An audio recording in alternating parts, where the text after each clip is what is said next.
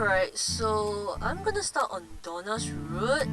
Honestly, I've been looking forward to playing on her route cause, well, it's Donna. So, yeah, I don't have anything else to say for now. Probably some stupid shit will pop up in my brain halfway through the playthrough. Oh hey, even before that, who knows? Alright, so, load game, as usual ignore the golden envelope. What will I focus on?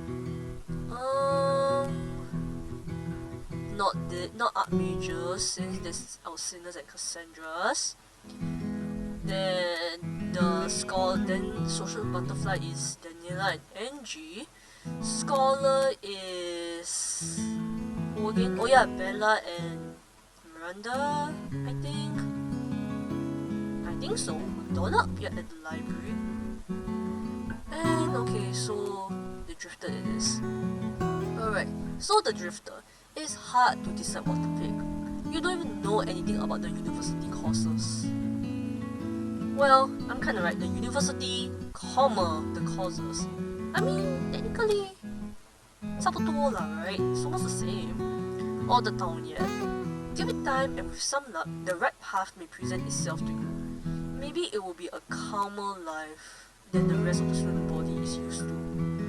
Are you happy with this choice or do you want to consider the other options? Honestly, yeah, I am actually quite happy. Maybe it's because it's like so vague and all that. You don't have to decide yet. Take it slow and go with the flow.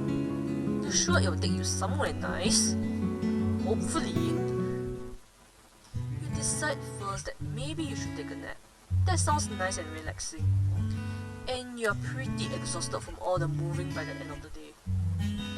You say goodnight to your roommates, who are busy drinking, and flop onto your bed, please when you almost immediately fall asleep. The next few days are easy, just college orientation, getting in the groove of things, trying not to immediately fail all your classes. Oh my god, huge move. The usual, and next thing is when you've just gotten yourself comfortable with your life as a regular college student, that your roommates look at each other for an uncomfortable amount of time and gesture you closer.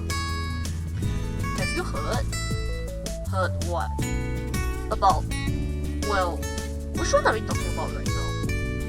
The Phantom. Why would I bring up the cult right now? Excuse me, what? You're also aware of the cult? Damn. Wait, who told you? Cult? Nothing! Wait, does this mean that Daniela's also aware of the cult? My god, Miranda sucks ass at covering her tracks. Apparently, some of the theatre students swear that there's a phantom haunting the theatre now. Okay, so it's just a phantom. Every school has their own haunted stories. I mean, this is no exception. You stare at them in disbelief. Are you serious? Yes! Isn't it crazy and interesting? And scary? Oh please, there's no way it's actually haunted. Or is there? But honestly, this kind of reminds me of like in school there was like what was it called? Oh yeah, there was like some haunted piano thing that played in the lecture theatre, and even though no one was around, it just kept on playing and it's like not recorded or anything. Yeah, I think at that time some of my classmates said that it really saw the piano keys move or something. I don't know, it was like years ago. You likely punched the shorter girl in the arm. Shut the fuck up, it's not haunted. I mean, it could be. Think about it. Maybe it's a hot ghost. A hot lady ghost. I mean, you're here to get a hot girlfriend, right? Right? You really don't think so? She's leaning forward, excitement in her eyes with only a tinge of feral energy. You're suspicious as you move forward with your words. Yes, it's not haunted. She grins, clapping her hands together. Danny shakes her head, somehow all-knowing in the moment. Angie looks at you with a million secrets behind her blue eyes, and you feel an overwhelming sense of you just got played. You should stay the night there then, since you're so confident. Scoff. There's literally no way I'm doing that. Not for free. Well, Maria, good to hear that you can easily be bribed into doing this. Good to know. Really, good to know. You get up, rolling your eyes at her antics when she stands in her chair, chin raised and confident. I triple dog dare you. What does it even mean, honestly? Like, so what? If it's just a triple dog dare or something. Yes. If you don't wanna do it, you can like don't do it. I never really understand why in those like Western films those American films especially, they'll be like, look, I triple dog dare you to do this, and then they'll be like, oh shit, it's a triple dog dare. I mean, like, so what? The only reason you guys do it is because you guys are like either proud or bound to your promises, I guess, bound to your sense of code or whatever. You think I'm 5? Maybe you are. Yep. You don't want to talk about it, as somehow you're in this godforsaken theatre past closing. For florography. Okay, delivery 1, Donna. That's the name of a poisonous flower, right? You take a step further into left stage, using your phone as a flashlight. You sweep it from right to left repeatedly, heart racing in your chest. Stupid Angie triple dog daring you into shit. No, stupid you, Maria, for actually following up with this dare. It's just a dare. What the fuck does a triple dog dare mean? What, if you don't go through this dare, 3 dogs will come out and bite you or something? Bruh. Stupid you for being incapable of saying no. That's right, Maria. That's really, really right. Anywho, the silence in the theatre is unbelievably suffocating, and you can't help but think of when during the day it was full of life and yelling and ultimately drama. I wonder what kind of drama are they talking about? Like tea kind or like the actual performance Cassandra kind? Now it just feels haunted. Angie would not shut up about the rumors of there being a phantom in the theatre, and Daniela had only managed to make it worse by adding rumors she herself had heard over the years she lived in the village. Oh, that's a nice nod to the game. You had naturally expressed your doubts, and in response, she had given you a challenge. Stay in the theatre past midnight for 2 hours. Oh please, I'll stay in there for like the entire day. At first, you refused. You didn't need to prove yourself that bad. But then she had gone and triple dog dared you into doing it. Again! What the fuck is triple dog dare? It's just a fucking dare. You can just say no. Maria, you literally said it yourself. You are a stupid, really stupid dumbass. Seriously? And so here you are. The first 30 minutes have been uneventful, even a little fun as you have enjoyed the empty space and find yourself looking around in restricted sections just to see. Then you listen to your echo for a few minutes before growing bored as well. Your phone has no service, so you can't do much other than play with your flashlight. That's when you hear it, something falling from the fly tower, and you whip around when it crashes into the ground. Is someone here? And you will be fine. A little nerve-wracking, but fine if nothing had happened next. If all you would get in response is silence, you would leave immediately and take the teasing. Because really at that point, you're scared shitless. Really, Maria, it's just something falling. It's not like some serial killer or something. I mean, if you think about it, Mia's probably the serial. Damn, she's hot. I mean, what? Except that isn't what happens. Instead, you hear a small gasp before turning as someone or something runs. Well, fuck. Adrenaline high, you choose to follow instead of turning tail and running. Maria, I know I've been with you for like 5 routes already, but I really got to say this. You have really a poor sense of self-preservation. Anyway, so you, with your flashlight on at 37%. Seriously, don't you charge your phone? Okay, and a piece of wood you found on stage. Follow where you presume them to have gone. It doesn't take you long to realize you have lost them, and you are only 10 seconds away from turning around and just leaving when you hear it again. Footsteps, except this time they are coming towards you. Oh my god, great, Maria, you can finally get yourself killed, and I don't know, in less than half an hour. That would be a new record, honestly. Despite your previous bravery, you follow instinct and take off in the opposite direction of where you heard them. Shocked when you realize they are increasing in speed and are following you as well. Okay. Wait, don't! With an ungodly screech, you careen into the set. Maria. Why are you so clumsy? Ouch. Fuck. I am never doing what she says again. Finally, you open your eyes, having shut them from pain earlier, and look at the person in front of you. Oh my god! It's Donna! Yay! It's Donna. Okay. So clearly, Donna is the phantom of the theater. You know, it would be nice if she completed the look with a face mask thing like the phantom in the opera. I wonder if that's where her title comes from. What? Okay, I did not click on anything, but okay. I spent the night. The phantom of the theater is indeed real, and she is also beautiful, undoubtedly so. See, I told you, Maria. Even if it was really a ghost, at least it's a hot ghost.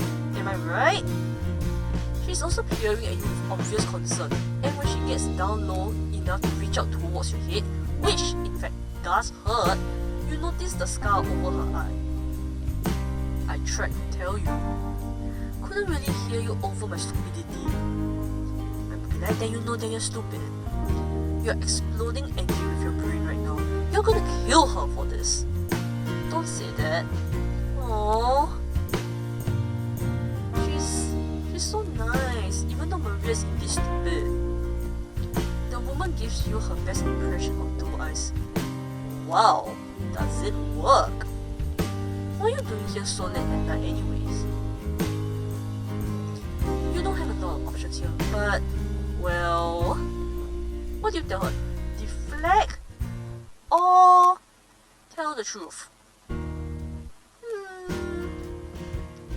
Might as well just tell the truth, right? I mean, like, at most, Maria will just go, hey, so you know, my roomie triple dog dared me into staying in the theater past closing because, like, apparently there is a ghost.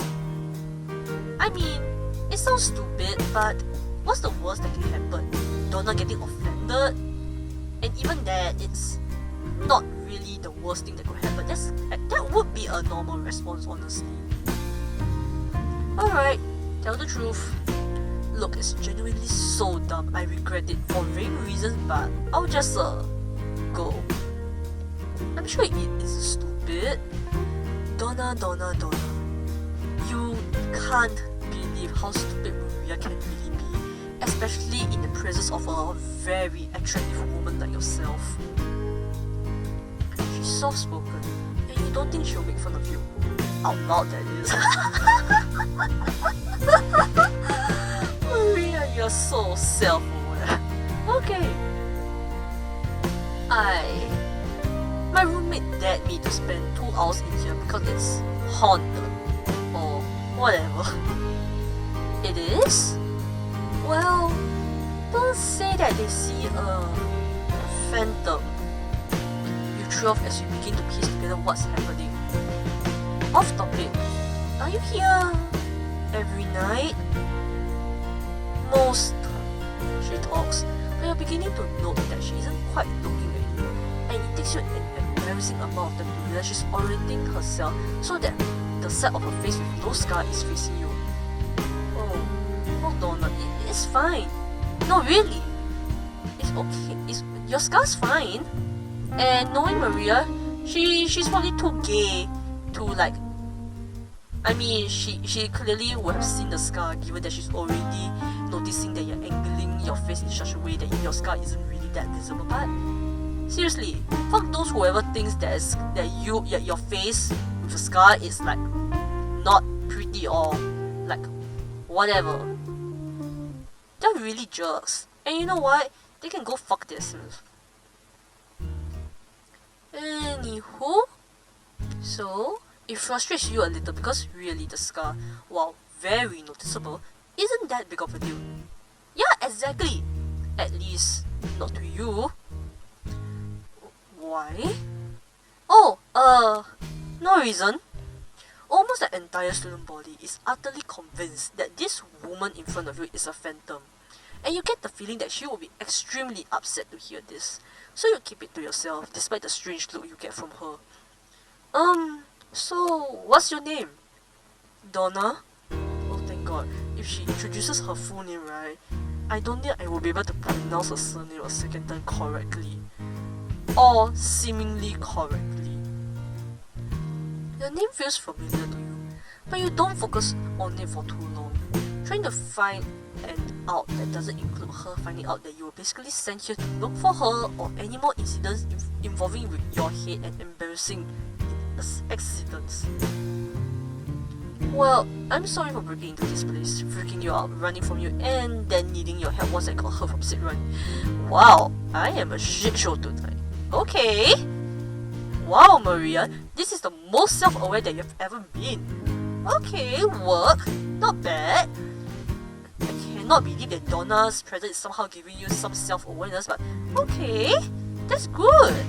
She backs up quickly when you stand up, holding your head slightly before easing it off. I'm just gonna... You point to the exit on the side of the front of the house and casually walk towards it, screaming internally because could you be more uncool? Yes, you can. But I can't say that for reasons. You in fact make it all the way to the door before trying to push it open a few times, checking that this is in fact a push door and not a pull, and realizing that for some ungodly reason it locks from the outside. Yeah, that's low-key weird. But you know, it's really good for like kidnappers. Like you kidnap someone and then you want to chuck someone in a place where they can't get out, you just chuck them in a room where the doors lock from the outside instead from the inside, you know. So that way they can't get out. Why? You poke at the push handle in irritation, but otherwise stare at it in despondence. They didn't lock it again, did they? Oh, they promised that they wouldn't do that anymore after I had to stay the night last time. Like, wait, you got yourself locked in the theatre before? I shouldn't be laughing, really. She frowns in your direction, and as you walk back towards her, she's the only company you have in this place, and Angie frankly doesn't have to know that you tried to leave tomorrow. She's so distracted by the idea of having to spend the night in the theatre again, apparently, that she doesn't take the time to hide the right side of her face from your field of vision, and you take the moment to appreciate her entire face. Can I just ask, why doesn't Maria realize that Donna's scar is similar to Angie's scar and like, you know, like make some linking? Hello, Maria. Just because I call you Maria Christmas, right, doesn't mean that Christmas is the only thing on your mind, okay? And okay, I guess hot people. But like, come on! You have brain cells. I've seen you use your brain cells. Use them. Whatever. But, hey, you know, at least you're appreciating her face. Alright, let's move on. So, when she catches you, however, she shrinks in on herself, and you realize that she's thinking you're staring as disgust. That is surprisingly realistic, honestly. Especially if you're really self-concerned about it. That's actually quite a natural response. What do you think of a scar? Wicked? Doesn't matter. Beautiful. When they say wicked, they don't mean like, yo, that's wicked! Cool, man! That kind of wicked, right? Because, I think that's wicked cool, but I feel like the wicked in this wicked is like, ha ha ha, I'm an evil witch.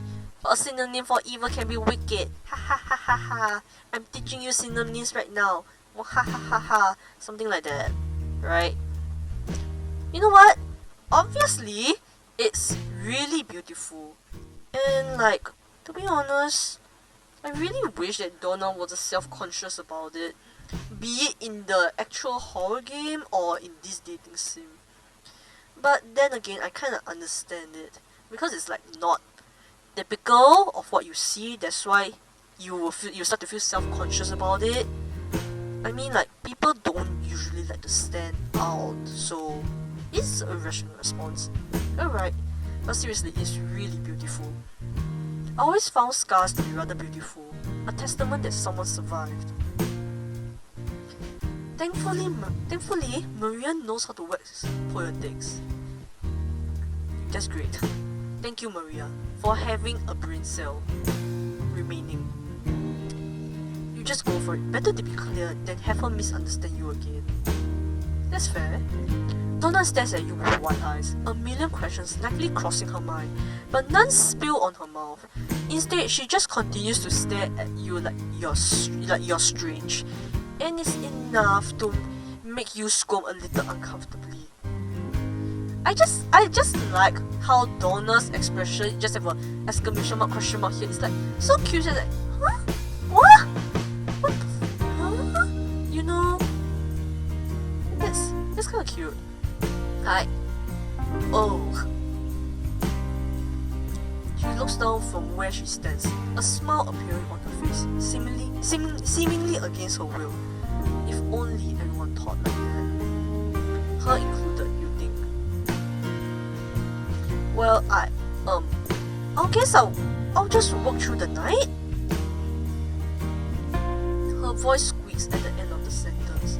You can't tell if she's becoming self-conscious or is truly just that awkward all the time. I don't call that awkward. I just call that, you know, unsure what she should do because you know you're not really good at socializing or you don't really socialize much.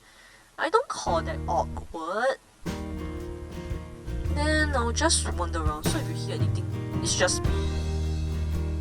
Donna stares at you long enough to tell you that the joke has completely sailed over her head, and you decide to just move on instead of explaining it. You'll probably just end with her asking about the phantom anyway. She's too nice for you to tell the truth of them.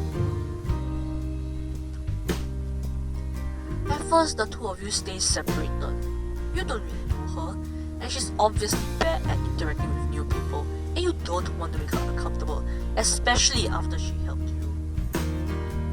However, after an hour, you're pretty convinced that you know every single inch of the theatre and have nothing left to do but meander back over to where you assume she is, going off the occasional clicks and drill. Do you need any help? She squeaks and jumps a little, and it's honestly one of the cutest things you've ever seen. But she turns and shyly nods before pointing to the toolbox on her side. In quiet tones, she explains what she needs from you, and you do your best to follow her directions with mostly success and a few retries. Then a competition starts. I don't know. My roommate is pretty serious about what kind of alcohol she drinks. Clearly, there must be PNG. my niece can be like that. Yeah, because they're the same person! Anywho, you're doing most of the talking, but she does respond to you, so you suppose it isn't completely one-sided. You're not totally sure how you got here, but now you're talking about Angie in terms of how serious she parties, which is very serious. Is this roommate the same one who told you to do this? Yeah, duh. She's also your niece, by the way.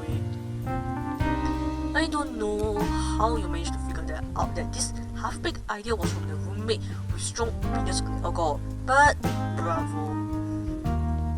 She lets out a small giggle, but otherwise doesn't continue with that particular topic. She's very quiet mostly, which tells you she probably had a moment outside of her usual when you went and tried to turn yourself into a pancake against the set. I love how Maria's just really self-aware here right now. Eventually, there's a loud click from the front of the house that makes both you and her turn. Oh, fuck. Why is the surname here again? Alright, one more time. Let's hope that I can pronounce this correctly. Alright. Sorry, Mrs. Beneviento. I'll talk to the staff about this. She glances at you, but clearly decides she really doesn't care enough to figure out why you're also here, and closes the door, mumbling something about incompetency. Yours? Or what? Well, I guess I ought to go to my dorm. You smile at her. It was nice meeting you, Donna.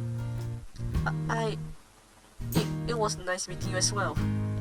You're about to walk off stage when she speaks again, louder than absolutely necessary. Are you good with plants? No, I am not actually. In fact, I actually accidentally kinda maybe sorta definitely killed my plant. I mean, it's dying because I overwatered it by accident, cause I forgot I forgot about the plant, so yeah, I'm not good with plants. But this is Maria we're talking about here, and Maria has to date, well, Donna. Or rather, I want her to date Donna in place of me. So she is kinda good with plants. I mean, in case she ends up being a fuck up like me, at least you know, she probably just at most overestimated her ability a little, and not like she said yes and then it's like, oh damn, you can't plant shit. Why you say yes if you can't do it? So yeah, you know, some plausible deniability and all that. I mean, you could keep a plant alive if you tried and had instructions. I mean, that's me. Kinda. Sorta. Yeah. You nod and she gives you a smile. If you like, I have a job for you. She barely gives you a second before she barrels on, her voice getting a little louder and higher in pitch. I will pay you as well, of course, and she seems to realize how loud she's being, and it makes her cover her mouth and shrink a little in embarrassment. What does the job entail? She seems surprised that you accept so easily, but even if you didn't find her adorable, you aren't going to turn down money, and you have a feeling she wouldn't be difficult to work for. You take care of the front most of the time, and if you decide to stay long enough, I will teach you how to take care of the nursery. I'm not very good at talking to customers. She seems embarrassed at this, but I can't imagine why. If you walk into a place with her shyly explaining things, you'll probably buy anything she asks, as long as she talks to you about it. Damn, Maria, you're down bad. That's good. Really good. Have you mentioned that she's adorable? Yes, but you know, I don't mind you saying it. I mean, for once we are actually on the same wavelength. Rather than me telling you shit, you clearly not listening to my shit. We are actually on the same wavelength. So yeah, okay. Where is it? She approaches you, her phone coming out of a smoke like that. She struggles with it for a moment before pulling up a map of the village and pointing it out to you. It's just down the road. It wouldn't take long to get there, and it really wouldn't be that hard. Donna, you're so lucky that you're talking to Maria right now and not me. Because I'm what you call a 路痴, aka someone who can't do directions. I'm like super bad at it. I can get lost so damn easily. Yeah. She's still trying to sell you on the job you've already decided to take. So you smile and gently put a hand on her arm to stop her from talking. Yeep! She whips her head to face you, and on instinct, you remove your hand and she seems alarmed by the contact. I'll take the job. When will I start? Next week? You talk over the rest of the details, but agree to be there, and you leave the theatre with a smile on your face. Rumi! Angie! Call me your aunt because I just got a job with Donna! Woo! Okay, I'm just kidding. We barely just met. But call me your aunt soon! Woo! Daniela flies out of her room, almost tumbling over the back of the couch in her excitement to hear about your night. First of all, there's no phantom. Secondly, I got locked in for the whole damn night. Thirdly, I have a job. You turn and stick your tongue out at Angie, who gaps for offense. No phantom? Oh wait, who did you get a job from then? Something seemed to occur to her as you walk away, as she suddenly tries to get your attention, but you wave her off. Doesn't matter, I haven't slept all night, so I'm taking a nap. Leave a note if you leave. And you close the door. Delivery to Lotus. Oh, is the chapter going to be like flowers? I mean, that would make sense, given that Donna's a florist.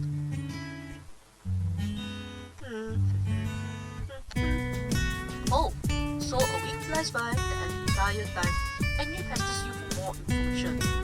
And you know this kind of rare, cause usually it's the other way around, like, you know, Maria and Daniela sleeping in the room.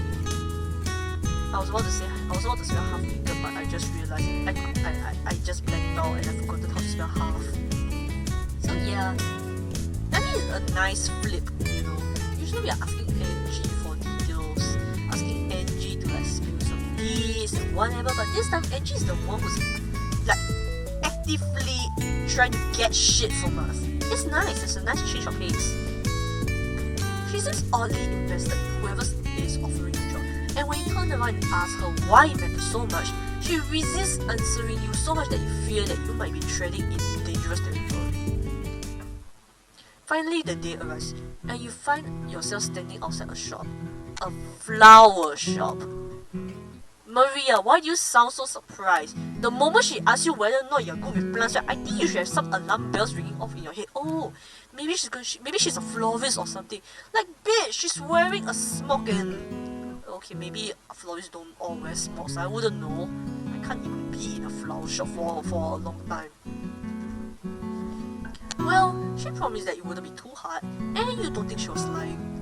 Maria, what did you... Oh my god. How could you not put two and two together?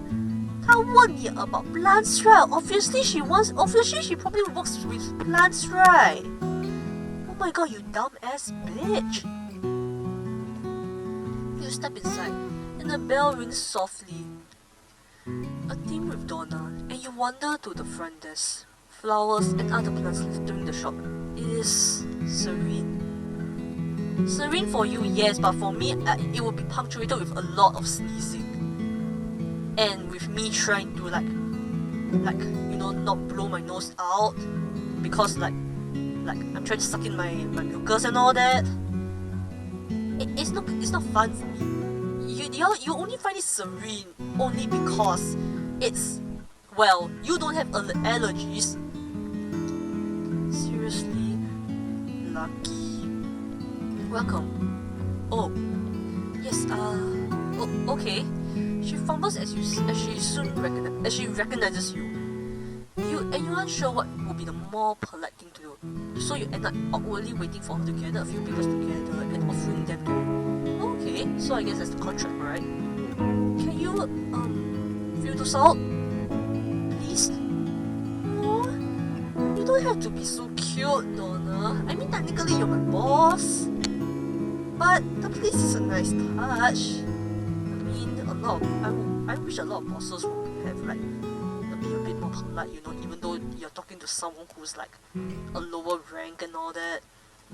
That's really nice, honestly. A really nice touch, Donna. The longer she talks, the quieter she gets, looking at you somewhat desperately, like she wants you to put her out of her misery. It's cool. I mean, like, we're even. Last week, Maria pretty much almost became a pancake with the theater set. She made a huge boo-boo out of herself in front of you. So, you know, you two are even. It's alright. Of course, you have a pen? Her eyes widen as she pats her stomach and looks around in more panic. Donna, it's okay. Seriously, it's okay. It's just a pen. At worst, Maria was signed with her own blood. I'm kidding, of course, because how is she going to like prick open her finger or something to get blood? But okay, again, I'm kidding. Yeah, well, there's bound to be a pen somewhere. You need to, if you need people to sign things, you probably also need to sign up on deliveries. You probably have a pen looking around somewhere in your shop. Oh, it's okay. I can go find one if you. Oh, okay. She disappears into the bag before reappearing with a pen, somewhat triumphantly. Oh, that's kind of cute, you know, but also like kind of important because, like, you know, small victories, you know, it may be small but still a victory, and that's what really matters. Thank you. I'll just there's no table space, and you feel awkward filling it out with Donna at the front desk. So you put the paper up on the wall and fill it out as carefully as you can, or occasionally shaking the pen to get more ink. Are you sure there aren't more pens at the back, Donna? It takes you only about 5 minutes to go through the whole thing, but you can feel Donna behind you, trying to seem like she isn't watching you with little success. Donna, I love you, Maria loves you, but maybe give me some space? Like, what do you expect that I'll do? Or like, are you trying to memorize my name? And my personal particulars, even though that's kind of low-key creepy, but like, you know, maybe you want to send a flower to my dorm, which will be intercepted by Angie. But hey, I mean, it's the thought that counts. Finally, you turn and offer them back to her with an awkward smile, no doubt on your face. It's okay, Maria. You two can be awkward together. Is there anything I need? She takes the papers and nods, refusing to look at you, and disappears into the bag once more before returning, this time with a smoke in hand. Okay, so I guess florists do wear smokes. Put this on. There are gloves in the bag. Should you need to handle any of the plants, although I will do my best to handle the part myself.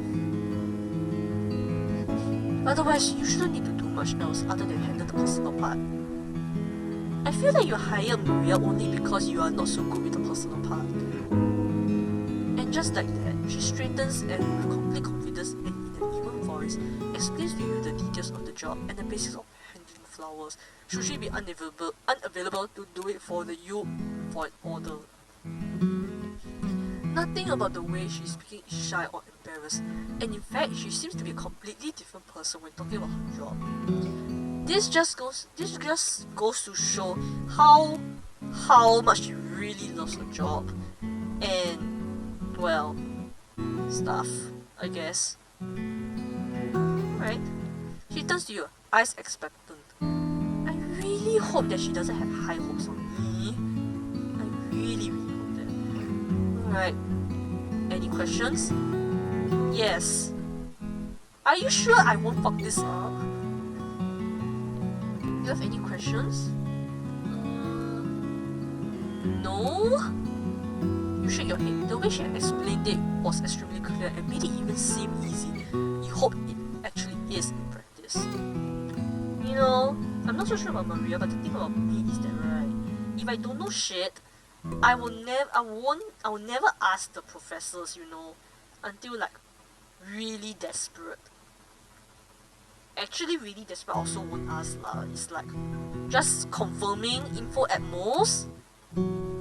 Yeah, I would like usually first turn to Google. Google cannot. Actually no. Step one is ChatGPT because yeah. Step two is Google. Step three is friends. Okay, not friends, classmates. I don't exactly have friends in class.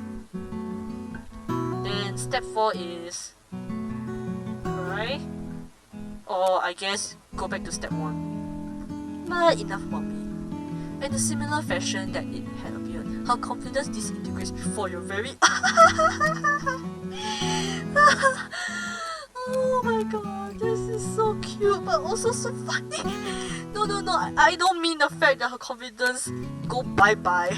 I meant the way that the writers described it, her confidence disintegrates before your very eyes. It's just a comedic effect, Okay, I'm so sorry, Donna. Okay, please continue. Well then, I guess start now? She's just so precious. Right, she's just so precious. Alright, we'll be in the back. Although you feel that you understand, you don't want to get caught in a situation with no idea where to find her. That's smart, Maria. Always check where the fuck your boss will be and also just in case your boss decides to surprise you with a surprise check and all that. She nods quickly and the bell rings. Quickly, she disappears into the bag and you hope that you know how to handle this. Are you serious? The moment you hear the bell ring, you disappear. Seriously? She doesn't seem to be willing to talk to customers at all. Then why open a flower shop? I mean, I know it has something to do with Miranda, but still. You turn towards whoever enters the store with a smile. How can I help you? Fuck customer service! Oh my god! Customer. This is just. Oh my god! I just love all those moments where it's at the start you say, yeah, I mean this won't happen. Then the next second, well shit, it happened. It's just so funny, Oh my god. To whoever's watching this, I am so sorry that you're listening to me laugh about something so stupid. It's alright, you guys can mute me honestly. I'm just mainly narrating the script, but in a very shitty voice. I mean, this is actually my natural voice, but it's shitty. Okay, shit, where was I? Oh yeah, fuck customer service, right. Some people behave like normal human beings, but most people decide that they truly rather harass you than actually ask for anything. Maria, spill the deeds. Come on, spill some tea. I'm thirsty. No, really, I am thirsty. Recording the playthroughs actually makes my throat hurt a lot and my lips super dry. And for the first time in my life, I've been drinking 2 liters of water per day. Your very first customer had been the infamous Cassandra Dimitrescu, as she had been an absolute disaster to Why am I laughing so hard? I don't even know why she's a disaster to help. Okay, as she had been an absolute disaster to help, every other word had been a flirtatious comment which was especially ridiculous considering she was there for apologies flowers after she has crossed the road with Oh my god, Cassandra's getting her comeuppance. My god, Cassandra, you deserve it. And the irony, you're flirting with Maria, but you're also getting apology flowers for another woman. Oh my god. Okay. You suspect that means she had a one-night stand with someone who was particularly difficult to shake and who would be more than likely a thorn in her side if she didn't get them to calm down about being left behind. So, one of the knockoff headers, perhaps? After you had finally gotten her out the shop, Donna had checked in apologized a few times for having to deal with Cassandra, who is apparently a frequent customer, either getting flowers for herself, her mother, her sisters, and really anyone she pissed off. Why is that question mark behind herself? Oh my god. Okay. Donna has said she practically pays for half of the store's expenses on her own. So the reason why Donna's shop is still standing, half of the reason could be contributed to Cassandra. I mean, Cassandra is rich, the Dimitrescu's are rich. There are a few times where you'll catch Donna staring out the window with a somber expression on her face, or talking to herself, but otherwise she remains elusive unless she wants to be found. The next few customers have been pretty average. Some idiot claiming to be Anna Maria's boyfriend. Cannot believe you used the word idiot. Okay. Anna Maria's idiot boyfriend, Jasmine for Get Better Soup Flowers. Aww, that's really nice. And for a few students you didn't know who were all trying to confess to each other, which was certainly the most entertaining. Why am I laughing so hard? Oh my god. I wish I could have seen it through Maria's eyes. I really want to see this.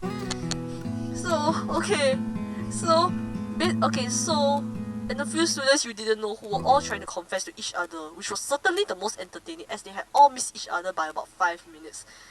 Wow, talk about coincidence. If anything, good for them. So, would they become like a polycule or something? That'll be nice. It's just, kind of sweet. You get flowers for each other, and then it's like, when you realize that, hey, actually, I like you, you like me, then the whole circle, whatever. Then, I mean, a polycule works. Unless it was like A likes B, B likes C, C likes D, D likes E, E likes A, that kind. Then, yeah, that's kind of messy. Otherwise, you had let the rest of the customers fade into each other, falling in an easy rhythm, as nobody had needed you to handle anything particularly difficult, and Donna had been available for the less than easy orders. That is, of course, until you have the equally, if not more infamous Professor Dimitrescu walk through the door with relative difficulty to hide. Oh my god. How tall is she? Is she tall as in the game? Oh no lah, cannot be lah. In the game she's like super fucking tall. Okay. Donna, who are you? Oh, I don't know. Your student in the next life? Hint hint wink wink. And we'll be starting a student-teacher romance, which might be a little problematic in like a lot of ways, but hey, I mean, a lot of people are in your class just for you, so what the hell, am I right? Anywho, so who am I? I am Donna's newest employee. Your eyes go wide and you just know that this is going to be the most memorable incident of the day. Why? She's just your professor. Kinda. You introduce yourself, not quite making eye contact with her out of mostly terror. She doesn't seem to be in a good mood. Where is Donna? What do you do? Tell her? Lie? Or stall?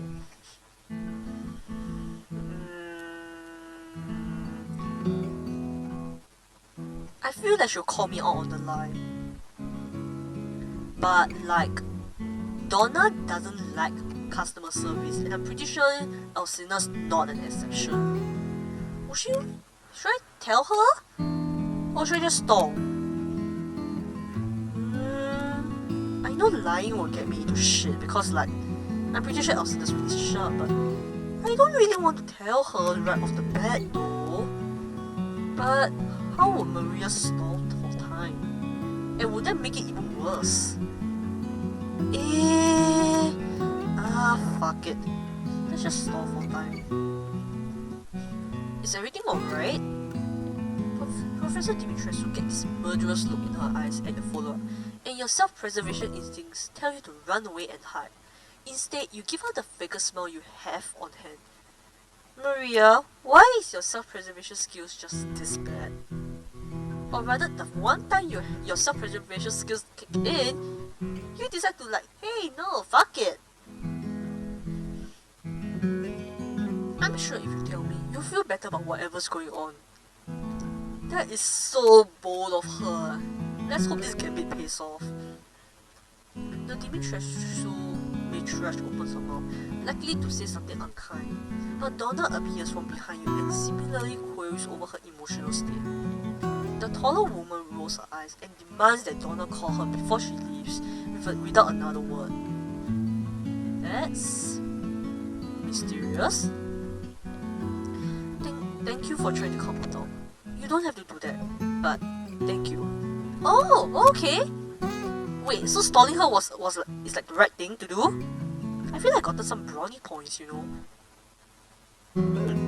I mean, it's always a good thing if an employee is inside an employee's good books. Maybe this will pay off in the long run. It doesn't have to be romantic, but who knows?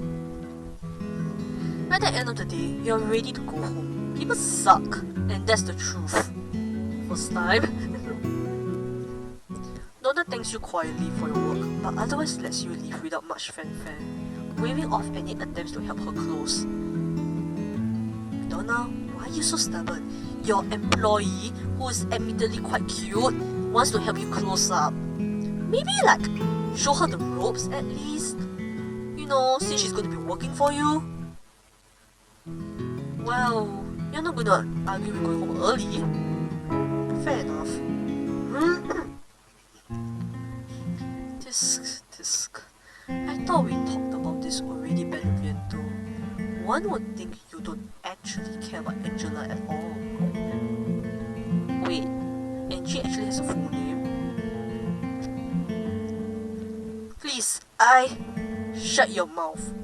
Mother is speaking. No, you shut your mouth, Alcina. Donna curls in on herself, but does as she's told. I won't give you another chance. Cross me again, and I will end her.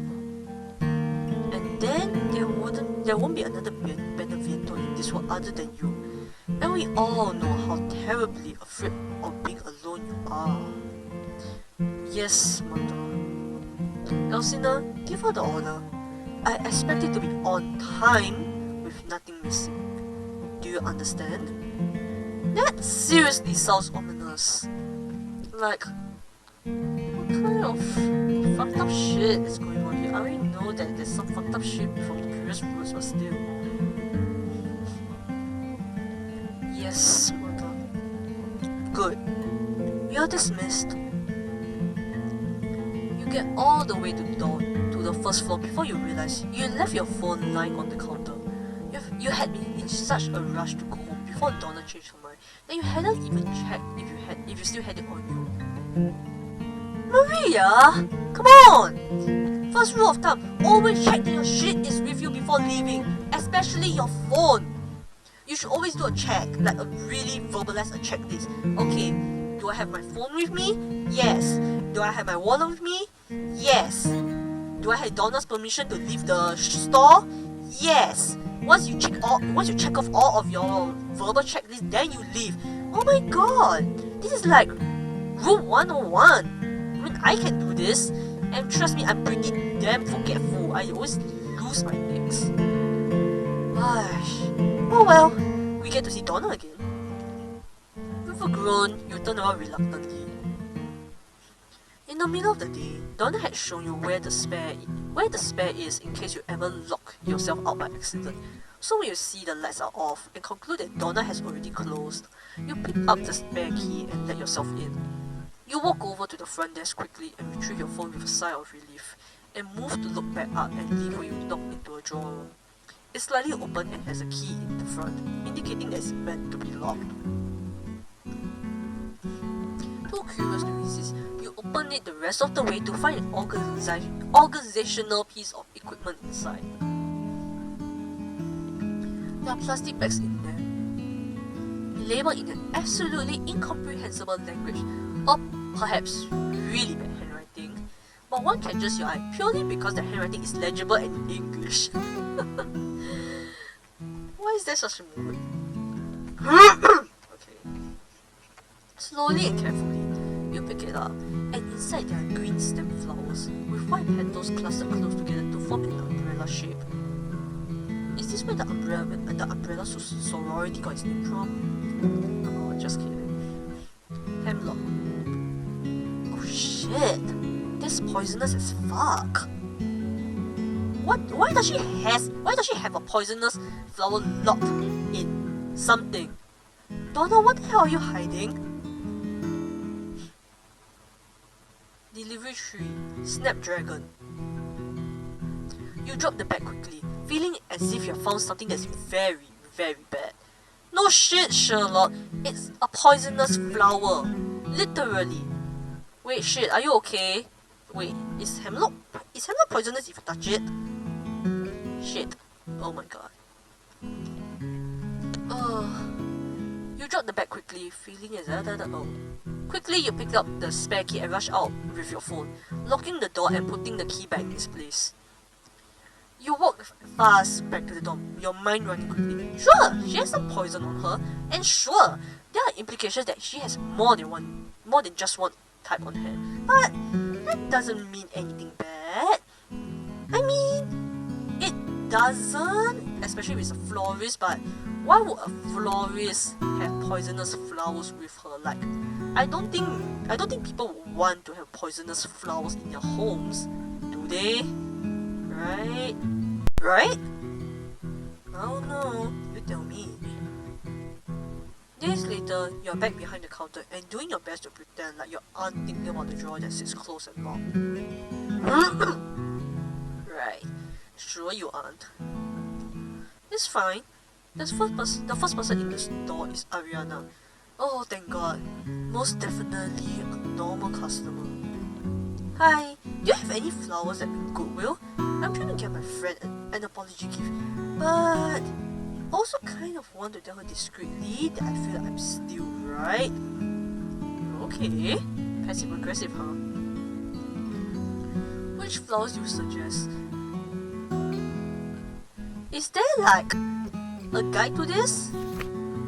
Help customers with picking out the flower by their meaning. Fuck, I don't know. How am I supposed to know what they mean? I'm not well versed in flower language. Delphiniums, I guess? Is Delphinium one of them? Yes, over here. You lead her over to an assortment of flowers, blue, purple, and white. They mean goodwill and cheerfulness. You might want to pair them with Lily of the Valleys, just to make sure the apology part also gets across if they understand florography.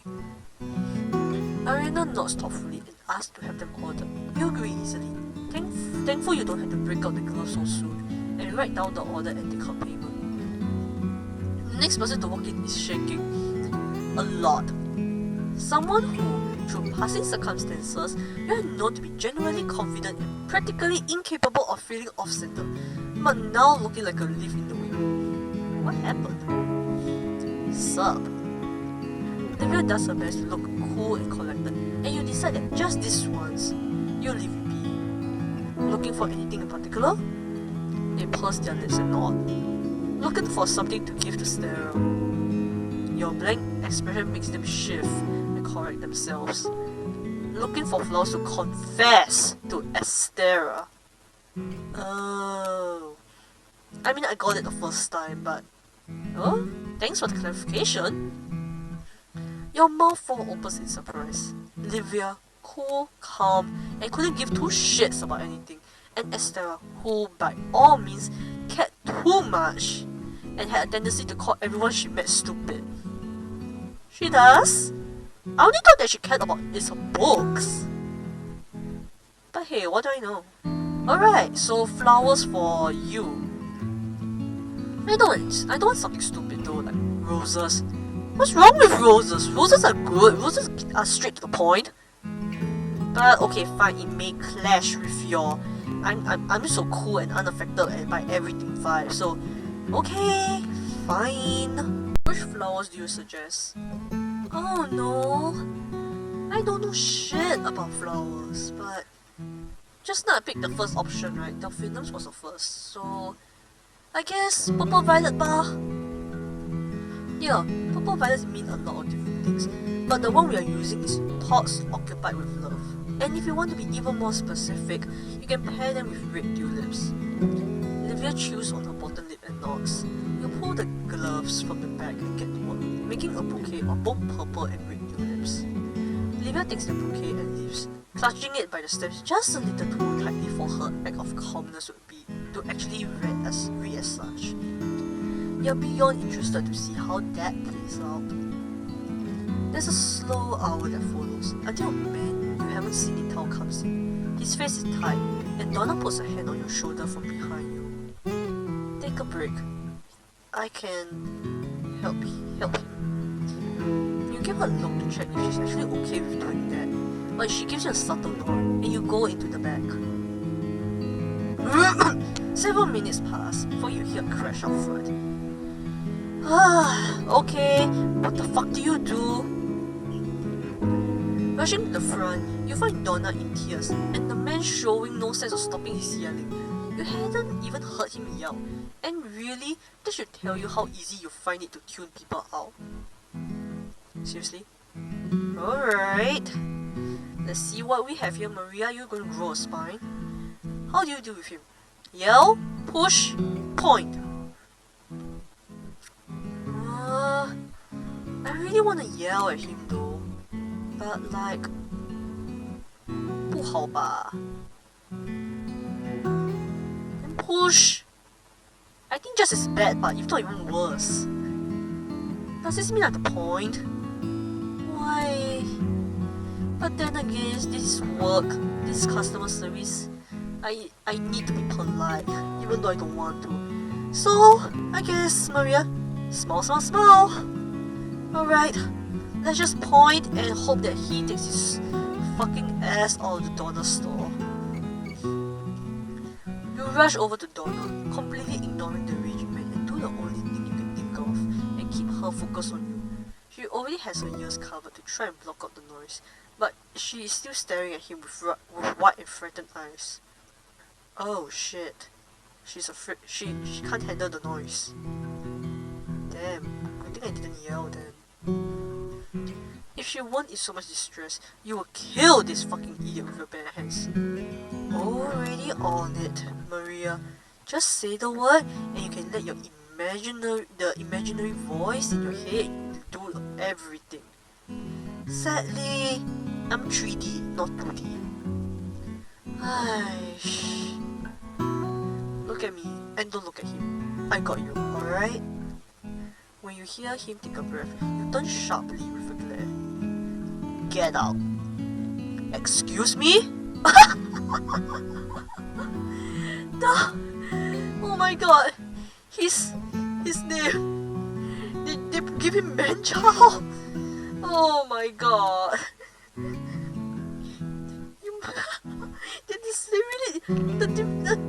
The team really decided to just say no, you're not getting dignity, and just give him man-child as this. Oh my god. Okay, I'm better now.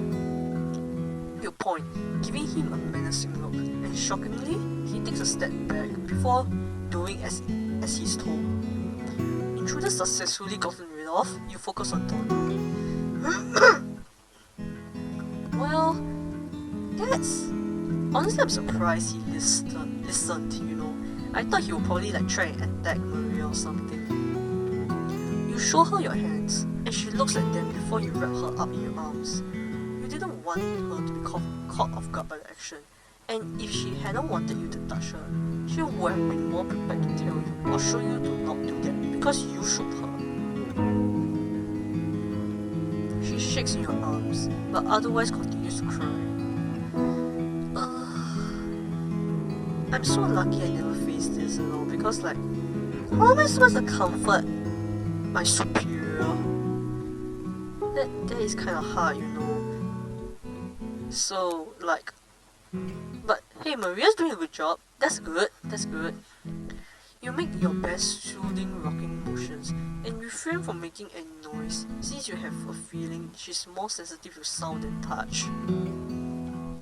Several minutes pass and nobody walks in to your relief since you're halfway convinced that if someone did, they will either walk right back out or Donna will be sent right back into peak hysterics. Yeah. Both ungood. Both not good.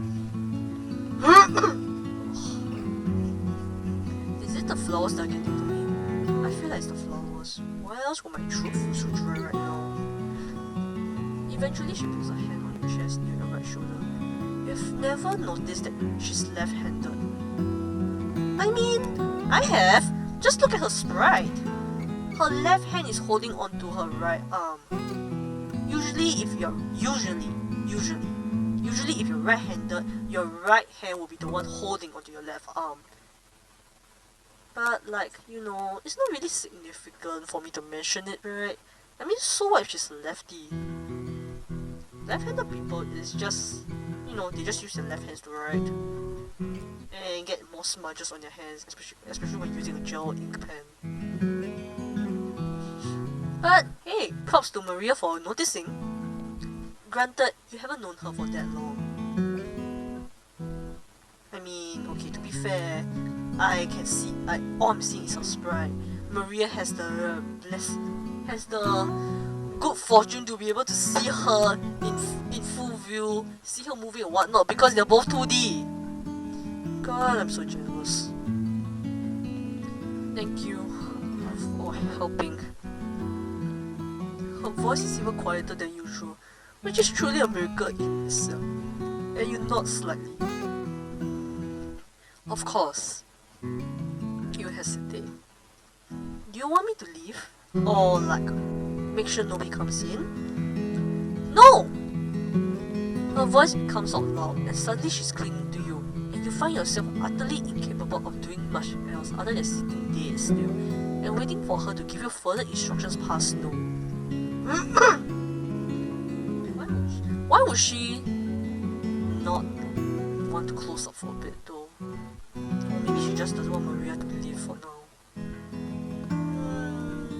Let's hope it's explained. Please don't go. Stay.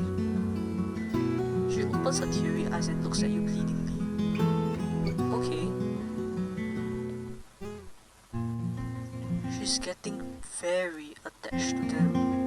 Ah, Miranda, I see you're in your black villain outfit, and I see that you probably lost your right hand accessories.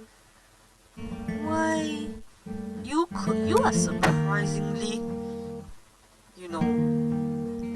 surprisingly forgetful, clumsy, whatever you want to call it, when it comes to making your villain debut. Oh well. The blonde's hand is clenched tightly. I don't really like that. You think that's my problem? The rest of the room goes silent. She so rarely shows an opinion that's so illogical. But right now, she's clenching her hands so hard, black droplets of blood are falling from her hands, self-inflicted wounds from her nail guards. 1. What nail guards? 2. Damn! Why is your blood black? What the fuck do you do? Get me Mia. I want her to break into the flower shop. And I want her to pick up something poisonous and alarming. And I want it on their doorstep before the next fucking month! Wow. Someone took a lesson from Mia and has entered their unhinged era. Alright, props to you. I kinda just noticed, but her teeth, they're sharp points, the key lines, they're really, really sharp. Almost like a vampire. Alright, moving on. Yes, mother. Alright, so delivery for Carnation. Okay. Your return to your dorm is boring. Donna hadn't done much with you other than sit with you on the floor. A small break with you standing to indicate the store was closed because really, neither of you were going to be able to help anybody at the moment and talk in quiet few tones about random things and give plant factoids. She was fond of puns, apparently, but mostly because her niece had a particular weakness for them and she liked to make her laugh. Which is quite sweet. I agree, really. It's kind of sweet for Maria to just be there for Donna throughout. Okay? And they finally went home after Donna quietly talked through closing since you were there with her and she might as well. The moment you stepped in, however, things made a lot more sense. Were you ever going to tell me that you're like besties with my aunt? Or was I just supposed to find that out by piecing two sets of the same vague story together about the night in the theater? Angie, why the fuck do you look so pissed? Take a hint. You pause. That's where you recognize the name from. I'm gonna be totally honest. I did not realize that until you just told me. You're fond of puns? Fucking love them. Anyway, do you have any plans of deception or generally fuckery? No? Is that a question or a statement? A statement? Right. And are you intending on romancing her at all? That's kind of fast, right? Damn, she might have you on the hopeless crush allegations. Don't worry, same here. But still, really? How did you not know that you know I can't met your aunt? You of all people should know that your aunt works at the theater, right? You two are like related or something. No, not or something. You guys are indeed related. Not really, no. Wouldn't that be like fucked up? I mean, employer-employee romance is likely better than a student-teacher romance, which is what Maria's going to be doing next. So, yeah,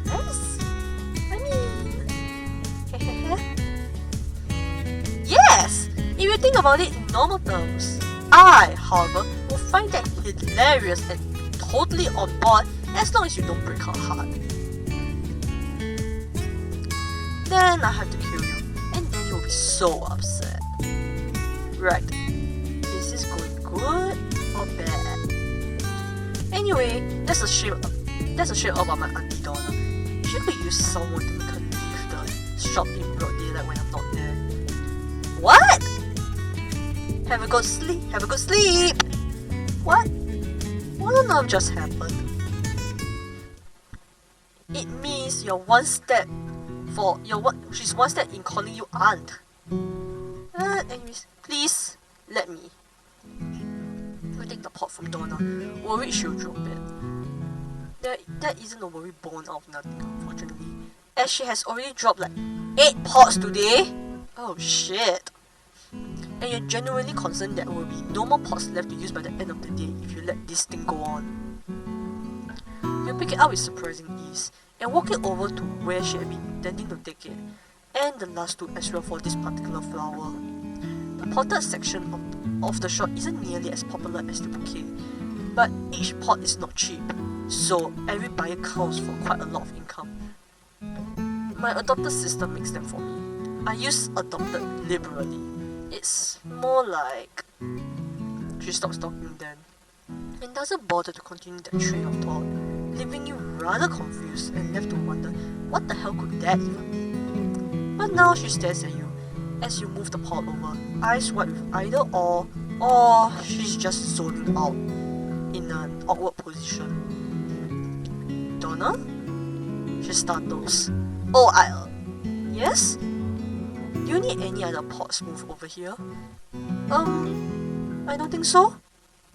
Her voice is shaky, but suddenly she jumps out slightly and darts away. leaving you there in your confusion. Okay then. All shift, she's like this. She looks at you almost strangely, jerks up in alarm, and disappears. You'll be annoyed if you didn't feel awfully reminded of a bunny when she behaves like this. Oh my god, that's actually cute. What is that word? Annotation. No. What? Analogy. Right. Something about her just gives innocent wildlife. I know, right? Resident lover Donna really just has that rabbit vibe, you know. A really fluffy rabbit vibe. Plus she gets lonely. Rabbits do get lonely. Does Donna get lonely? I mean, she does, right? Based on what Miranda said about her being the last Benevento. At a certain point, you don't even bother hiding the fact that you're staring back at her, and even going as far as to actively stare at her. Maria, what? Oh, if only because you both want to and think it would be mildly amusing to watch her realize she's being stared at. Okay. And wow, it takes a long time for her to realize the favor is being returned. For a solid 30 minutes of your life, you unabashedly stare at her while she walks about the shop, checking on flowers and plants to see if any need upkeep or be thrown away completely. She's frowning in focus at Belladonna when she looks up to ask you for something. It dies in her throat, and instead she gets that expression again. But something is slightly different about it. You can't really identify it. Oh, is something wrong? What do you answer? There's cute, and there is no. You know what? Let's just be upfront, honestly. I mean, maybe it's the best. That way there wouldn't be any more misunderstandings between us, if there's any. Alright, yeah, so yeah, cute it is. No, you're just cute when you're focused. Oh my god, smooth. Someone's making the moves already. She squeaks and goes bright red, ducking down in a way that makes the loose stress of hair from her bun hide her face from your point of view. Damn, I really wish I was in Maria's shoes so I could see that. I'm not really good at visualizing, you know. Truly, the cutest woman you've ever met. Right!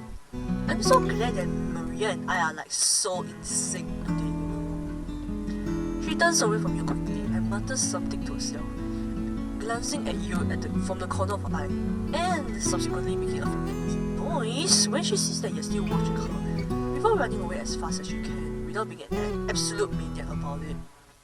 With that amused smile, you turn back to the system and get back to actual work, which is figuring out whatever deranged or modern Casimir is now.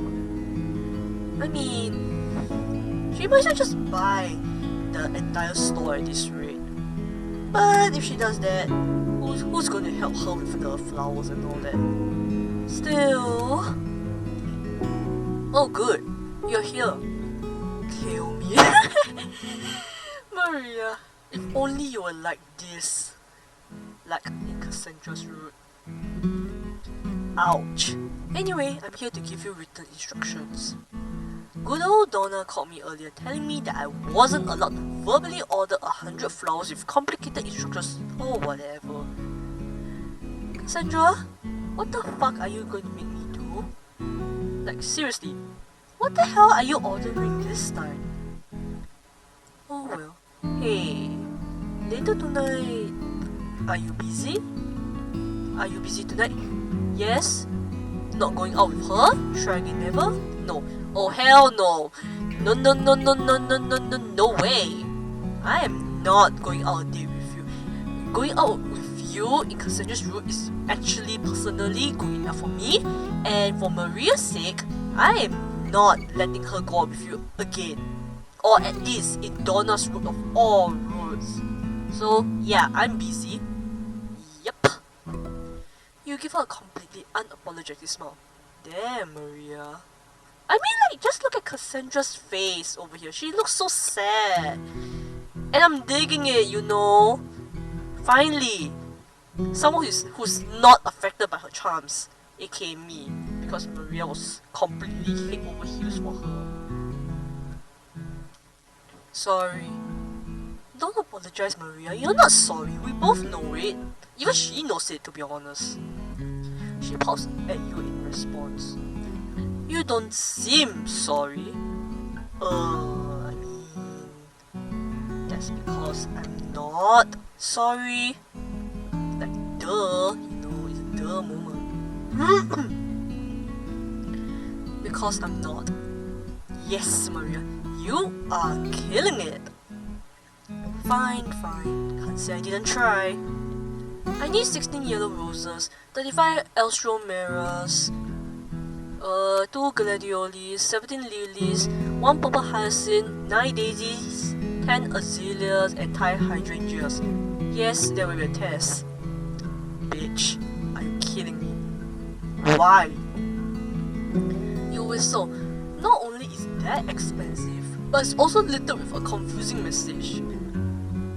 No, wait. Maria, what the hell does it mean then? Friendship, loyalty, regret, apology, forgiveness, family, and gratitude. Lots of assumptions in this bouquet, but the customer is always right, I suppose. Maybe I guess it's for different people then? She'll totally forgive me. Excuse me, what? Who the hell are you sending this to? Who did you cross this time? Daniela. Apparently the girl I took home last week was a close friend of hers. I don't get it. It's just that one of Daniela's friends. Why is Daniela mad? I don't get it. That friend can do whatever she wants. Cassandra can do whatever she wants. I don't get it. Are you like... Is there like a social rule to like not hook up with your sister's friends or something?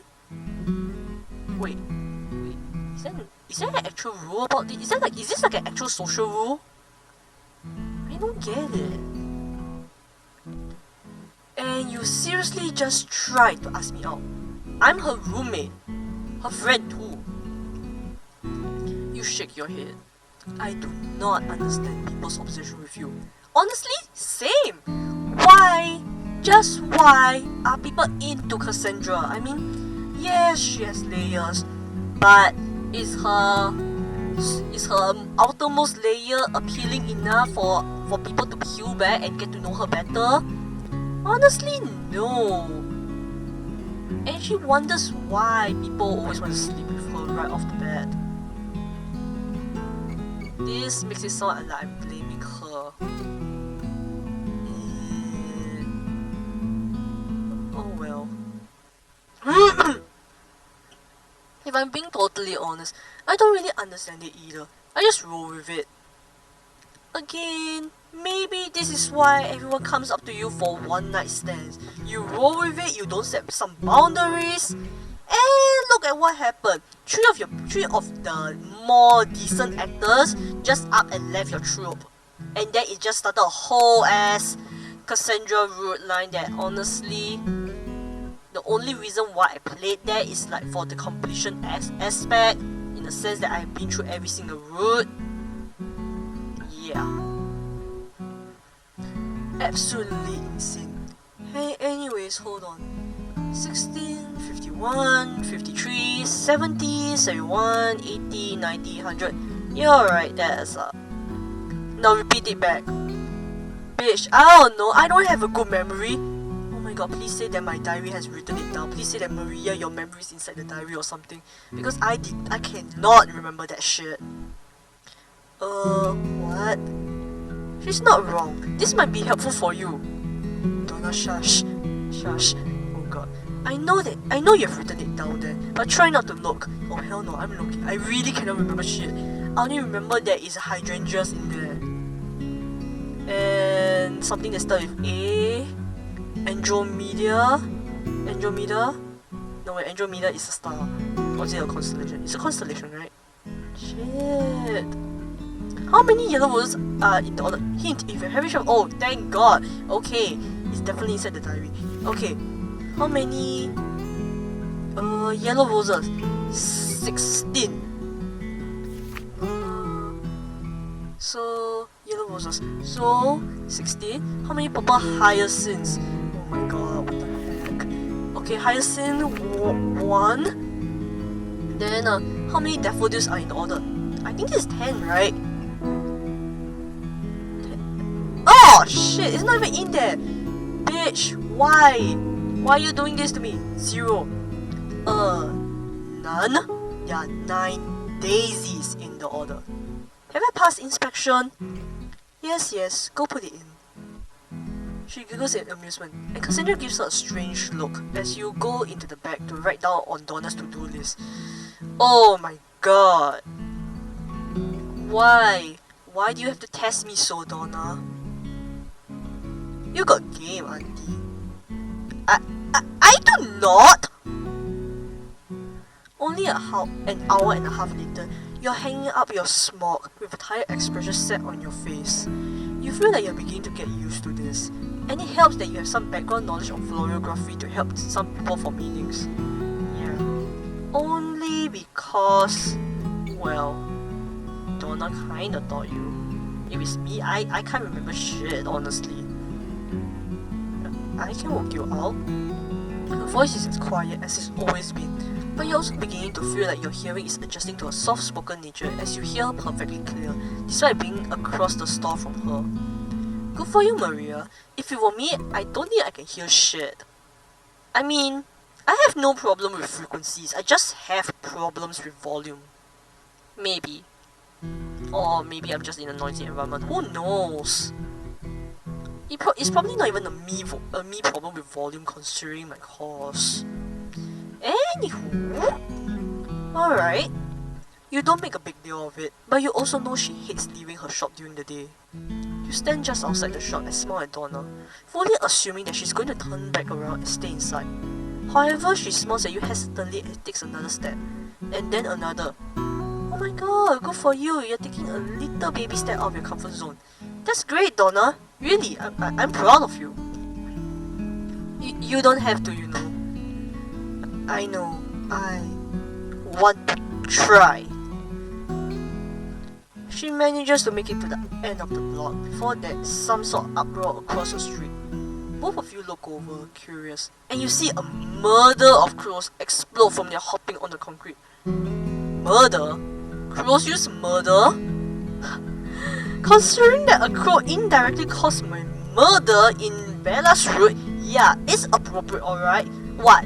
Is Miranda suddenly going to appear from the crows now? Is that a thing that she does?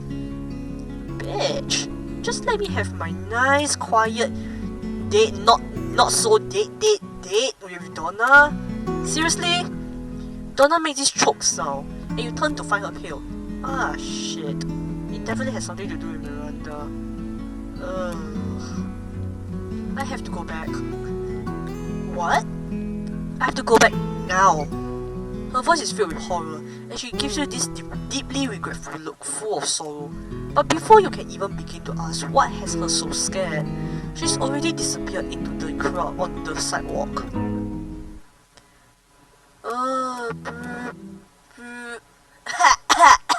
Oh, I swear, I think Donna's route, because if it revolves so heavily around what's the place called again?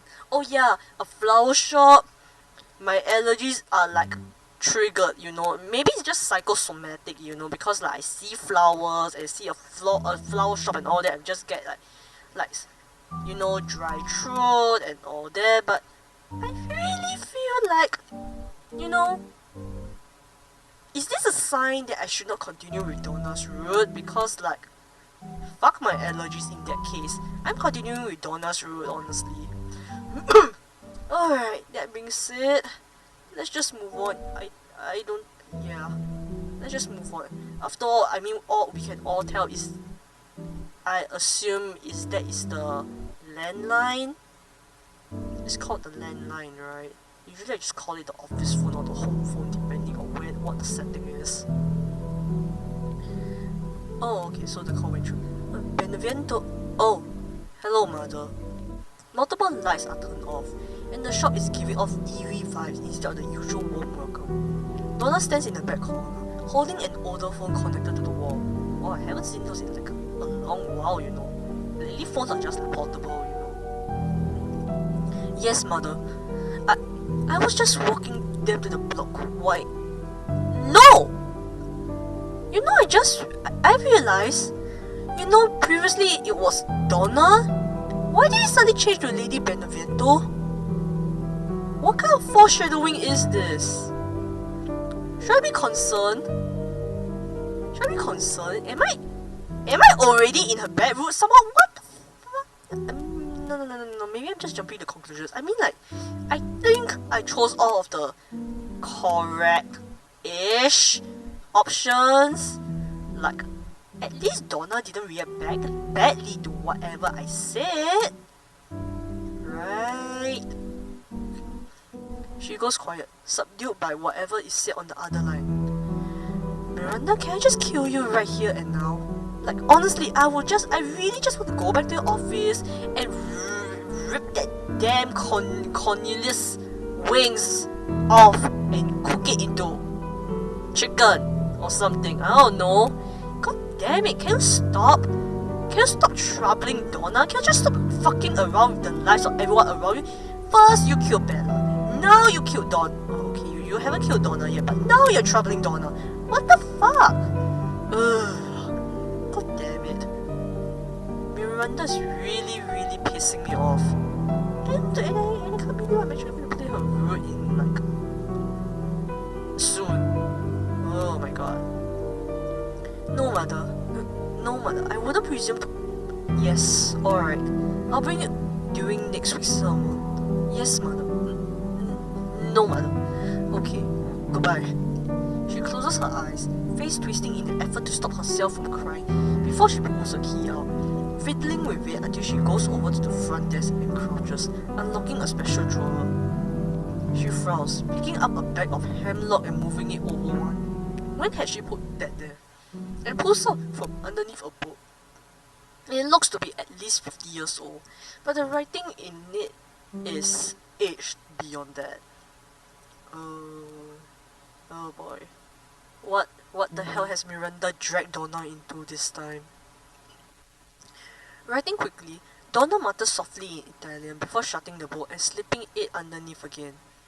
She locks the drawer and takes a deep breath, before walking to the far left of the shop and pressing hard on a loose piece of hardwood that flips up, revealing a secret compartment. She gets to work. 28 August. You know what? I will make a fool out of myself in Angie's room. Might as well make a fool out of myself in her aunt's room. Am I right, guys? Yay! Oh boy. Alright, 28 August 2023. Spedizione, Madrid, Acondito, 25 milligrams, Solanacea, 30 batcher.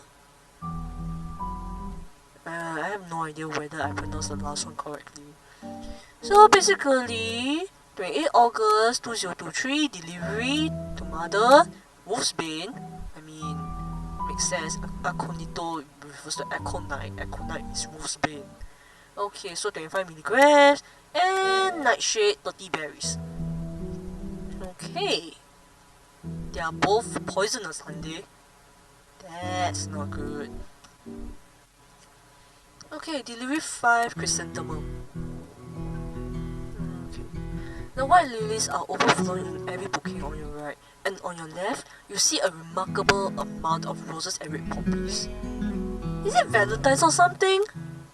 But it's like August or something. It's just August.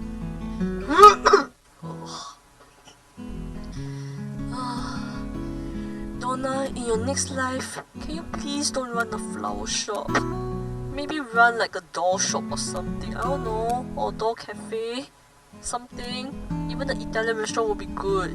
Cause at this KIPSA, I don't think I'll be able to make it as much as I love you. So you frown at the arrangement. There's a lot of death in the shop. Oh shit. Roses means death? I thought roses means romance.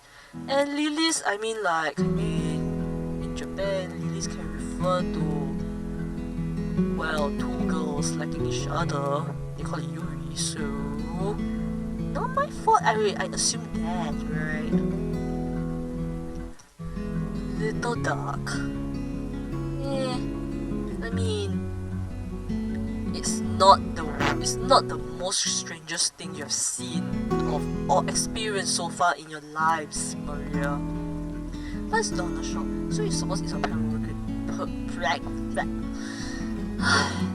Maria, seriously, use simpler words next time. Seriously, prerogative. Is that how it's pronounced? Ugh, I am not cut off for this. Even though she's prone to bursts of deep sadness, this is still pretty somber even for her. Even the lights are dim, which you didn't know you could do. You don't see her in your immediate area, so you assume she's not in. Usually she greets you when she's present, so you don't really think too much about it while clocking in. Ding! Fuck.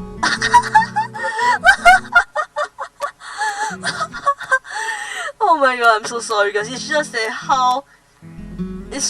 how Maria's thought is just one word, and that one word is fuck with a full stop. I'm so sorry. That just cracked me out. I'm so sorry. But yeah, fuck. I didn't want to see you. And your eyes are like there's these little red dots. Is that a sign that she's kind of pissed? Like not cult villain pissed, but like just regular pissed or something. I can't remember Miranda's sprites, you know. I mean, honestly, all I want to do is poke her in the eyes, you know. Welcome in. Can I help you with anything in particular? The headmistress gives you an embarrassed look, her expression tightening in irritation, although you have no idea how you could have pissed her off already. I mean, Maria, just by existing, you're already pissing her off. Don't question it. What are you doing here? Her voice is sharp, and her eyes are narrowed at you, and your first reaction is to hide. Immediately. Instead, you straighten your back. I work here. Can I help you? Watch your tone.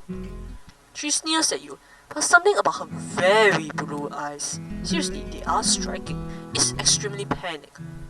Really? You're panicking? Well, anything to one-up you, I guess. You shouldn't be here today. Why can't I be here today? Donna didn't tell me that I could take the day off, so here I am. What's it to you? Miranda? Your heart jumps into your throat. Has she been here the whole time? Also, first name basis? I forgot that Maria doesn't have the hindsight that I have. Hindsight? Insight. Something sight. I don't know. I'm not good with all this vocab, alright? They aren't meant to be here. You know better. Bitch. Seriously. I'm just working here. I'm just vibing here, honestly. I'm just here to get some money. Like, I'm literally sacrificing my health here. Can you be a bit more appreciative? Of course you can't. But she doesn't need to know that. And you should know that today is not a day to push my buttons.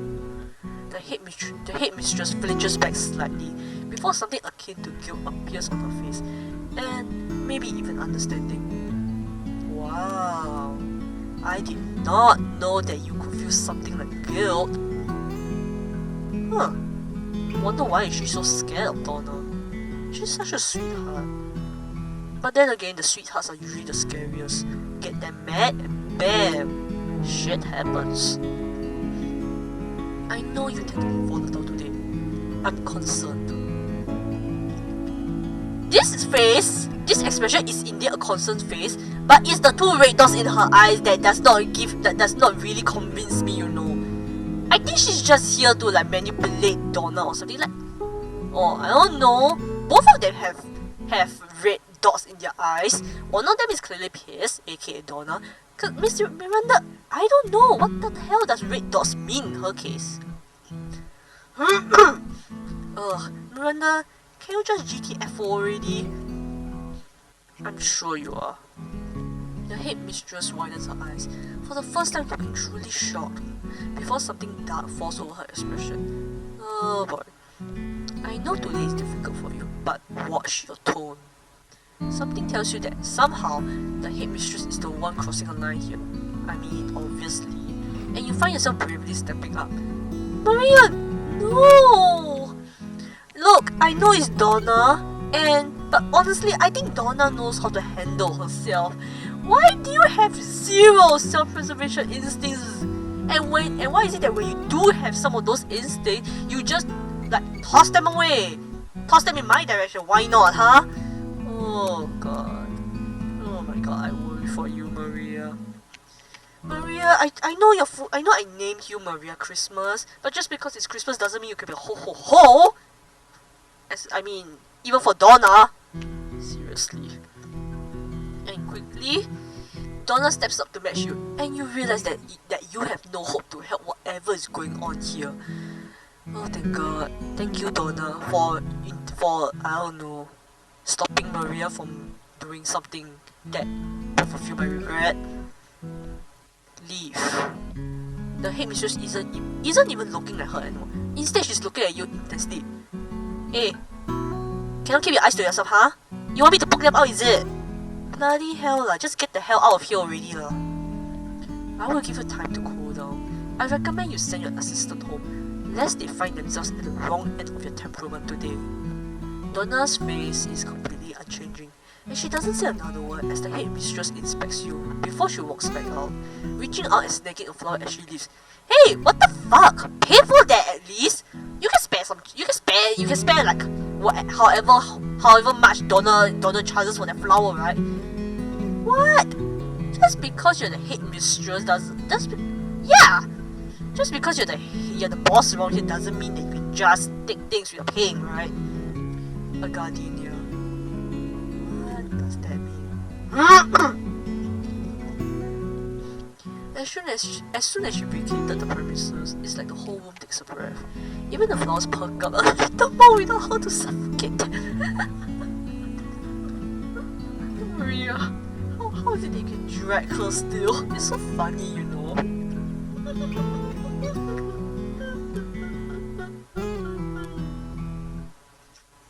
And what's with that look she was giving you? Do not ever talk to that woman by yourself. Am I clear? Yes, I'm clear, but it's not my fault that she blindsided me. Kinda. Sorta. Okay, fine, I'll listen to you. You know, the idea of talking a little scarier than usual. Her jaw is locked as she walks into the back once more, deathly quiet. Immediately, you pull your phone up. There's only one person who would know that isn't Donna herself. Angie, right? It has to be Angie. Party rocker. Okay, that's kind of true. She is the party rocker. All these roses, lilies, and red petunias, was it? Yeah, they're killing me here. I'm just saying we should totally do game night. Right, you forgot that your last conversation had been Angie drunkenly texting you about game night and you resolutely ignoring her. So, more like a monologue. Can you help me with something? If you don't want to answer, that's fine. Ayo, you never ask me for shit. You're usually too drunk to ask for anything. Rude but true. What's up? I'm at the flower shop and your aunt doesn't seem to be having a good day, and the headmaster came by and implied a lot of things at me. What's going on with today? Fuck. It's so funny, even though I know that this is like really serious, cause it's like clearly really like serious, like and really impacting Donna a lot. But oh my god, god damn it. So much impact in using just a singular fuck on its own, full stop.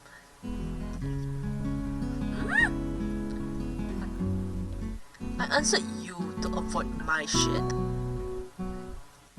This must be serious if she's using correct grammar. Look, it's none of your business, but Danny is giving me this stupid fucking expression like she wants me to talk about my feelings or whatever.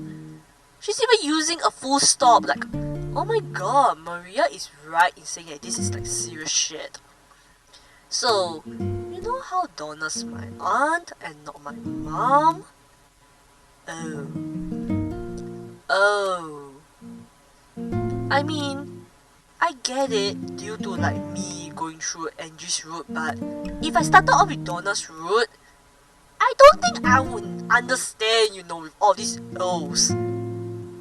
Fine, sue me guys, whatever. I'm just that dense, okay? You need to explicitly spell shit out to me, okay? You actually do need to do that.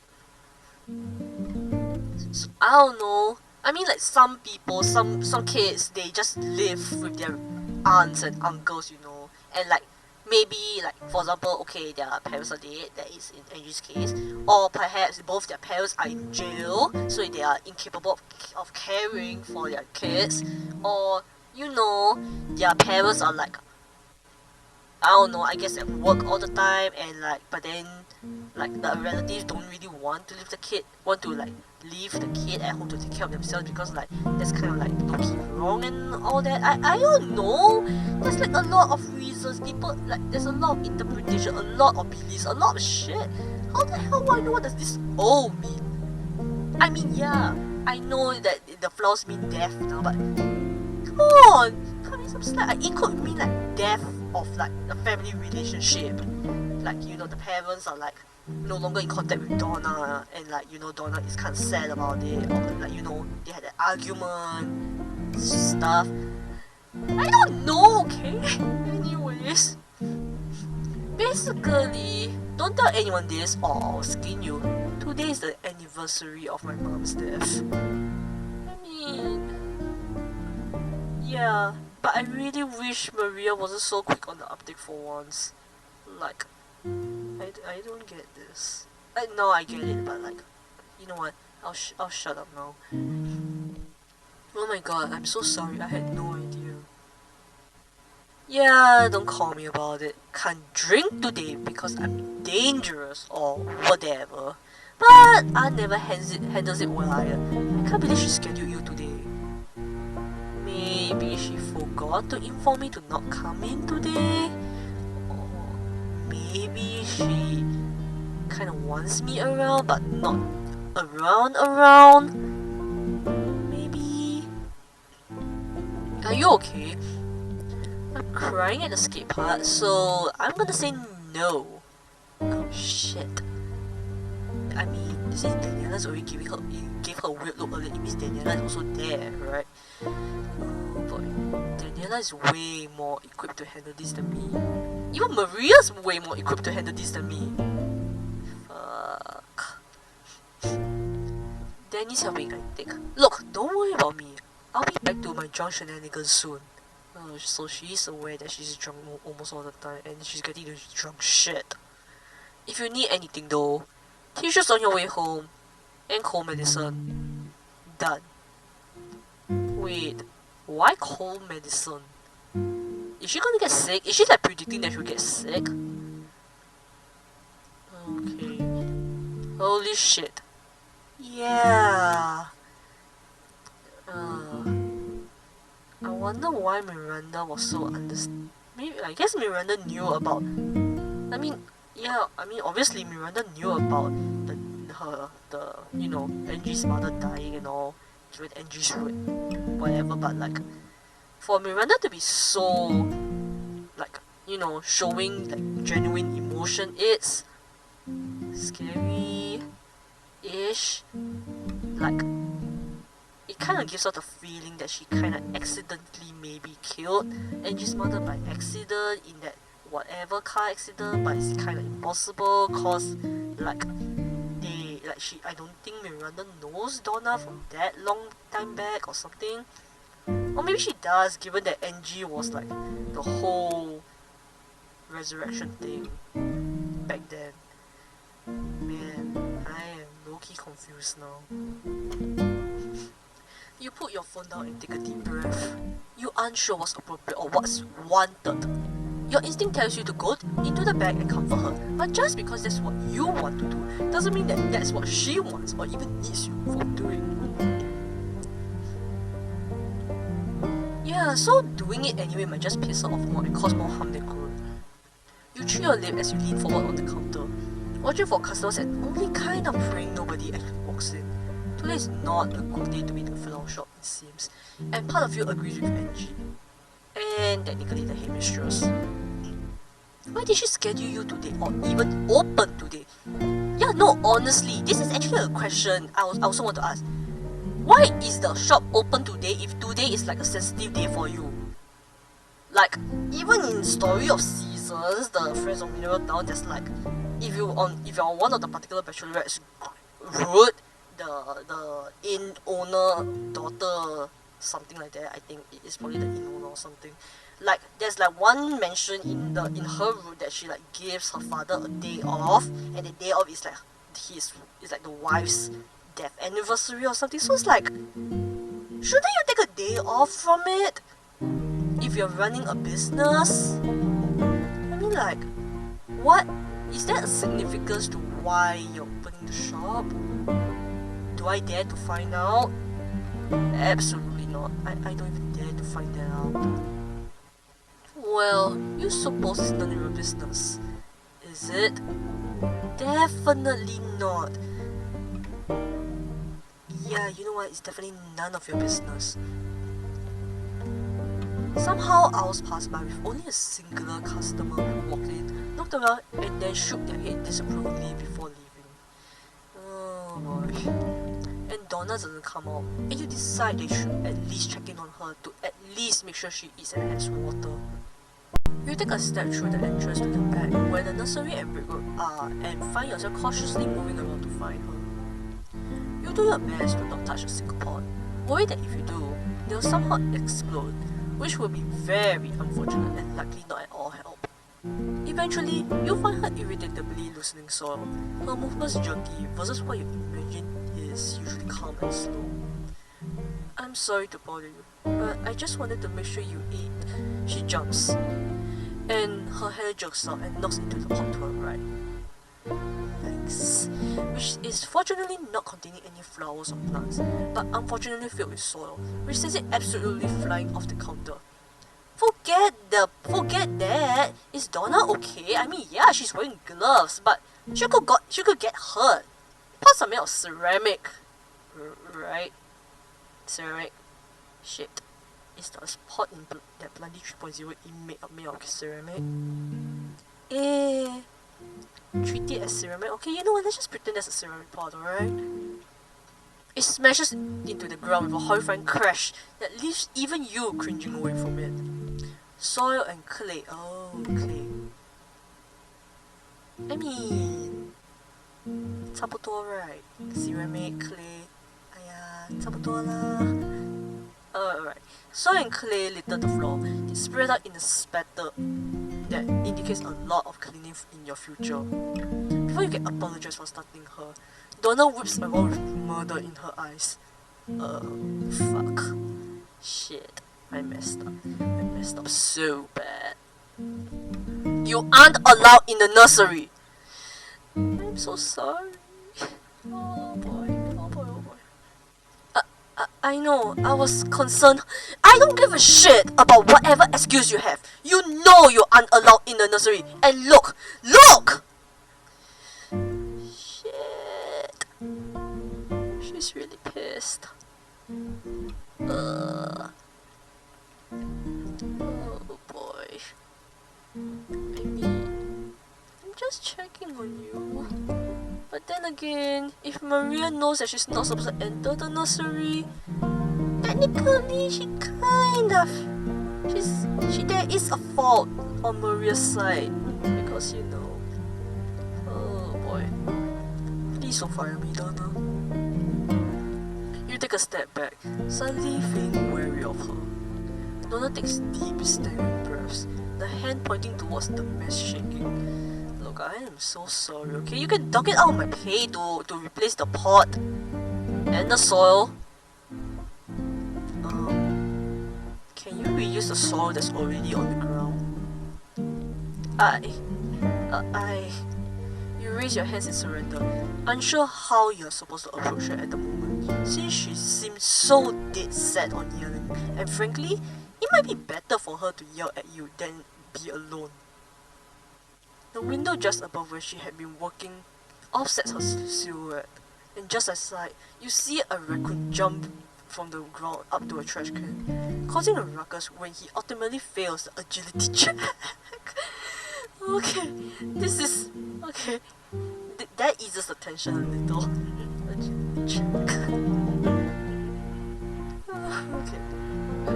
Where was it? Oh yeah, where the raccoon ultimately fails the agility check required and sends the leg clattering onto the ground. Donna swings, hands still outstretched, to see what the noise was and consequently hits another pot, which shatters on the floor next to the previously destroyed pot.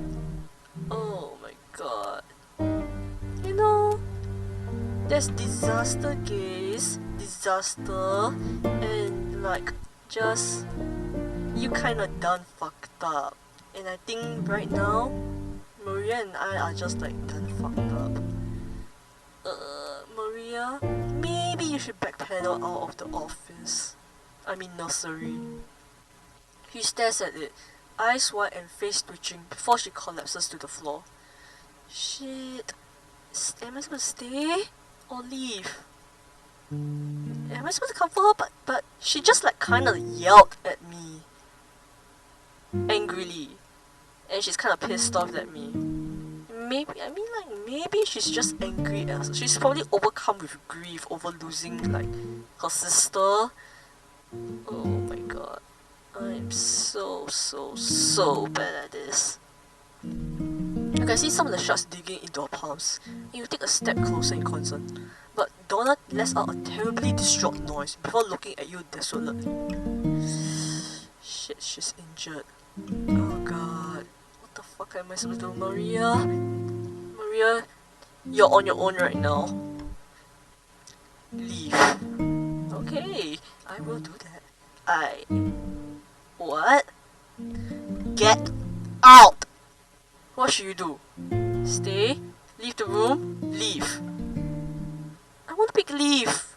But like, I can't just leave her alone, right? But if I stay, that's, you know, Donna already made it clear to like, she wants Maria to leave. And Maria should respect that. But if I leave, what the fuck will happen? Is this why they give us leave the room?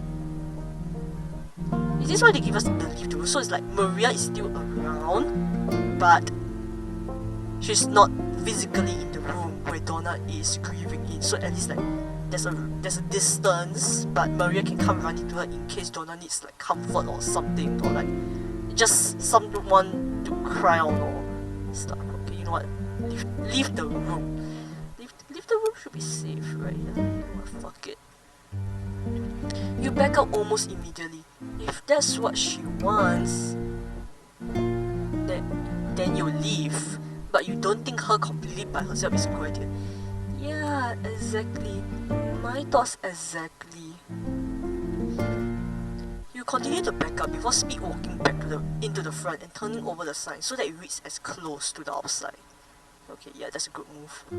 Even in the front, you can hear a scream. No, I'm not screaming. How do I even scream? Shit, I don't know how to scream. And even if I do scream, I don't think it's right for me to do that, cause like, no matter what, I don't think I can convey how she feels right at that moment. I really don't think it's right. And yeah, I can just imagine that she's just in pain right now. And honestly, the only thing that Maria can do for her at this point is just to be there. I mean, kind of like her plants, you know, they are there to like, they're giving you a respectful distance. It's only if you want to interact with them, then like, you know, then the plants are like interacting with you in a sense, kinda. So yeah, the ball's in Donna's court, I guess. followed by more crashing. I'm really worried about Donna now. Also, I'm kind of worried about like the expenses. Like, isn't it? I imagine that the pot should be kind of like, it's not cheap, right? You won't leave altogether, but you leave her in peace in the back. Donna sits on the floor. It's about an hour after you left. Everything around is absolutely wrecked. There are dents in the walls. Oh fuck. Scissors embedded in the table. How the? And several shattered pots on the ground with soil to match. Her face is blotchy from crying, and even now, there are faint tears falling down her face as she stares blankly. How did she stab the scissors into the table? How? Even if the table's made of wood, that takes a lot of strength. I was definitely right to not stay there.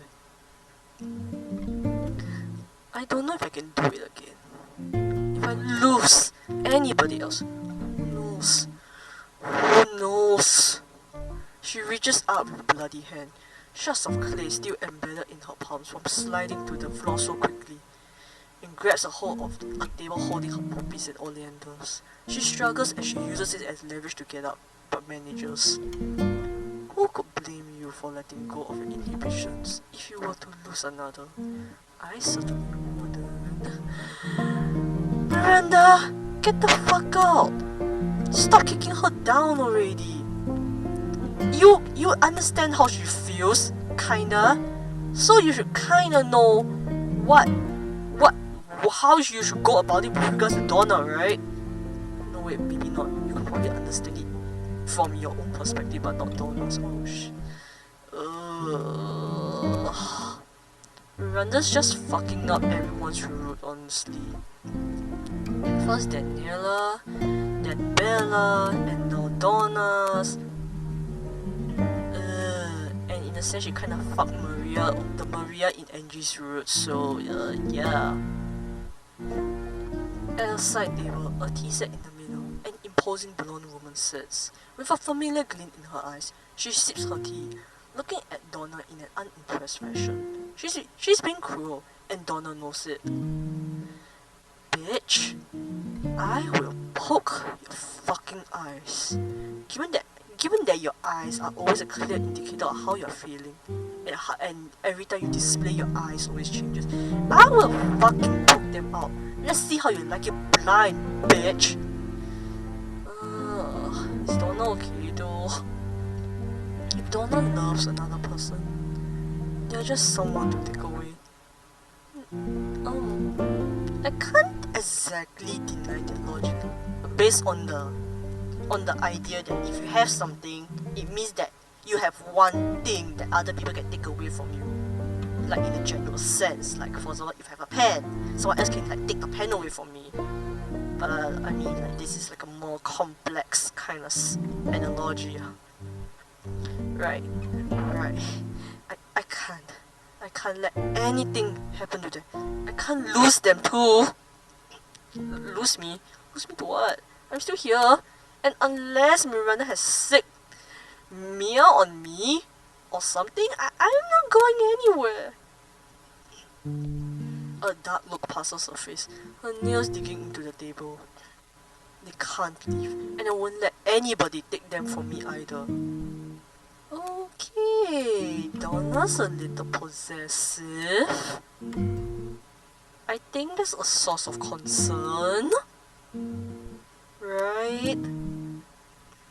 When you say them, do you mean your assistant? Donna blinks, disoriented, and looks up at her mother. Yes, I won't let you take them from me either. Watch it, and you can have anybody you want. A deep pause. But you cannot have them. Can I just say that I am not a fucking toy for any of you, okay? I mean, yeah, sure. I have a bias for you, Donna, but seriously, I am not a fucking toy. I'm not some possession, okay? And Miranda, back up. Back the hell up. Seriously. Ugh, what the fuck? Donna blinks at her and nods, and the mother turns back to her tea while Donna turns and huffs. She will make no promises.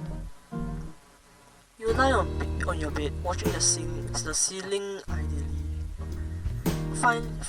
Faintly, you hear someone knock on the door. Knock, knock, knock, knock, knock, knock, knock, knock. With a groan, you roll off your bed and go to the door and swing it open, only to find a white pink flower, an oleander. Attached is a note, short and very much to the point. Stay away from her for your own good. Ominous. Delivery 6 daffodil. You shred the note next morning. You have no idea what's going on here, but you aren't about to let yourself get vague posted away from Donna, and you assume it's her because, let's be real, you aren't talking to anybody else other than your roommates. Watching it be torn to pieces is cathartic. Afterwards, you spend the rest of your day ignoring your schoolwork in the name of sleep. It isn't for another 4 days that you work, and even if you were scheduled, you probably would have advised Donna to take a few days off. Thankfully, she seemed to realize that working was probably unhealthy for her. Good for her, honestly. I'm glad. She honestly needs the time to rest. You know, she needs some time to really just, she shouldn't work, especially when she's still breathing intensely, I guess. Okay. Angie had come home that day exhausted and has since spent her day sleeping.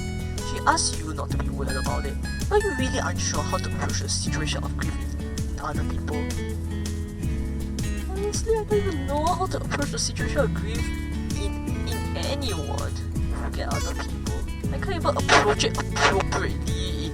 I can't even approach it at all in a 2D for a 2D character, let alone a 3D one.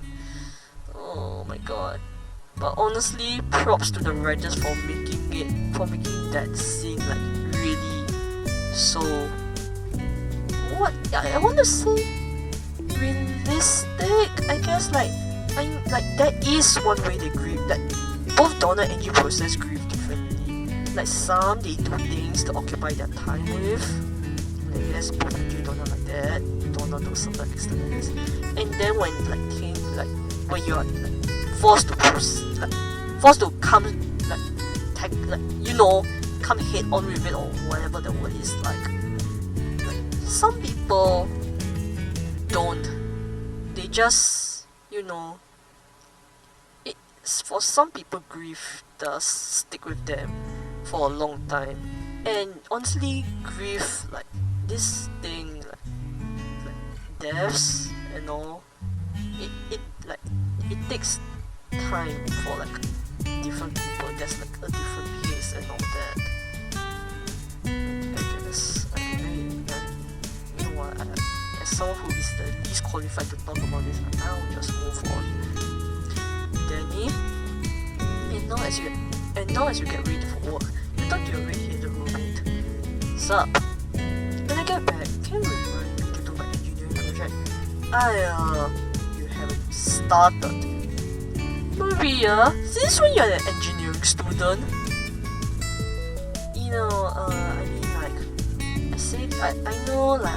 Talking about why Maria are you doing this, why Maria are you doing that, but let's be honest, I completely suck at academics, hence why I'm just why Maria, why this, why that, why everything.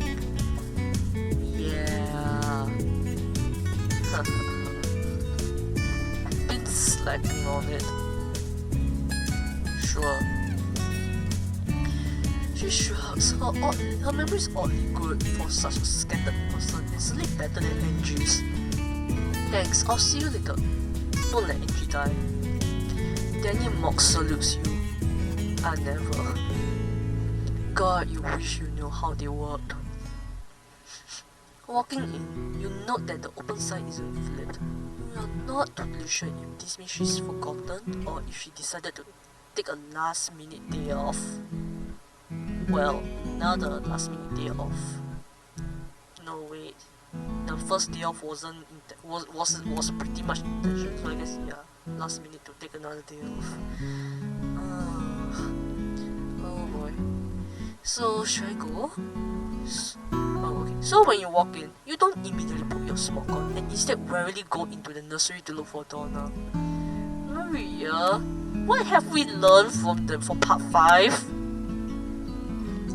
She isn't at her station, but when you walk around, extremely careful not to touch any plants. She isn't anywhere in the nursery. Is that a good thing? Alright, moving on. You even check the side rooms and find a small kitchen, although Donna isn't there either. Eventually you give up and go back to the front, hands on your hips and furrow in your brow. Donna? There's a squeak, and you turn to your left and realize Donna has been hiding. She's conspicuously crouched over the daffodils with a guilty expression on her face. Hello. We're glad she's feeling better, but sad that means she's back to being scared of her own voice. Hello, Donna. You smile warmly at her, and for some reason this makes her tilt her head at you, an oddly blank expression on her face, while simultaneously looking like a cornered animal. You didn't leave. She murmurs something, but you can't quite catch it and take a step towards her. Sorry?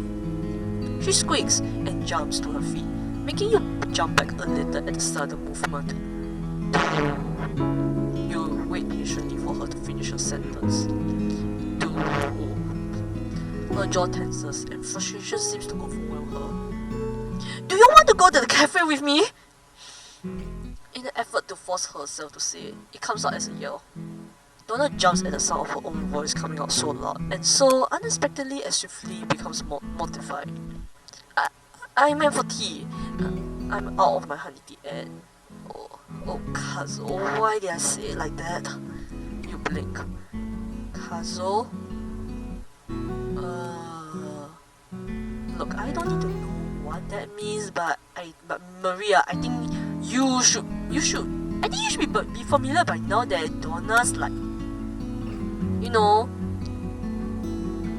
non-Romanian, like, you know, she speaks another language at least. Given that the last note about Miranda's order on the 23rd, 2nd, whatever of August. Remember the acconito, the whatever type it is in Italian. Donna makes this face when you repeat the word, which you take it to mean you just butchered the shit out of the pronunciation. Oh, don't worry, Maria, it's okay. I butchered every single fucking thing I said in Angie's Road. Yeah. I have no idea how to pronounce any of those. The only thing I know how to pronounce is miso soup. And I'm pretty sure miso is probably just not just miso. There's probably some like into it, you know. Sorry. It's alright. Italian is harder than it seems. So it's Italian. Great! You didn't have to fumble about asking free information. Anyway, sure, I'll go with you. Great! She turns before she can catch your astonished expression. She's so fucking cute. What the hell? Right. Right. She deserves to be protected, honestly. And like you know, if Miranda comes near her again, I think I might just rip out her own heart out, like what she did to Bella, technically. But that's kind of a spoiler. Or maybe not, if you guys have been watching me, if you guys have been watching like all of my playthroughs so far. I mean, yeah. Wait, what was I saying? Alright, moving on. The walk there is odd. Donna watches the birds on the sidewalk with a terrified expression on her face, but when none of them suddenly up and attack her, or whatever she's afraid of, she relaxes marginally. At some point, she ends up clinging to your arm, turning her face towards you to hide her scarred side. Right. People suck. Sometimes when you feel her tense a little more, you maneuver yourself slightly to cover her better. Aww. That's really sweet of you, Maria. You take good initiative. You're really nice. I probably won't do that. Or rather, am I tall enough to do that? I don't know what Maria's actual height. I mean, I just put like around like 157, but me. Let's not get there. She's being brave, and you don't want her to change her mind. The bell rings as you open the door, and the brunette glances over before straightening suddenly, eyes wide. Her expression clears as she goes back to indifferent almost immediately. That's suspicious. Welcome in. Do you need a moment to look at our menu? No, Elena. If I could have a cup of honey and ginseng tea. Ginseng. I mean, it's not the worst thing in the world, I guess. But yeah, no, ginseng is just a no for me. But hey, it's not the worst thing in the world. I won't drink it though. Of course. And for you, Maria, please don't say it. Please don't follow Donna's order. Please don't follow Donna's order. Please don't follow Donna's order. Oh my god. If I have to like comment, like narrate and say that you drank honey and ginseng tea yourself, I think I might cry. Donna turns slightly towards you as if to ask the same. What would you have? Oh my god. This is indeed an option. Should I drink it? Oh, absolutely not. I'm so sorry. Matcha? I don't want matcha. Okay, coffee. Oh, black tea. Okay. And coffee. This reminds me of Cassandra. Like,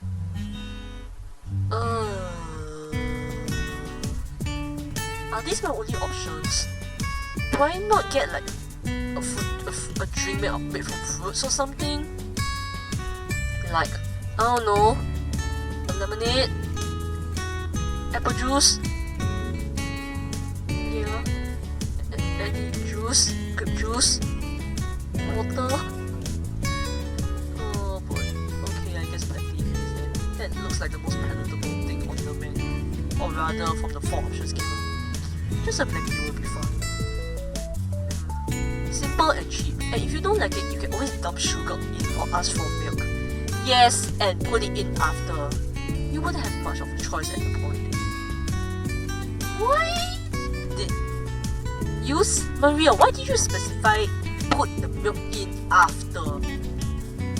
I mean, like, you have to pour the milk in after because, like, if you serve a black tea, you sip the tea, you go bleh, this tastes disgusting. You have to put the milk afterwards, right? Why did you need to specify it and put it in after? Or rather, why put milk? Just put sugar in it. Sugar's nice, just not too much. Elena nods shortly, tapping her screen before frowning and aggressively pushing at it until she looks back up. Somehow, in the short span of you watching Elena struggle with her system, Donna had managed to get in front of you and hand her card over. Damn, Maria, you broke. Girl, you broke. Elena can't even scan your card apparently. Is your card like declined? Oh my god. How long have Donna, are you paying Maria? You are, right? Why is she broke then? Oh wait, I forgot. She's still a university. I forgot Maria's still in university. She definitely has some food bills to pay and like student loans? No way, you pay that after you graduate. Yeah, I guess textbooks and all that. What? Hey! I could have paid for my own at least. No. She says it in her usual quiet voice, and her tone leaves no room for argument. You playfully roll your eyes and wait for her to finish paying. Elena hands the card back over to Donna and glances at you for a moment before turning and disappearing. Where do we want to sit? Donna latches back onto you easily and nudges you towards the table she had obviously chosen in advance. Has she just been waiting for you to ask? You had just gotten settled in your chair when Elena calls you to get your drinks from the front, and Donna furrows her brows for a moment, but lets you get up to retrieve it. Why? What's wrong? Do you also have beef with Elena or something? What? Here you are. Now, how the hell did you get her to come here? What? I don't know. She just invited me on a date. I mean, just a tea session. Because her usual tea ran out and all that. Your head shoots up from inspecting the drinks to make sure they are as red as they can be. You have no idea how to tell this is red tea, but you can smell the honey and you blink at her. Wait, honey has a smell? Wait, really? I did not know that. Then again, to me, most things don't have a smell since I can't smell most of them. Oh my god, I did not know honey has a smell. I wonder what does honey smell like. I know what honey looks like. I have no idea how they smell like. Pardon? She doesn't leave her shop. Ever. I don't even know how she gets home. And somehow you got her to go outside with no face covering. Oh yeah, she has a face covering in the game. And one line. Don't leave. Oh wait. Is this like a call? Is this like a callback? Like just now earlier when Donna said that Maria didn't leave her. Is that a callback to that one single line she has in the game? Oh my god, if that's the case, that's so cool. Man, that's really cool. I didn't do anything? She asked me to come here with her. Don't get me wrong, I'm impressed. She asked you? Something about Elena is so personable, and you realize it is very easy to act like you two have known each other forever. I guess this is she's just channeling her barista energy, maybe. But by raising her voice, you see Donna jerk her head up towards you, the two of you in alarm. Yeah? You're doing godly work here, my friend. She shakes her head. Take that to be the end of the conversation. You know Donna's a recluse. It's not hard to guess, although you had help from Angie, but to get such a reaction from simply going to a cafe? It must be more serious than you had thought. You should try and get her out more. Or at least okay with the idea of going out. Is everything alright? Oh yeah, we were just talking. Donna's face twists for a moment before anxiety takes over her expression again. If you're sure, what were you talking about? Well, you definitely can't say that you were talking about her. Oh, it doesn't matter. Donna makes that face again, except this time it lingers long enough for you to identify what it is. Jealousy. I'm sorry, what? Jealousy? I mean, don't get me wrong. I mean, this is a sign that, Donna maybe kinda sorta has a teeny weeny little crush on Maria, but why jealousy? I barely know the woman. This is my first time meeting Elena, apparently. Literally right at the start when we enter the cafe and Elena appears, her title, her name, the name tag over there is barista. Donna, are you okay? No, you're okay, but is there a need for you to be this possessive? But then again, she didn't really explicitly voice it out that she's jealous or she doesn't want me talking to Elena again or whatever, so I mean, okay, it's fine. I mean, people do get jealous when they see their friend talking to another person, even though it's supposed to be a friend hang out between you and that friend. It's fine. I'm happier talking to you anyway. Smooth, Maria, smooth. Your voice is falling, and Donna wriggles a little in the chair, looking down at your dream for a moment before looking back up. Oh, the two of you talk quietly, and you make sure to keep her attention so that she doesn't become self-conscious of herself. And it only takes about 10 minutes for her to offer longer responses. Let me see. Well, yeah, it does get a little busy as it's about time for rush hour in the cafe. Maria, why are you pointing out the obvious?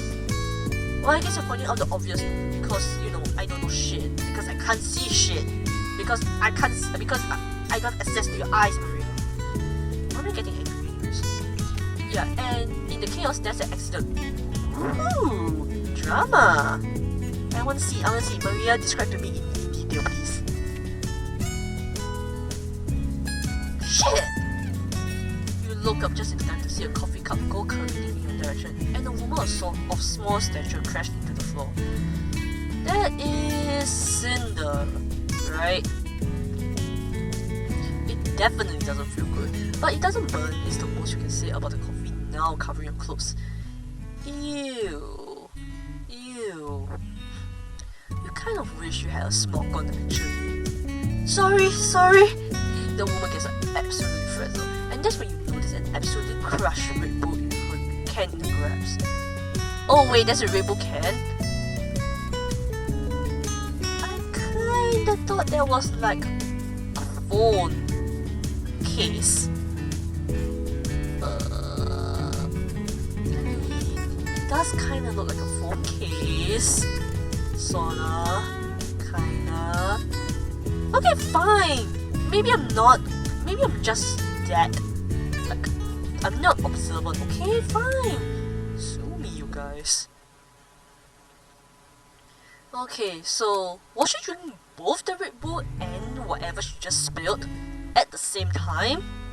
Why not? I mean, like, she can just pour the Red Bull in and you just chug the drink that she spilled, or she can just, like, you know, hold her cup in one hand, hold the can in another hand, and you just chug them both. And you just put them to your lips, just tilt your head backwards and then just chug. You know, chug. But instead of alcohol, it's Red Bull and whatever she just spilled. That's absolutely insane. I wasn't looking where you were going. My bad. Your clothes are ruined, but you're safely more concerned about a woman who's literally buzzing in front of you, shifting quickly back and forth and completely incapable of containing the amount of caffeine she's slightly drunk. It's fine. Donna frowns at you before looking at the woman. Cinder, aren't you supposed to be taking a break from caffeine? This seems to stop her. But give me that Red Bull! No! God, why is this so funny? Especially when Finch looks so freaking pissed. Like, seriously, they look pissed as hell. And she takes off running. It's like an exchange between like a parent and the child. The parent said, "Give me that." The child said, "No," and then like just runs off. What does it remind me of specifically? Oh yeah, right. Lilo and shit. What was the sister's name? Nani? No wait, I think it was Nami. Right, yeah. In the Lilo and Stitch, the very first part. Season? No, not season. Yeah, I think you guys get the idea. A blur of green follows, and the two disappear from sight as Cinder slams into the top ramp.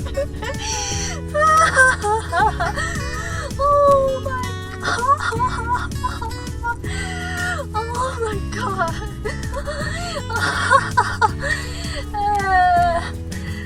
Okay. Just so we are clear, you guys, I'm laughing at the Cinder in the game. I'm not laughing. No, I mean, if Cinder in like offline, the 3D world does this, I might like let out a hiss, but inside my head I'll be laughing. This applies to anyone that I see. It's not just Cinder. I don't even know Cinder personally. I don't even know Cinder personally, honestly. I don't know anyone personally. So yeah, just Okay, Cinder slams into the door frame, letting out a wail of pain but continues on. Red Bull gives you wings. Red Bull also apparently gives you a very high pain tolerance and adrenaline, I guess. Oh my god, I can't stop laughing. Oh shit.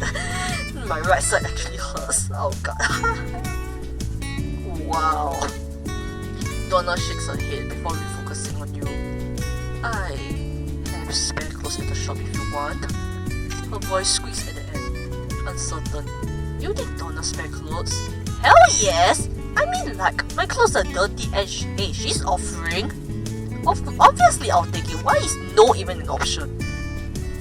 Yes, thank you. Donna nods, placing the lid back on the cart as she had found it to be too hot at first, and nodding to Alana. Okay, let's go back. Donna disappears in a direction you didn't know went other places, before returning with some spare clothes. You take them and go somewhere more private to change into them quickly. Thank you. Donna stares at you. You're welcome. Donna takes you with her to the theatre, claiming she absolutely needed your help, but you suspect she just doesn't want to be alone. Why? Afraid of becoming the phantom of the theatre again? You rather to have phantoms of the theatre? But yeah, honestly, getting locked inside is like kinda stressful, honestly. It's like kinda worrying, especially if you have no phone, you know. I mean, like, there was like this scene, like choices, like the high school story class like 1 or something. Yeah, the main character and like the play director, they were locked in, and because they didn't have their phones, they had to like spend the night, and then they were only like freed on the weekend because it just so happens that the tech crew like needed to use the theater for like, you know, tech stuff. So it's like, yeah, honestly it's kind of scary. I mean, I don't have that experience. Yeah, I mean, like, we really don't have that experience. Most of us don't even stay until like that late, you know. Yeah, and if you want to stand with that late, you kind of like need to book the place through the system, which honestly I don't know how to book the you know, the rooms and all that.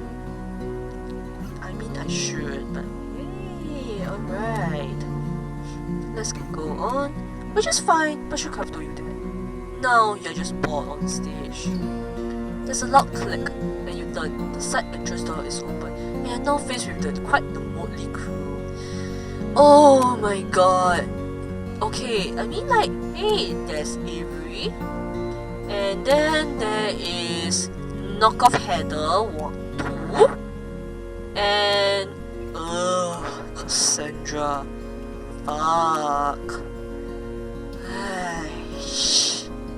Cassandra is leading them. Someone who looks like a straight up Powerpuff Girl, another very respectable palm tree t-shirt, a woman in a leather jacket who only seems a little fucked up, and Gazelle, who is loved and respected.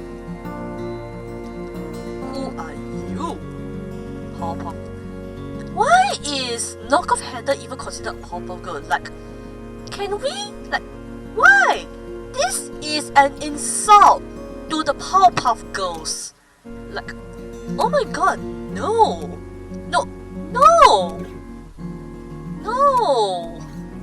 Buttercup would never, honestly. Immediately you want to punch her in the jaw.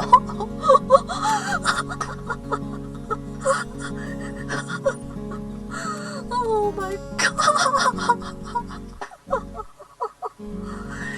You know what? Maybe someone already has. That's why she's wearing that whatever cloth thing around her neck to cover up the fact that she has already been throat punched. I could ask the same Buttercup. Oh my god, Maria, no! Do not insult Buttercup. I repeat, do not insult Buttercup. Oh my god, you are insulting the Powerpuff Girls. The Powerpuff Girls would never, like, never. See, Maria, this is why I call them knockoff headers. Maybe you should learn to do the same, Maria. Maria. But unfortunately, Maria can't hear me. Or maybe she just chooses to ignore me, which is entirely possible. Cassandra at most seems entertained by this. Wait, why the hell does Cassandra look like this? What the? But as soon as Donna gets up and draws attention to herself, her tune changes. Is this why she looks like this? Hey, be nice! The group gives her a look, and she makes a fussy motion with her hands as Donna moves to investigate what's going on, drawn in by her aggressive tone. Sorry, auntie. Dear, your aunt? I mean, like, by they, you mean Donna, right? But like, you know, I'm trying to aim for Donna's like best route, best ending. So, you know, eventually I'll be like Cassandra's aunt. Let's see you try womanizing ways now, bitch.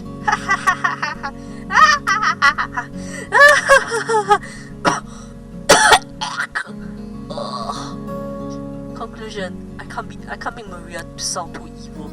Else she will like, you know, her health will suffer and all that. And so will my throat. She points at you. Oh, it is indeed me. And you immediately backtrack at the same time as Cassandra seems equally alarmed at this conclusion.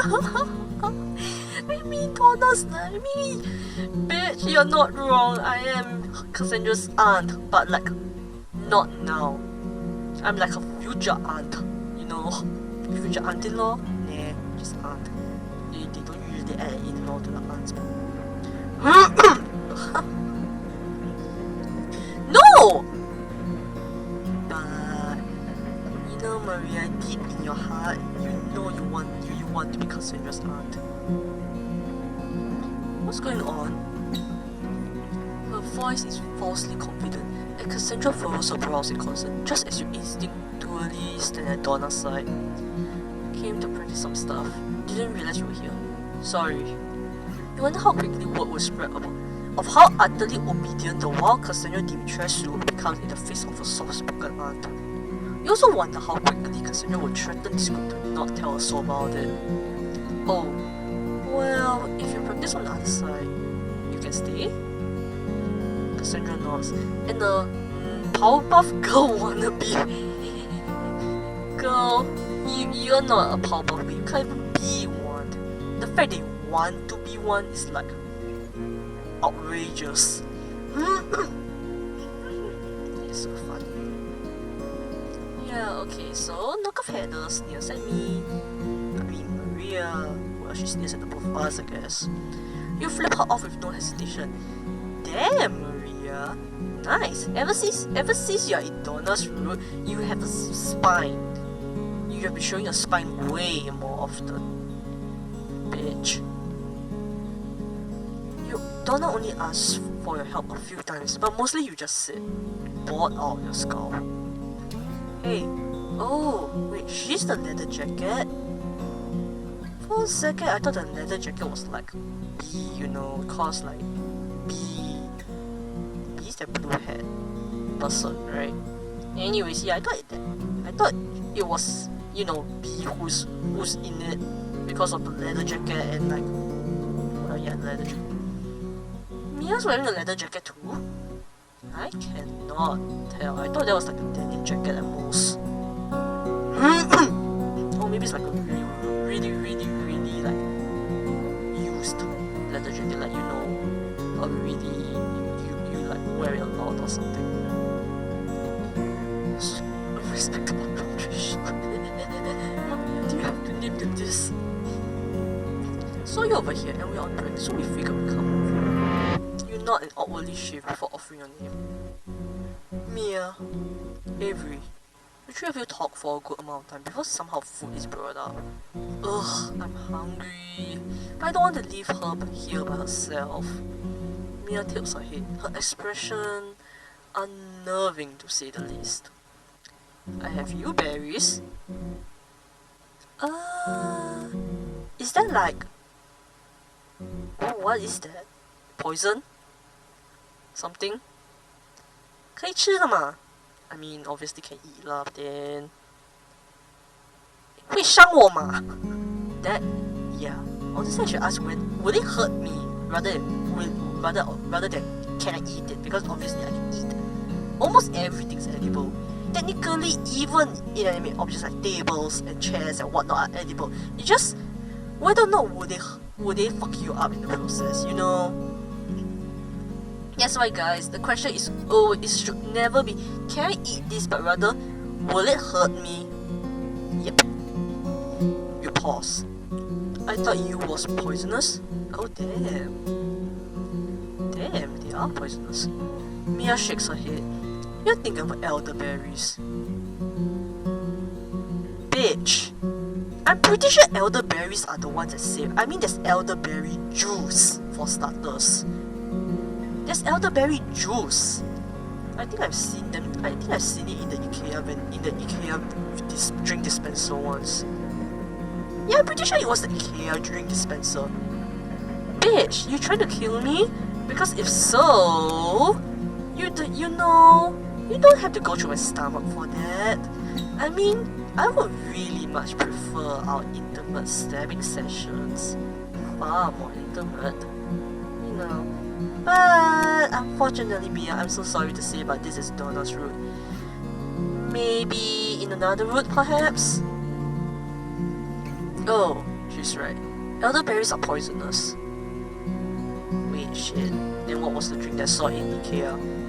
There's lingonberry. There's sparkling pear. There's was it not elderberry? It's starting with E, right? Maybe I should really go back to IKEA one of these days. If you don't want them, then you look at Avery, who's staring at Mia in what seems to be abject horror. What? Nah, here you go. Oh! It seems like she's trying to get your attention. Donna is anxiously gesturing for you to come out and help, and so you get up and walk over, waving goodbye to the two, only to realize they seem to be arguing. Still wasted. Very painful choice. Why? Well... Mia, in the future, if you would like to kill me, maybe like choose a less torturous way to do it, like I'm saying, just stabbing me would do. It's quick, it's easy, it's painful. It does not involve me puking my stomach out. We get to look at each other. I can make it romantic. You can make it murdery. I don't care at this point. Yeah. Wait. By this, does this mean that Avery is also wants to kill me, but just doesn't want me to die in a painful way? What the fuck? I thought you were cool.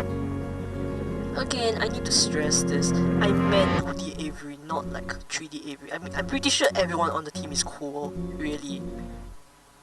And honestly, I do not know anyone on the team. But I'm very, very sure they're all really nice people.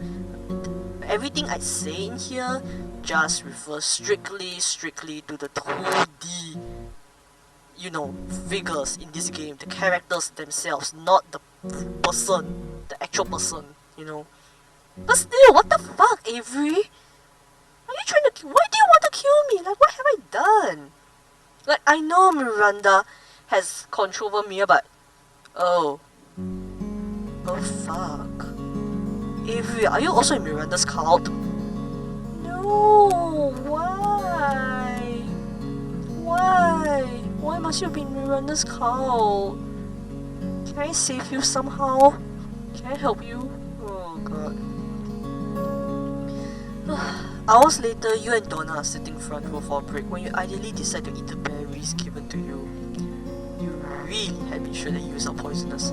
Maria, trust your gut. Trust your fucking gut. Oh my god. Okay, Donna, please intervene. Maria clearly will eat it, despite her instincts and memory telling her otherwise. Oh boy. You inspect the berry with a frown for a little longer than necessary, but when Donna lets out a horrified gasp, your attention is elsewhere. Thank God. With speed and aggression, the berry is knocked out of your hands and the bag removed from your immediate surroundings. What? Who gave this to you? Alarmed, you raise your hands. Mia? Why? Actually, right. Does Mia know that we're working with Donna? Because if she knows, right, then why would she give plants to Maria? Because Maria knows florography, right? So and Donna probably has taught her which berries are safe to eat, which berries are not safe to eat. You know, stuff. Why would Mia give her you berries of all things? Oh well. Mia, Donna, la usidireo. I mean, I can't Italian, but neither can Maria. That being said, yeah, I butchered Italian again. Yeah, I mean, 反正我也 butchered Tagalog, or is it just Filipino? Tagalog, I guess. Tagalog, Polish, German, Spanish, leavers from the French Guinea, so French, I guess. And I butchered Estonian, did I mention Polish? Oh! No, wait, Cuban's also Spanish. Did I butcher any cuisine from any Portuguese speaking country? Okay, well I probably butchered that too. I butchered a lot. Oh yeah, right, and I butchered Romania. Yeah, you know, the food that Bella, Cassandra, and Daniela made. So yeah, I butchered almost every single language already. So what the fuck's Italian? Am I right? Please don't come for me, guys. You widen your eyes as she practically snarls out the Italian, furious for reasons you can't quite understand. What's going on? Donna looks at you, her face tight, barely restrained control. Nothing, Docelza. I'll take care of it. And for the rest of the day, she refuses to tell you what happened, or what she said.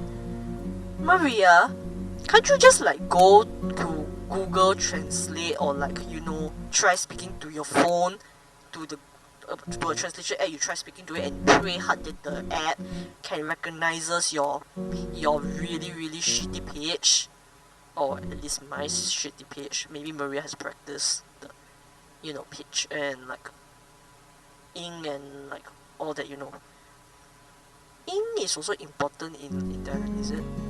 Or is that just merely an Asian language thing?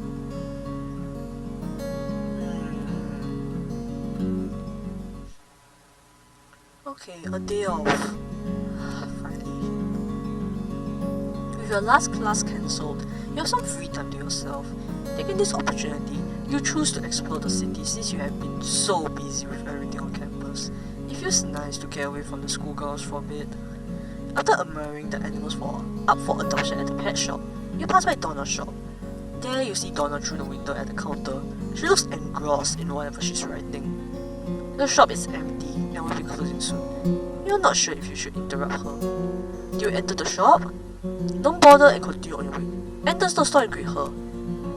Obviously you're entering the store to greet her. I mean you're already... 反正你在那里了, right? You're there already. Fucking greet her. Seriously? I mean, if you just ignore her, you just leave, isn't that 比较不礼貌? Okay, enter the store. The little bell at the door jingles, and Donna hurriedly covers her scarf with her hair. For a moment, she looks caught off guard, but upon seeing that it's you, she relaxes and smiles. And you know what's the best part? She's actually blushing, She's really comfortable with us right now, and she definitely has a tiny little crush on her at this stage. So it's like, you know,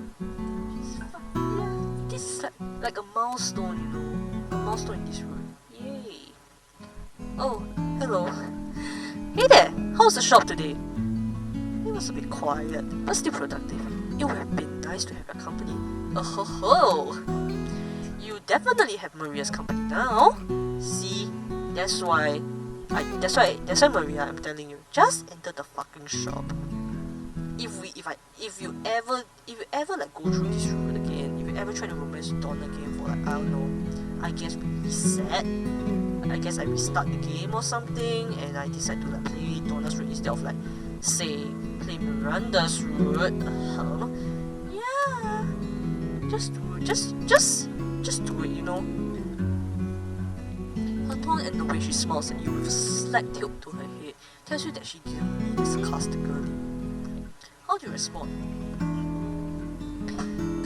Get flustered? Tell her you have like that too? Or say that you were glad you didn't have work today? Definitely not the third option. Tell her that you have like that too, or get flustered.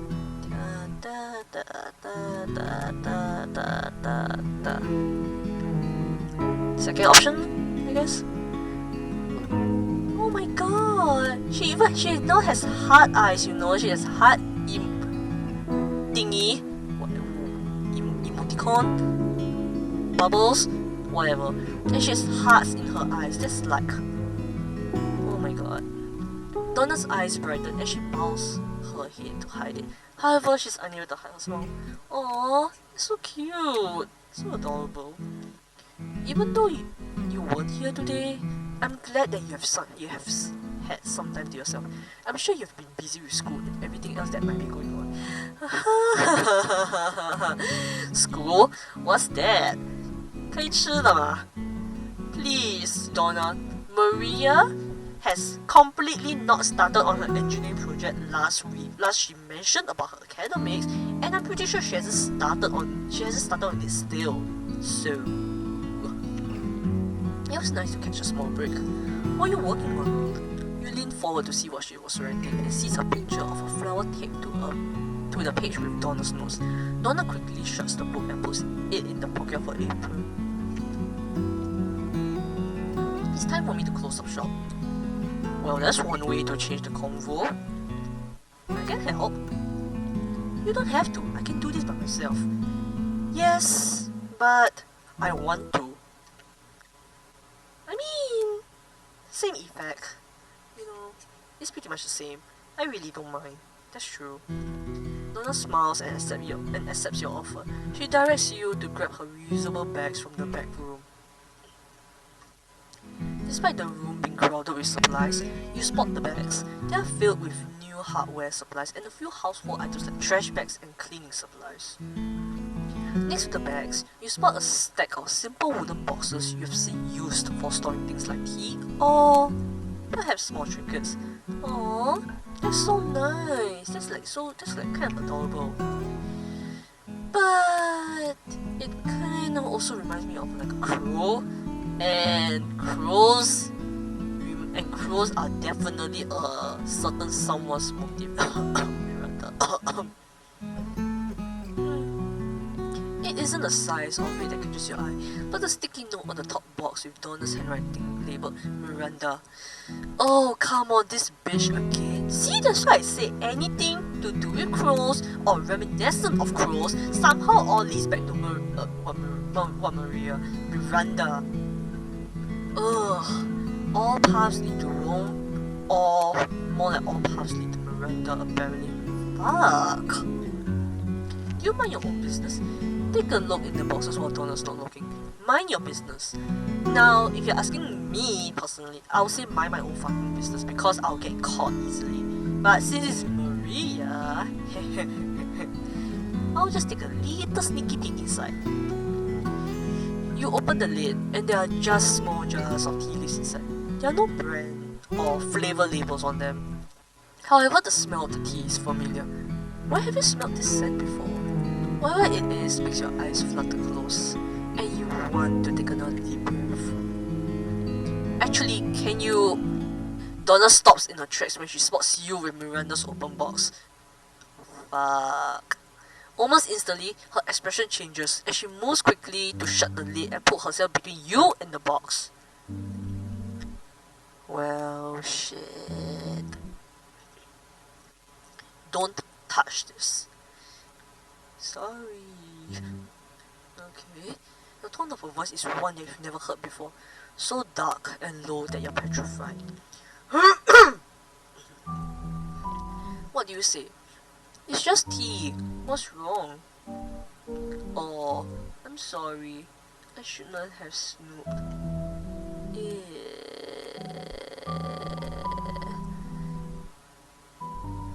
When in doubt, just fucking apologize. You know, I don't think she's in the mood to fuck around. So, apologize. Thanks for stopping by. I'll finish closing up shop. Shit, she's mad. She's mad, alright. It's clear that she doesn't want to hear you argue and gestures towards the door. Shit, she is indeed mad. She literally chased me out of the shop. She doesn't want me around anymore. Feeling that it's best not to push the topic, you take your leave. Okay. Delivery 7. Anemone?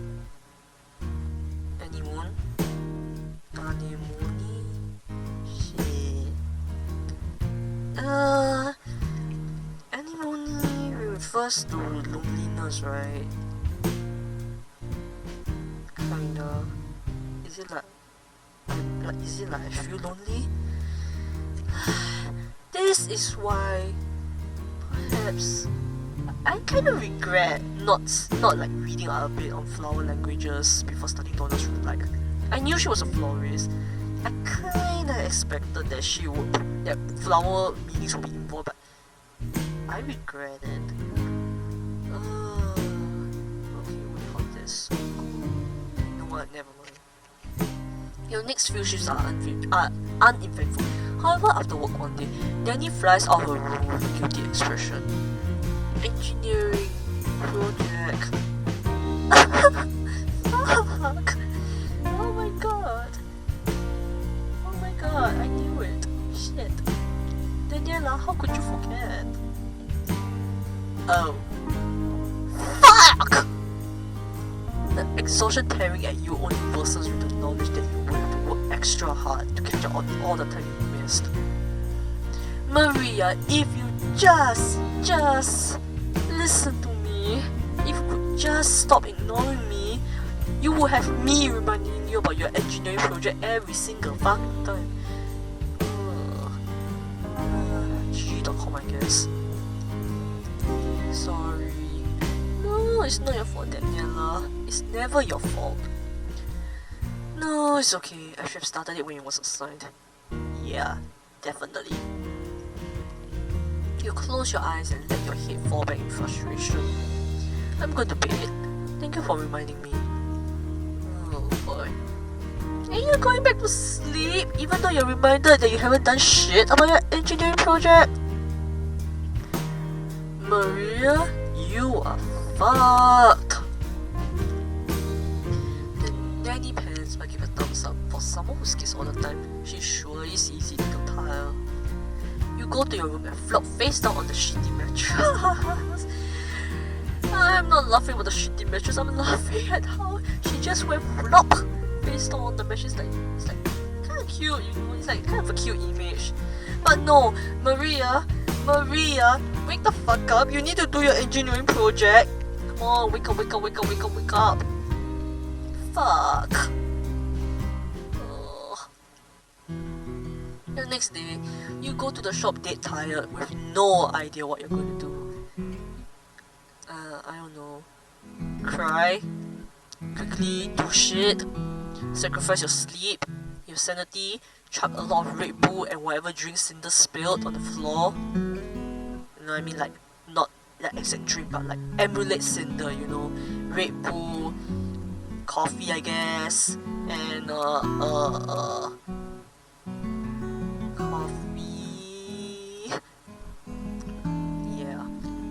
When you walk in, Donna's manning the front and she gives you a tiny smile in greeting. Yeah, but you look stressed, Donna. You look stressed. You hover, wave weakly, and almost trip and die before righting yourself, adrenaline running high. How? How? How does that even work? Are you alright? Oh, Donna, it's sweet of you to worry, but no. Maria fucked up, she's in trouble, and she's probably gonna fail her engineering module. She hovers over you, seemingly concerned over for your health, and who can blame her, considering, and you know. Fine, just tired. If you're sure. I am so fucked. You shake off the exhaustion as best as you can and plant yourself behind the front desk, determined to stay awake and do your job. And if you have the energy, also think about your engineering project. Hours pass with no customers, and you're starting to get a little sleepy. Luckily, Donna emerges from the nursery and gives you an appraising look. Come. I think like maybe my tolerance towards flowers is building up because like I'm kind of like coughing less. I'm like clearing my throat slightly lesser, I think. I don't know. She gestures with shocking authority and walks back into the nursery and leads you to the little kitchen you have discovered the other day. Sit.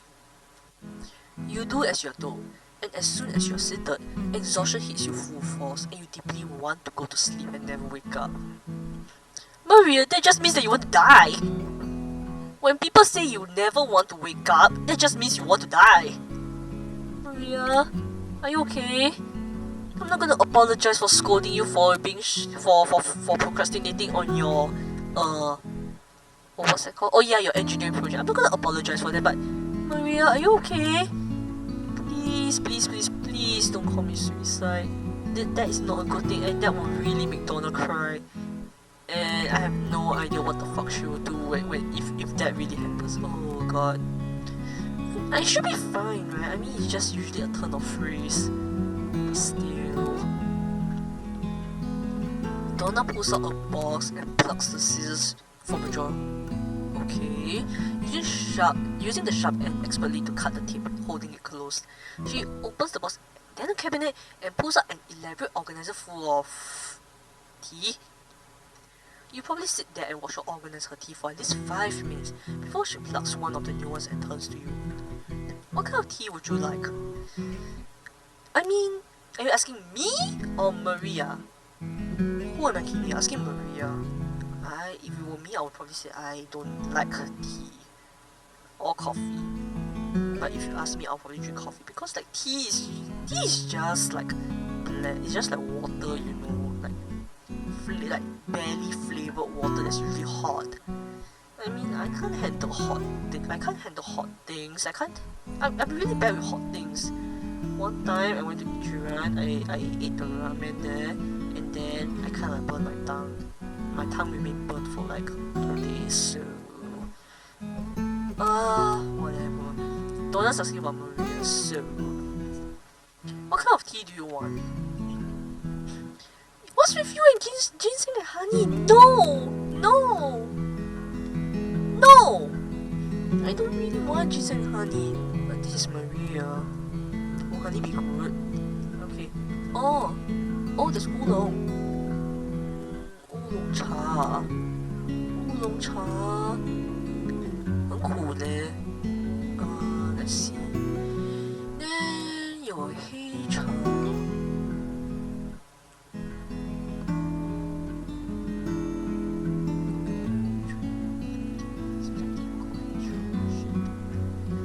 And there is the good old 绿茶。And there is what the fuck is herbal tea?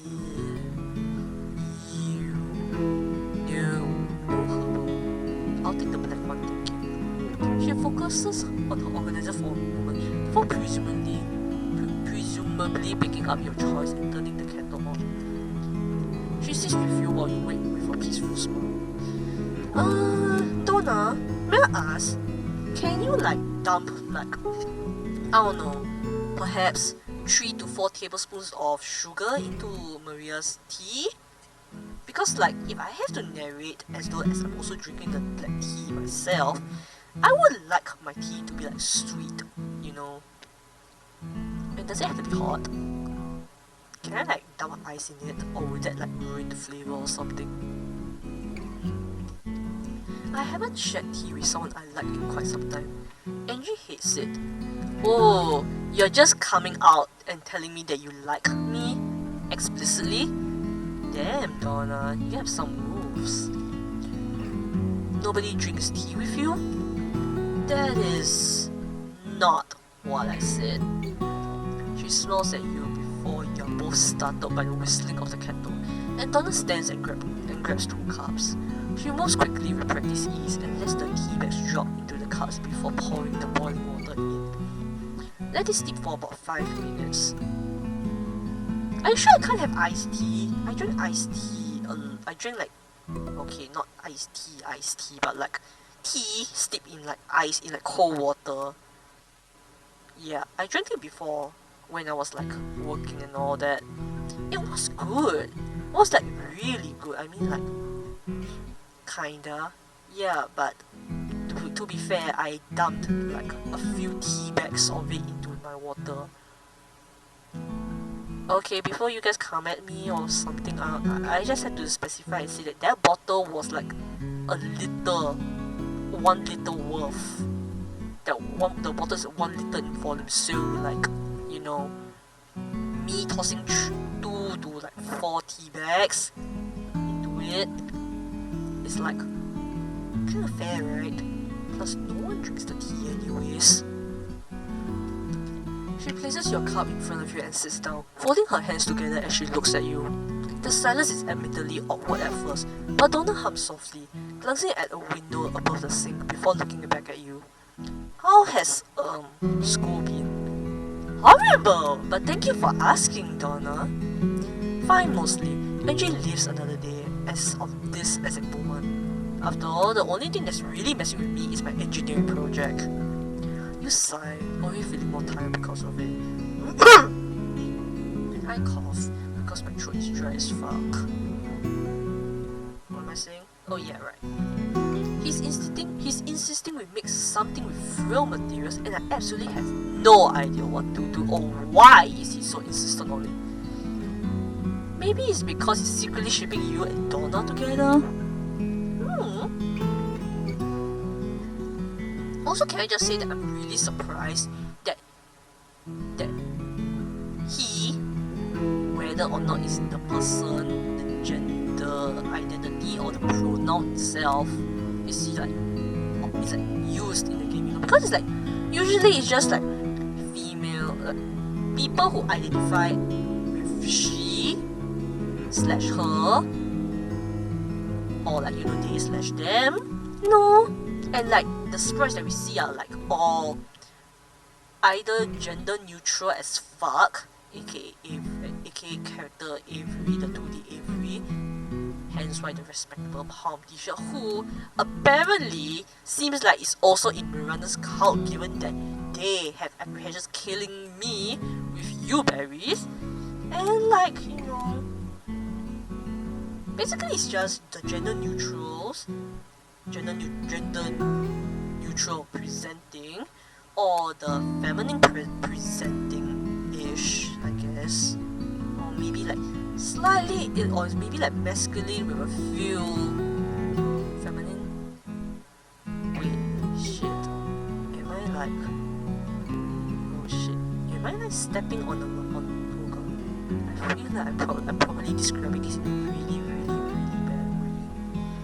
But, shit. Maybe I should just get back to the part on why the professor so insistent on it. You dejectedly tap your fingers against the table and Donna hums thoughtfully, grabbing the string attached to a tea bag and removing it from a cup. Shit, I can't believe I just said cult. Oh my god. Okay. She offers a hand to you, and you quickly do the same and hand it to her, so she can hold them both by the string and throw them away.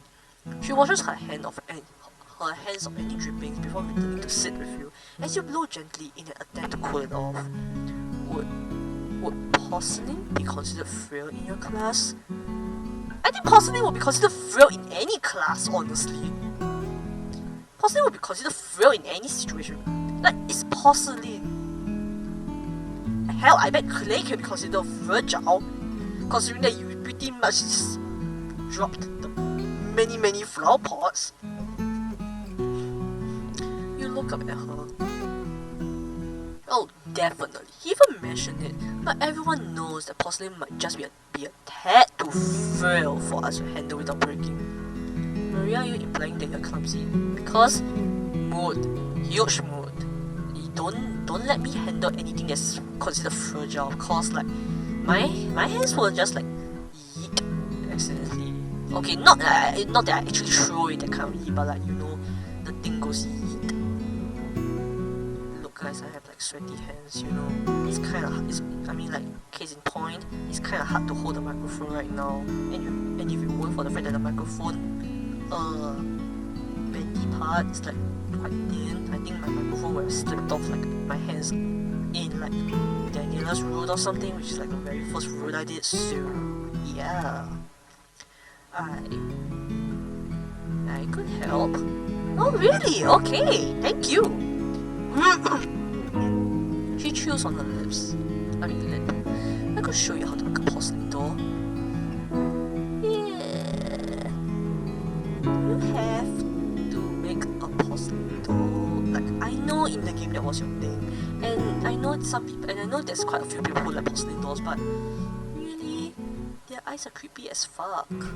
I mean, let's be honest. Angie in like the game, the actual doll itself, it looked damn creepy. Like really creepy. And I think that even if she wasn't like evil or stuff, she would have still looked creepy. Okay. Your brows rise in surprise as she shrinks in on herself, embarrassed or perhaps just uncomfortable. You don't have to. I know, I want to. If you want to. Aww. There's always something about people saying like, oh no, you don't have to, then the other person is like, yeah, I know that, but like, I want to, that kind of like have this kind of like, I don't know, it makes me feel positive. It's a positive feeling that I don't know how to describe. Yeah, I do. Thank you. Really hits you now that you have some sort of plan for this, and in your absent-mindedness, you drink your tea. Ow, shit! That hurt! Did you burn yourself, Dulceza? Dulceza. Yeah. No, there's no L in between the E and the Z. What does Dulceza mean again? Dulceza. Why am I saying that as though as I know Italian? I could kinda guess German. German, I can kind of guess 一些字了, but definitely not Italian. Unless it's dolce. That means sweets, right? Maybe.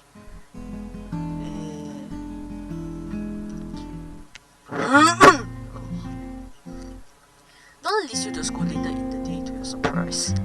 You mustn't tell anyone what you see or how you got here. Okay. Lips are sealed. Cross my heart and hope to die.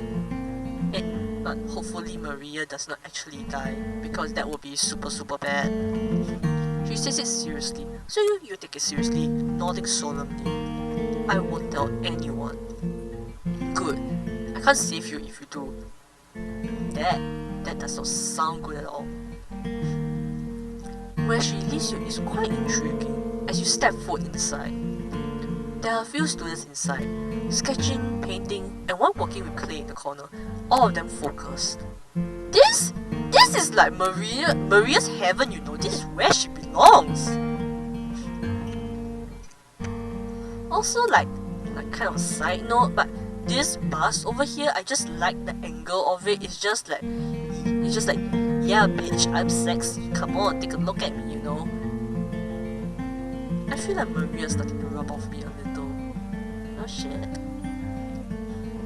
Oh, is that my sister I see? Pause. Oh, Go back. Elsina? Donna, what brings you here? I haven't seen you for quite some time. She pouts at Donna, but something about it seems incredibly fake. I do not know how to piece that. You remember the way she had acted when you had first started, and Donna hadn't exactly seemed fond of her then, and the feeling has clearly returned. Right, a flower shop. Wait, Professor Dimitrescu makes the pots? The dots connect late, and the professor gives you an imperious look. There we go. And why, pray tell, is your pet with you? Oh shit, her eyes, they're red again. What? Why? She's just calling me your pet, which is frankly quite insulting in a way, cause like I'm a person. But I mean, in bed maybe a pet. No. This is definitely not this is definitely not written for Indian people. So okay, moving on. Elsina, think of what mother would say if she heard you call them that. Damn. The professor shuts her mouth immediately, eyes flaring with irritation. Is my workroom still connected? Why yes. Are you intending to work again? A genuine interest lights her face, and you realize it's less because she's interested in her sister and more because she's interested in art. What the fuck am I supposed to expect for Elsina's route? Like, literally, I'm gonna be honest, she's gonna be the next route that I do. Am I gonna be like just some kind of thing to admire to her, Elsina? Oh my god, I better not be. Oh boy. Yes, and I intend on teaching them. They've already promised not to speak of this place, so if you would please keep your less than polite comments to yourself, it would be greatly appreciated. The professor clicks her tongue. I haven't heard you talk like that for quite some time, sister. Donna hums, unamused. She's a little attractive like this. Okay, she's really attractive like this. Maria, you can't just say all that and not describe them all in your head. Come on, spill the deeds. You know I suck at visualizing. I know you can hear me. I'm sure there's like this little faint voice in your head that's me. Come on, Maria, spill. Go on then. You know I'm not allowed to stop you. Donna nods curtly and leads you away from her sister and into a dark room. The light barely flickers on when she flips the switch, and you note the sharp tools hanging against the wall. A rather thick layer of dust covers everything in the room, and you turn to ask her why when she smiles faintly. It's been a while since I've come here. I stopped in an effort to avoid my sisters and her haughty students. Oh no. Does this mean I need to deal with bitches again in right, Elsina's route? 如果我的 knockoff headers 又再来的话，我真的oh shit. What if I see that tacky pink ass bitch again? If I see that mofo again, right? I don't want to think about it. I'll probably kill her though, or drag her to a parking lot somewhere and just stab her like how Mia does to me. Except instead of like, I don't know, instead of like how Mia does it, I will make it hurt a lot. Anyway, back to Donna. Why did you offer to help them? Because you needed it. I'm only returning the favor. From your point of view, you owe her nothing but favors, so you don't understand how she could possibly think she owed you. It's rather pathetic, but I've been rather lonely since Angie went to college. I don't have many friends, and and the only people I talk to are family. Donna, no offense, but I feel like you don't have any friends. You don't have many friends, minus the M and just the Annie, you know. But I'm not gonna tell it to her face. She gives you a wider smile. Oh my god, she looks so precious. Like, look at her. Just look at her, guys. She's just so precious. Look at her smile. She definitely needs to be protected, you know. It's nice to have someone to talk to. Yeah, especially when they're you. What did we ever do? What have we done? What have we done in the past life in order to deserve a sweetheart like you? You're helping us out. You're helping Maria out on the project that technically it's her fault, you know. And you're really nice. You kind of like listen to us. You even like make Maria tea just because she's kind of feeling tired and all that. It's really sweet. It makes your heart hurt to know she has been lonely. Especially she's so kind. Yeah, exactly. She's a really kind-hearted person. We don't deserve her. Well, I don't plan on disappearing, so I'll be here a while. Donna's lashes flutter, and for a moment, you're hit with the urge to lean forward and kiss her silly. But instead of acting on the impulsive and frankly destructive thought, you gesture towards the table. Oh, thank God, Maria. For once, you have some restraint in your life. Should we dust this off first?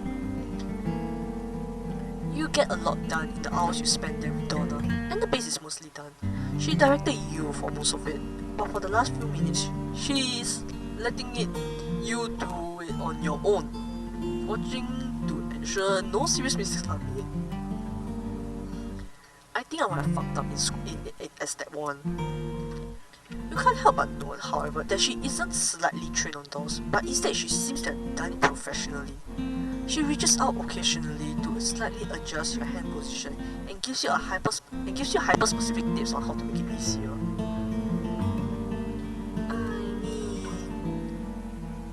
I mean, like, if she's able to give you hyper-specific tips, she most definitely has done it in a professional setting before.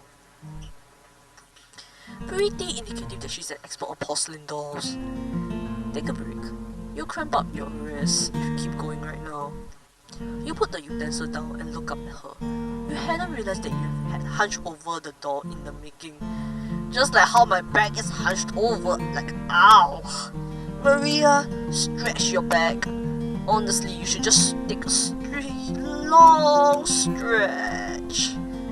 Yeah, and you know, hopefully your back won't end up like, your spine won't end up like a prawn. Delicious, but also very curled.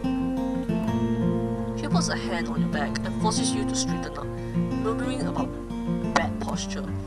Right. You'll regret it later in life.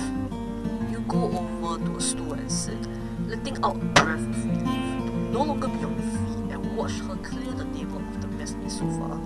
She hums thoughtfully and seems to be almost mindless about the process. You want to ask so badly about this side of her. Should you ask? Ask, don't give her a look. What does give her a look even mean? I mean, just ask lah. You two are obviously on good terms, and this is clearly nothing related to Miranda. You should be fine to ask. I hope. I've been meaning to ask. How do you know so much about dolls? Donna freezes in place, blinking a few times before looking at you with an odd expression. Shit, did I fuck up already? 惨了啦. Should just not ask anything. She pulses her lips in thought before nodding to herself slightly. Wait. Oh my god. Maybe I didn't step on the landmine? Oh my god, that's a relief. Well, yes, I did not step on the landmine. My family, we were artisans. We were particularly known for our dolls, although some of us were pained every few generations. You listen keenly, always happy to learn more about the quiet woman you work for. Okay? Actually, her face twists for a moment, pain flaring behind her eyes. Oh shit! Is this about Angie's mother? Oh boy. Okay, Maria, you need to take the wheel. You need to take the emotional wheel right now. Okay. Maria, I trust that you'll be very sensitive and not step on any landmines like how I most definitely would. My sister, Claudia, she was more known for music more than anything. The only doll she ever made was with me. We actually named her Angela. You start in surprise. Like, yes, my sister, freshly off the fentanyl, named my niece after that silly doll. Oh, that kind of means that your sister treasured her relationship with you so much so that she named her daughter after the doll that she made with you. I guess it's like a testament to sisterhood, siblinghood. But oh god, that makes it even more painful, though, isn't it? Like one of the few reminders you feel, well, surviving reminders of your sister is literally your niece, both in the name sense and in the physical sense. Oh god, that is just yikes. Her mouth spreads in a faintly amused smile. But my father made the dolls mostly. Our mother learned how, but she tended to veer more towards household things. Her cooking was always the best. My father tried, but let's just say he wasn't meant for cooking. I mean, can it be worse than Finch? 2D Finch from the International Food Festival. I'm pretty sure that whatever they made is not edible also. Now that I think about it, I wonder what was the thing that was still moving. Oh well. After they died, I made dolls under the Beneviento name for quite some time before it felt far too painful and ended up abandoning the work. Oh, okay, then. Maria, remember how I kinda told you that you know, I kinda hoped that Donna would like maybe work as something else that's not a florist, and I think doll maker, doll shop thing come up. You know what, Maria? Forget that. Forget that from your brain entirely. Yeah. Taking care of gardens have always been a hobby, so I thought to open a shop for things like that. Wait, actually, now that I think of it, I thought her game, when you enter the Beneviento residence, there's like fog and stuff. That's from the plants, right? Oh wait, is there a link back to the game also? Huh, wow. Either I'm big brain or like I'm just really slow to pick up on things, considering that, you know, it's the flower shop is like literally her whole thing, and like I think I'm just slow in picking up these things. Alright, she looks off to the side, relaxed. Actually, she looks more relaxed to you than she has in a long time. In short, it was a family business. You think about what she's told you and instead, walking over tentatively. Why, if it was so painful, I already told you, silly. You did? Your breath catches in your throat at her innocent smile. It's jarringly full of joy and makes you want to capture it and keep it forever. Thank you for letting me talk about them. I haven't been able to talk with anybody for so long. I mean, anytime, as long as Maria can get to make you smile genuinely, I'm pretty sure Maria will do anything for you. She hesitates before gently letting her fingertips rest against your jaw. Oh my god, are you gonna like kiss Maria? If so, you know, continue, Donna. Or like, you know, caressing Maria's cheek is also good. Or I guess caressing Maria's jaw, I guess. I suppose I have a lot to think for you actually. Do I even have the time? Oh my god! Her hearts came out again. Oh my god. Yes, you have the time. We have time. We do. Something possesses you at her words. All the time in the world. I'm afraid I quite like you. Her eyes widen and she seems to lean in slightly, swaying at the possibility of your words. However, you're a chicken shit and know that it isn't right to put your feelings on her mind when she's obviously going through so much. You know what, Maria, that's fair. And honestly, you're not suited for each other because like both of you are quite considerate and kind, especially when it comes to each other, and that's a good thing. You're sharp. I like working on oh my god, I'm gonna stop talking. For real, me. I like you working there too.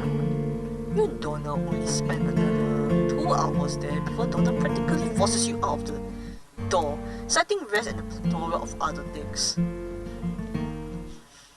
You make it all the way back to the shop, which has been effectively closed for the duration of this field trip, and as you walk, you chew on your lip. You haven't been thinking of it much, but for some reason, your brain has been reminded you of the increasingly number of vaguely threatening flowers you have been receiving. Some with notes, some without. All of them a warning to stay away from the very woman you're with right now. Well, that's not good. Hey, Donna? She hums in acknowledgement as she unlocks the door and lets you and her in. Can I ask you for your advice on something? Yes? She seems surprised you will ask her anything at all, which is rather strange considering all you've been doing lately is asking her things. I'm so sorry, why is this so funny? Well, this is going to sound crazy, but I've been receiving these packages and you go on to explain the arrival of the flowers and the most threatening one yet, the oleander. Your main question is how you should proceed. You want to find out who's been sending these flowers and trying to threaten you away from Donna. But her face becomes more and more sour the longer you talk, so you end up stopping for a moment to inspect her facial expression a little better than before. Stay away from whoever is sending you those packages. Stay away. Let me guess, it's Mia, isn't it? It's Mia, right? Or Miranda, but probably Mia, cause I don't think Miranda's the type to actually carry out dirty work, you know, that's more like Mia's thing. The fact that Donna immediately knows who it is kind of concerning. I should be concerned, right? But I'm not fucking around. Oh damn! She said the F word. Her fists are clenched and your eyes widen as you look at them before looking back at her. Stay away. When you finally leave, Donna crumbles into a chair, rubbing her face in exhaustion. The doorbell rings, and since it's locked and only one other person knows where the spare is... Auntie? Oh, for a second I thought it was Miranda. Donna scrambles up from her chair and walks quietly over to where Angie is, no doubt waiting. Mambola, what brings you here so late? Angie shifts from her right foot to her left, chewing nervously on her lips. Well... No! Oh shit. What did Angie even ask? And why... Oh god. Why are both of you looking so pissed? Even Angie's looking pissed. Like, oh my god, what the fuck? What the fuck did she ask? You don't get to be mad at me for keeping secrets when you won't tell me anything! Only another 10 minutes have passed, but Donna stands rigidly in the center of the shop while Angie leans closer towards the door. Both of them red from screaming at each other. I'm sorry that I cannot tell you, but it is for your own good. You cannot live this down, and if someone is telling you otherwise, I recommend you stop hanging around them. I mean, I know why, obviously, but going as far as you say that you should stop hanging out with someone who suggests that you leave town is kind of going a bit too far. Like Donna, I think it's just giving off really possessive vibes here. And I think that's just gonna make Angie like, you know, want to leave town even more or something. Tell me why! No. Angie lets out a frustrated scream, and a rare fit of anger smashes the nearest thing she can, fuming with rage. Ah, shit. The potted freezer sits on the floor, ominous with its meaning, and Donna is left to stare at it in shock as Angie turns and leaves, only offering this as a party. I love you, auntie, but someday these secrets will be a death of you. And then she storms out. Donna looks up at the bell.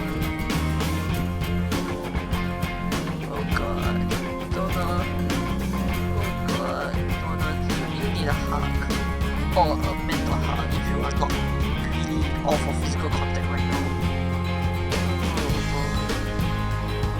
If you really tell Angie, I swear. Like, I don't get it! Why is it that every time it feels and wonder like, okay, take K-dramas for example. Usually, whenever someone doesn't tell the other person something, it always ends up in shit like, okay, B is in danger, A knows that B is in danger, A is trying to protect B from, like, say, C. So A tells B, hey, don't hang around C, it's dangerous for you, then B knows why. And then A says, yeah, I can't tell you, just stop. You think B will listen? Like, fuck. I mean, I sure as hell will listen, like, I'm my own person. You need to give me a reason. If you want me to, like, you know, because, like, sometimes it could just be that person being paranoid, you know, or like a bias, like A has a bias towards C because, hey, maybe apparently A and C were exes, and like C fucked up when they were like meeting A, and then A was like really felt really betrayed, broken hearted, whatever. And honestly, this really honestly sounds like something that would happen in K-drama. I mean, like, I don't know which one. I don't watch K-dramas, but I feel like this will really happen, along with a few car accidents and whatnot. Yeah. Delivery 8, Bluebell. You spin your keys around your finger as you walk. The key ring spins smoothly around you as you watch idly, and then the key goes yeet. You know, because the ring will go up and up and up and yeet. Angie had come to the other day absolutely furious. I mean, obviously, yeah, she came out furious because of Donna, but like, actually, now that I think about it, I feel like this is kind of like the first route where we get to see like some behind the scenes featuring our main love interest and like Mother Creepy and Culty. Huh. This is new. No, was like, oh yeah. So Angie comes home furious, but when Maria asks what was wrong, she has shaken you off and muttered something about how you probably take their side anyways, before going to their room and blasting some truly terrible music. Oh my god, is it a pop again? What music is this?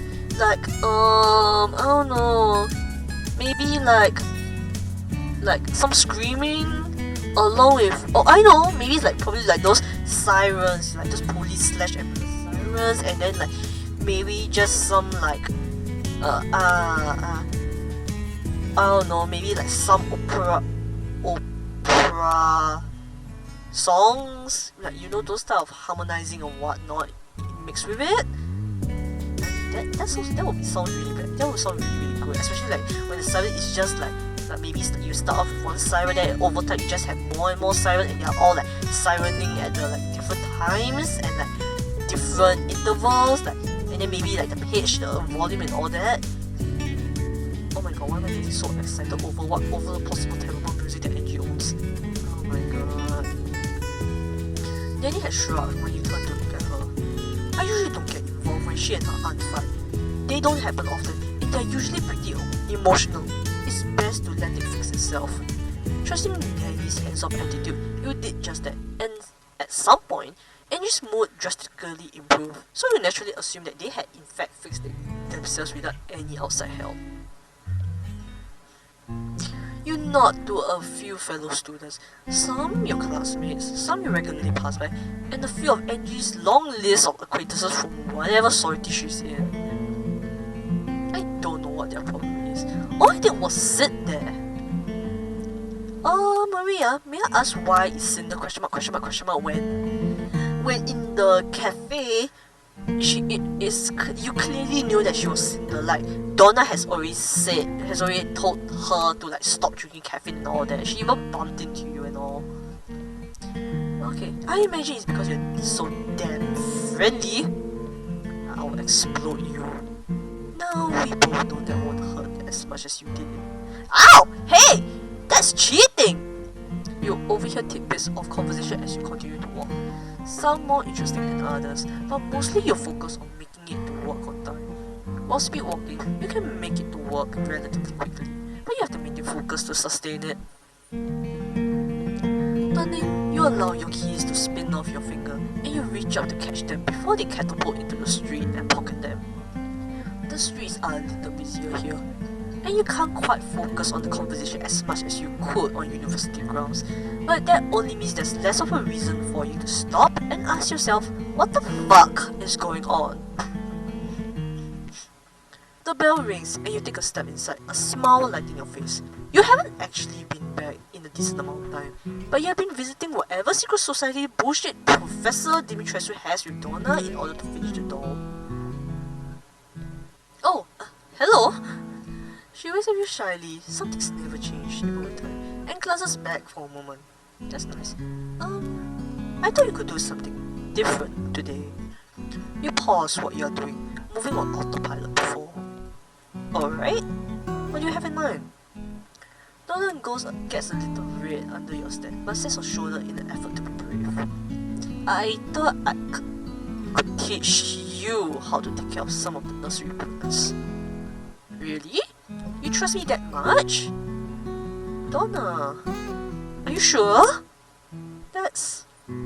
wow! Man, you trust Maria that much? Seriously, thank you. You raise your brows in surprise. Should have mentioned that should you stay long enough and not, kill the already safely grown flowers, then she would show you, but you had totally forgotten about that. Really? Are you sure? I just like that Maria is just like really voicing out what I literally just said earlier. She nods. Please, put the gloves on if you would. Okay. She gestures to a pair similar to the one she has on. You use a much less heavy-duty version up in the front as you handle them in less than Donna does. You do as you're told and follow her into the back. She walks all the way to the very end of the nursery, and on the counter, you can see a Frisia sitting there looking rather sad with normal. Is that the Frisia that, like, Angie knocked over, like, much earlier? What? The best way to teach you is kind of personal.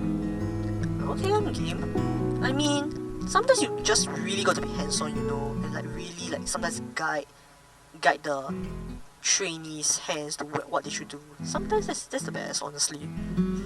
You look at her, like physically or Maria, why is your head going to the gutter already?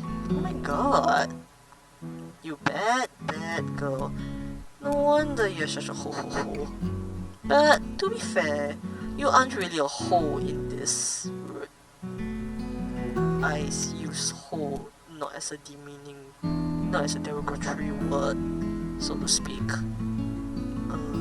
Moving on. Like, I have to stand right next to you and show you and be really close to make sure you're doing it right. I mean, yeah, that's fair. It all comes out in one messy sentence, but you piece together enough to understand she's embarrassed about how close she's going to have to be to you in order to truly get her point across. That's alright with me. Let me see if that's alright. Sometimes that's how it works in this kind of like, well, traits. Yeah. She nods a few times, partially to show that she heard you and partially to assure herself that it's alright. You wait patiently for her to begin to instruct you, and when she gestures you to follow, you do. Here we are planting a Carthusian pink in here. This should be easy since it's native to Romania and therefore is less likely to die from weather inclinations. Donna, I assure you, native or not, anything that I touch, it will die in a few days. It needs constant sunlight, so it will have to be put in a sunny portion of the nursery and then be placed next to the window when ready to be sold. Okay? She gestures up as you finally look up and realize that part of the roof in this room is a sunroof. Dare I ask a stupid question and ask what the fuck is a sunroof? Because like I really don't know shit about gardening. Maybe I can just consult Google later. She offers a seat to you and you take it nervously as she guides you through the process of planting it. It's pretty needy at the beginning stages, so it will need a lot of water. But after a while, it will only need the occasional watering, and you can usually tell when the soil is dry. No, I can't. Maria, please say you can. You nod, thinking carefully. Bonus. This means bonus. You turn without much thought and come face to face with Donna, whose eyes go wide with surprise as you stand barely a breath apart, with her arms framing you as she shows you how to go about planting and sifting the soil. Maybe a little too bold. She makes a squeaky noise but doesn't move away. Oh wow, that is bold for Donna. And now you just Kazu, where was I in the process? Oops, you distracted her too much. You turn back, but you can feel she isn't even looking at the pot anymore and instead has her attention focused on you, causing your ears to heat up under the attention. Still, you make it through the rest of the explanation before she pulls away slowly, almost regretfully, and gestures for you to follow her towards some stiff hedge nettle. Yeah, I think that's how it's pronounced, right? A particularly interesting branch of the mint family tree. Oh, it's mint? Okay, that sounds delicious. Donna spends the better part of half of your shifts step by step instructing you on the basics of planting and initial care before she shows you what flowers she's putting you in charge of taking care of before they are put in front of the shop.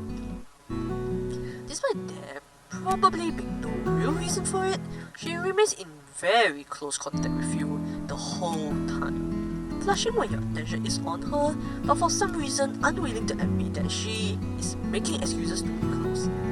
Aww, that's like, that's so Donna. It's really adorable, You feel bad for teasing her, but you can't help it, especially when she makes a cute little face in reaction to it.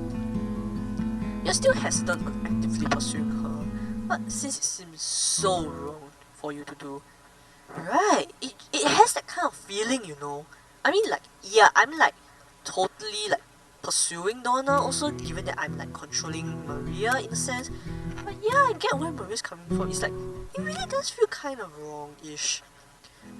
But if by some miracle she pursues you, then that will be a different story. Angie said she didn't care, but you aren't about to find out on purpose whether or not she'll flay you for liking her aunt. You hear the front doorbell ring, and you glance at Donna, who seems to almost be scowling at the noise. Should I go help them? Or you? Whatever is affecting her desire to not have customer disappears, and she gets the very familiar deer in the headlights look at the idea of her going out there.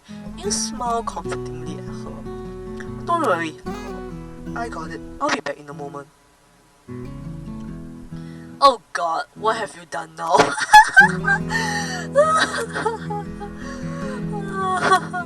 I like this Maria. She's just so done with Cassandra right now. Oh my god. Much to both of our surprise, nothing. I'm not here for me. I'm waiting for my sister.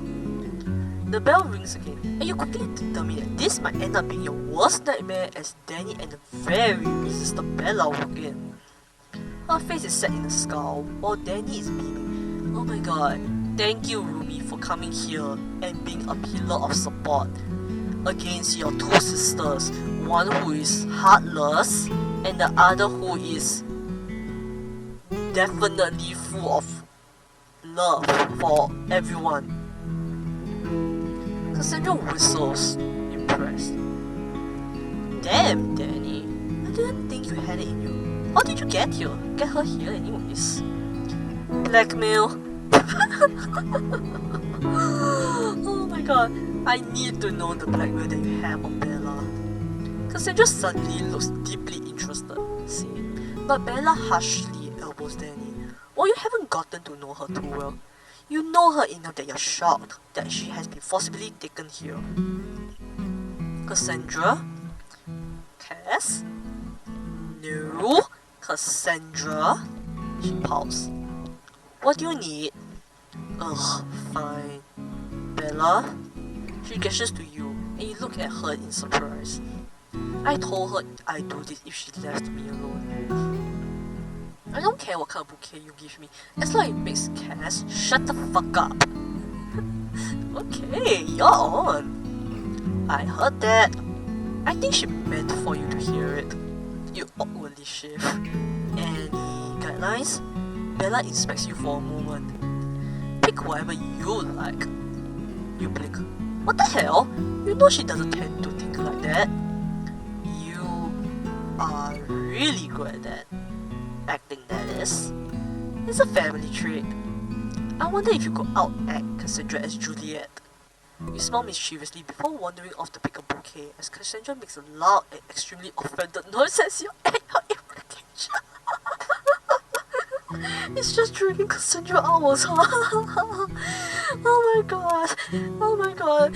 This is my favorite route so far because we get so many opportunities to cut Cassandra down to size. Oh my god. Okay, excuse me guys for a second.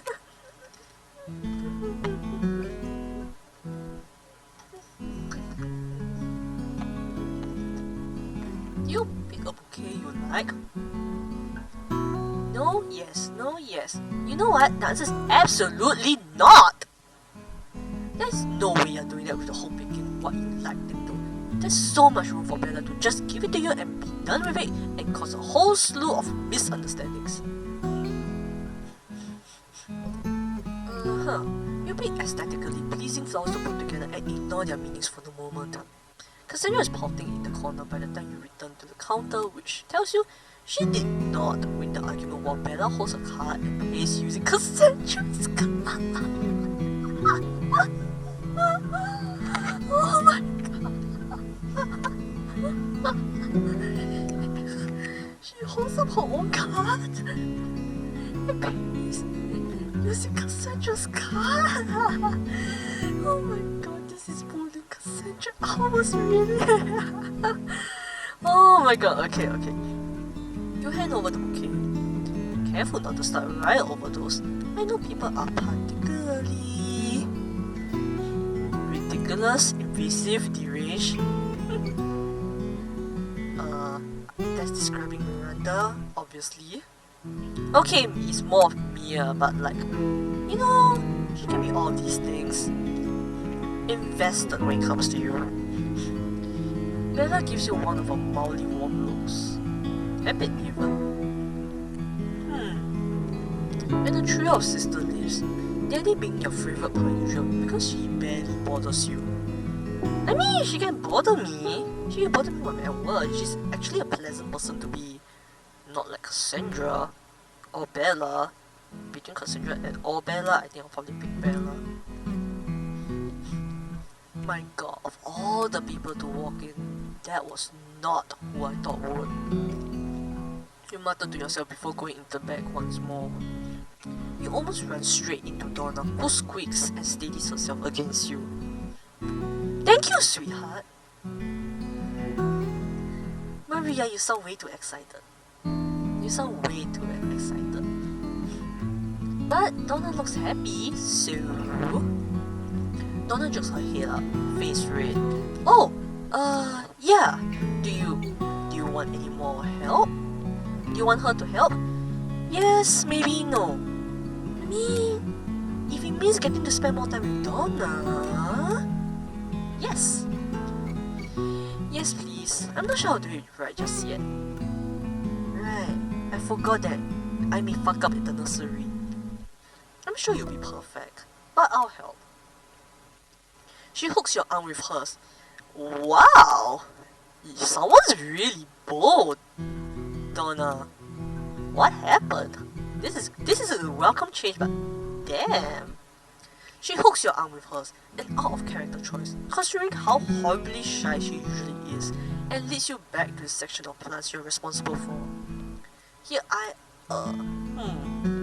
She purses her lips, hesitating until you reach out and take her hands instead of her taking yours. Alright, let's go, Maria, let's go.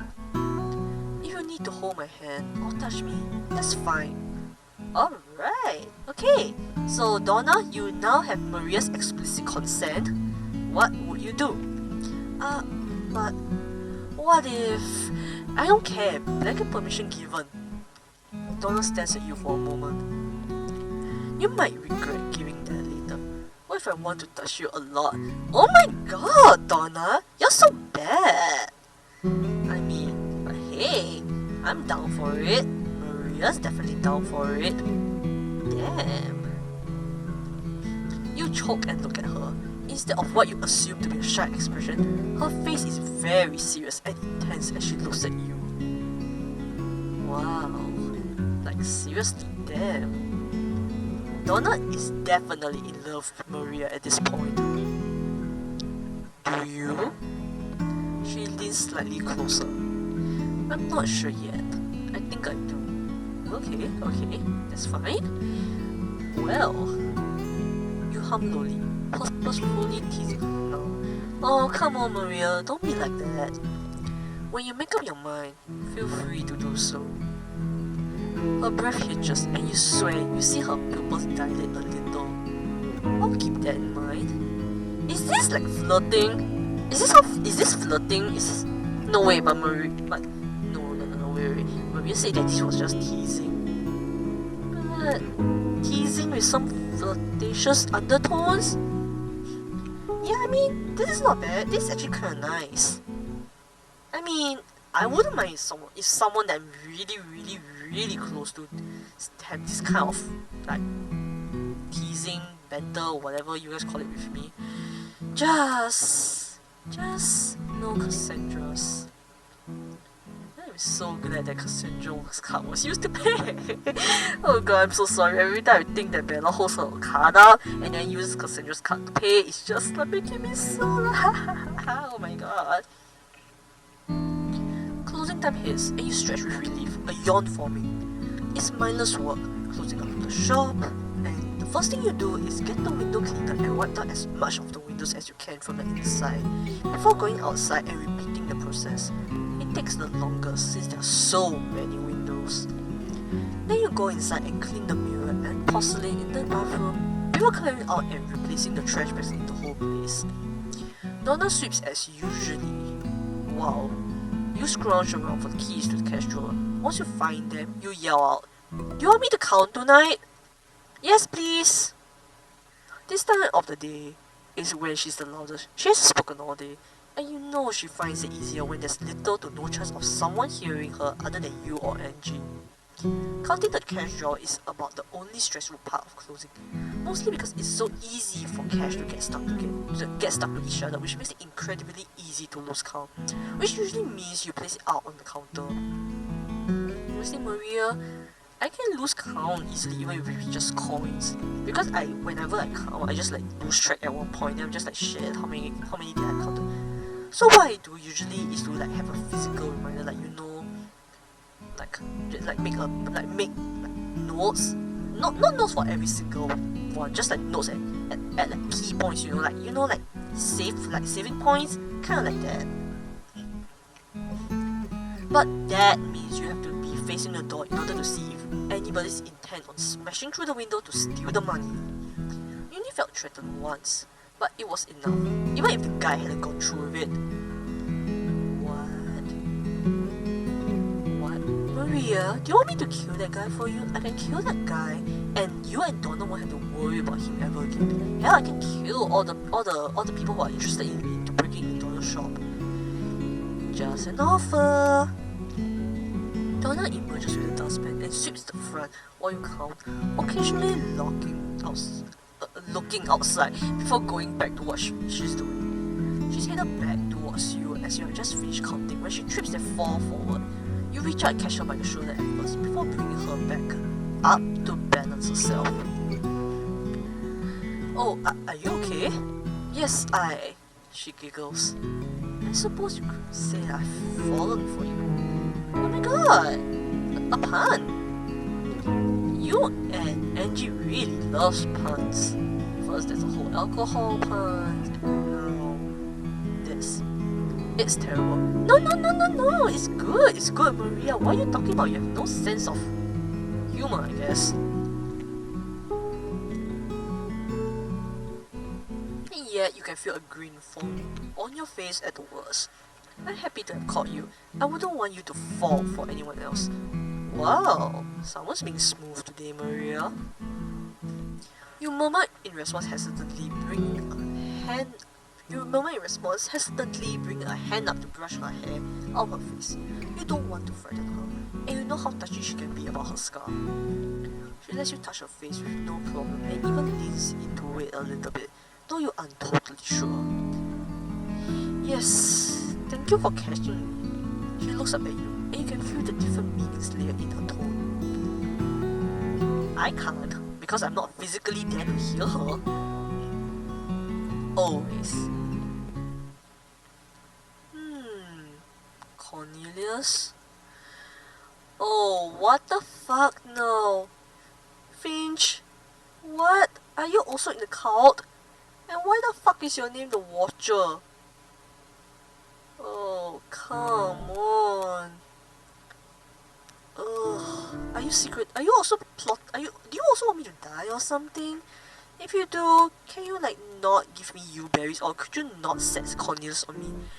I have enough fighting that damn crow for one lifetime, and yeah. Seriously.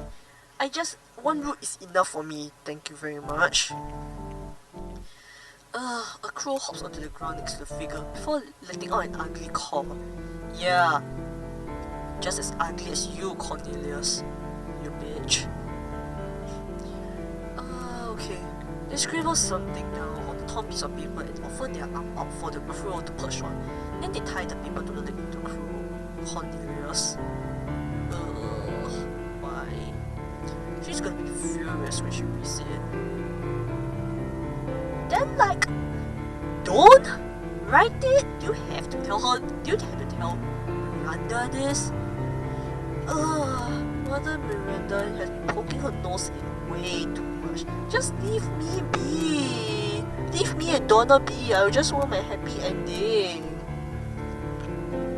Ruffling his feathers, Cornelius takes flight, and the figure gathers their things and stands with a stretch. I wonder if the Devourer has any more ideas for pranks. I've been rather bored recently. What? Bitch, you mean you're the one who's been sending me all those threatening letters? Damn you! I've been accusing Mia for nothing then? Seriously? Finch? Fuck you! Ugh. I should stress again. It's 2D Finch, not 3D Finch. It's just 2D Finch. Seriously, what do you mean by the Watcher? And who the fuck is the Devourer? Oh my god. Mia, you and your stupid cult can go to hell, honestly. I hope you die in hell at some point. Finishing up closing text. longer than expected, but eventually you and Donna gather enough brain cells to complete the basic tasks left on your list.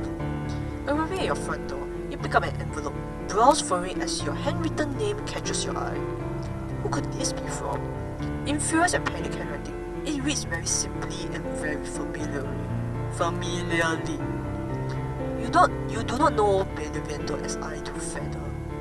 It's for your own good that you stay away from her. It will only end in misery. Bitch, I'm the only one who can decide whether or not it will end in misery. Get the fuck out of here, whoever you are. Get the hell out of here. Fucking stupid Miranda, I know it's you. You're the only person who will only want people in such an elegant, polite, whatever, but yet hide all the murder behind your words. Fuck! Ugh. But by far the most alarming part of the note is a sign of Mother M. I knew it! Seriously, what the fuck? Ugh. Delivery 9, Sunflower. So... You turn from your computer, sensing that she's addressing you and not the passed out Daniel on the couch.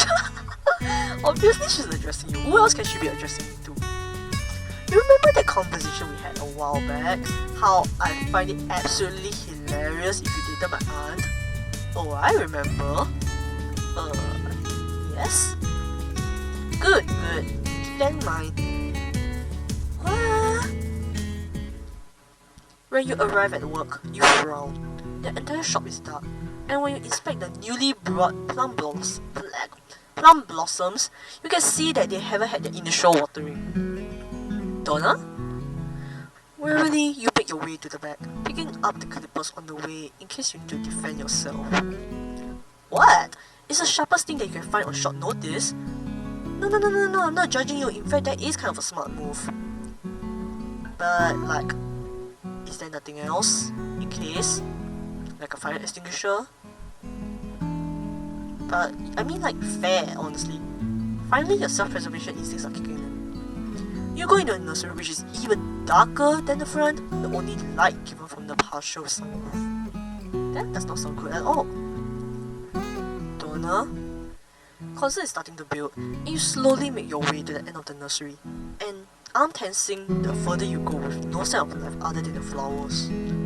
When you hit the end, you turn sharply at a wine and see Donna, asleep on the counter, hair partially in the dirt that has been splattered on it. That's not good. This might have been cute, except her brows are furrowed and her cheeks are red. Wait, shit, is she sick? Oh my god, I'm not good at caring for sick people. The only thing I know how to do is to get sick, not to care for the sick. Oh my god. Okay. Maria, you can do this. You have the brain cell, not me. I'm giving you all my brain cells right now. And to be the off. She makes a pained whine every time she exhales. Yep, definitely sick. Cautiously, you put down the clippers and walk over, resting a hand on her shoulder. She stirs almost immediately and frowns when she realizes where she is fallen asleep, and you have to ask, did you spend the night here? She shakes her head slowly after a moment. No, got here early. She wheezes it out, and that's all it takes for you to commit to your theory. Sweetheart, I think you're sick. Almost immediately, Donna makes a noise of protest and tries to stand, swatting you away half-heartedly. No, I'm fine. Not sick. It sounds kinda cute.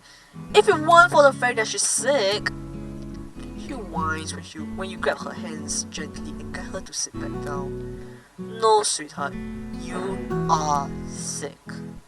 She whines against you, squirming weakly. I can't be sick. I have to open the shop. Need to open. Darling.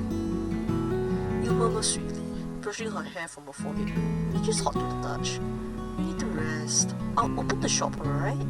I need you to go home so you can rest. Okay. I mean, to be fair, Maria now knows how to kind of take care of the nursery, so she should be fine on her own, right? She wheezes panically. Wow, never have I seen wheeze and panic together. Maybe one day I should use these two together. It's like a really good way to describe panic with voice and all that. No! She shrinks against you, using you as support. Don't like being alone when I'm sick. Oh, so you are sick. She weakly pushes you with her arm. Mean. Tricked me. Alright. You kiss the top of her head without thinking. You promise to rest back here? I'll let you stay and I won't call Angie on you. But you have to rest and stay back here and do absolutely no work. Alright? Okay, Doselza. I promise. It's so fucking hard to pronounce the word without the L in the between the E and Z. It's way easier to say Doselza rather than Doseza. So Doseza.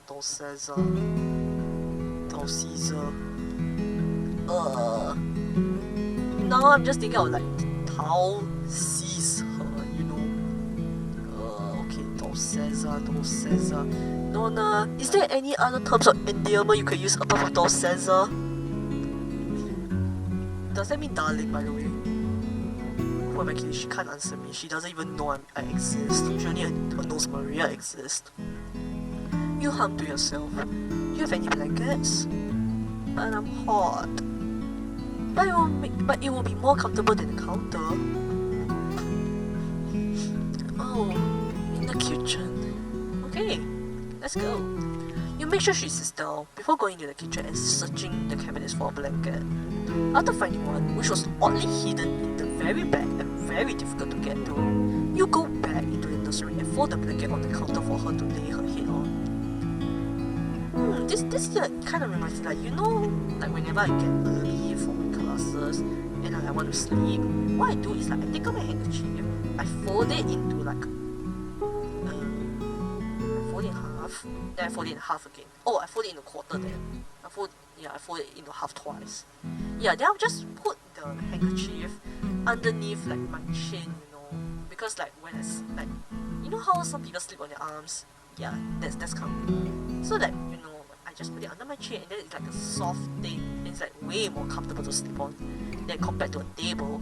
Plus the table could be dirty for all you know. Here, if you get uncomfortable, come and tell me, alright? She nods, whimpering softly. You coo gently at her before going up to the front and opening the shop. Your first few customers are easy, barely a problem, and easily forgettable. Oh my god, you do have to go that hard.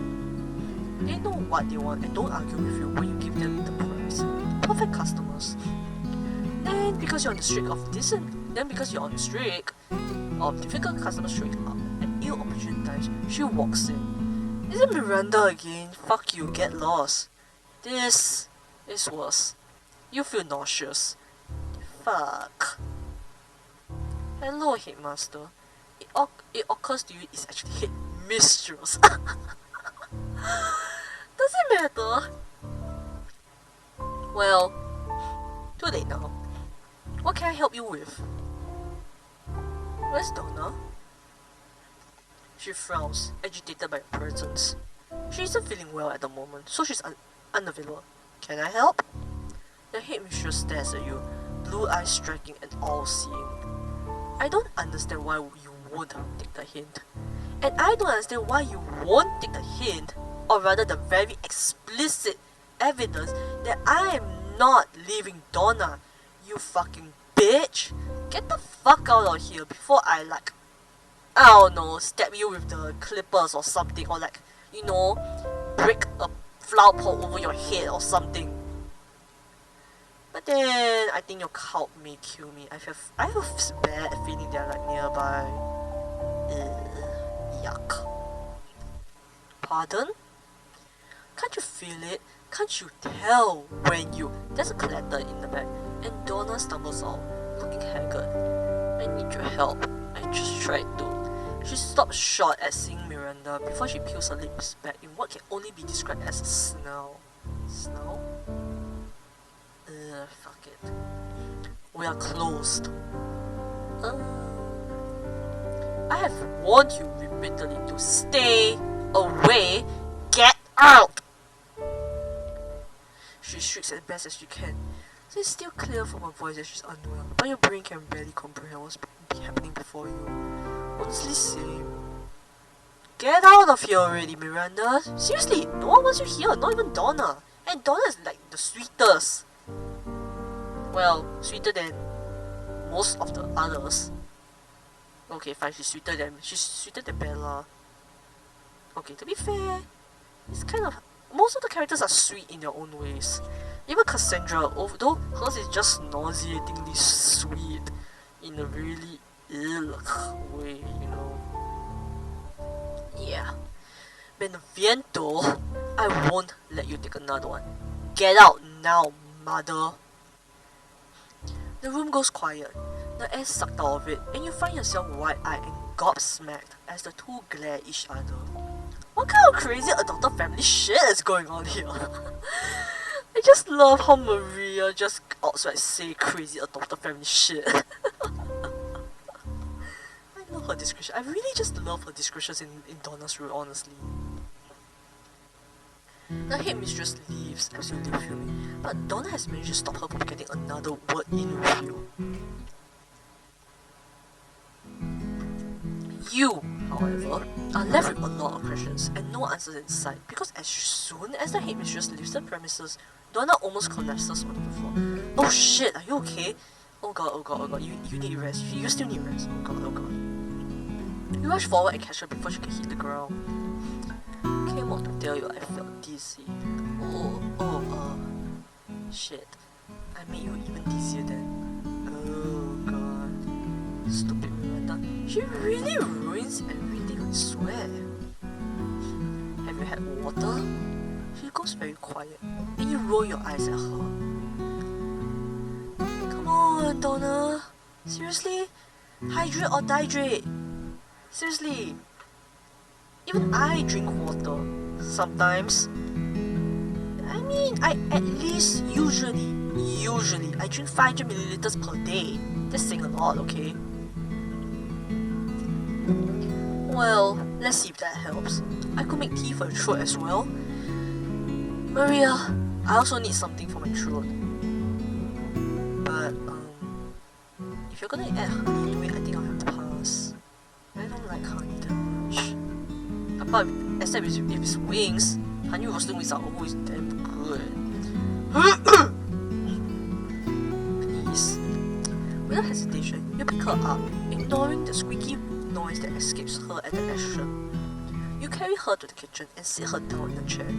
You lay hand on her forehead to check the temperature as best as you can without a thermometer and go to find a glass.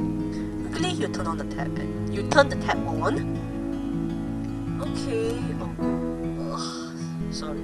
Quickly, you turn on the tap and fill the glass. While it isn't the best water in the world and usually bottled water is preferred, it's water and therefore will work for now.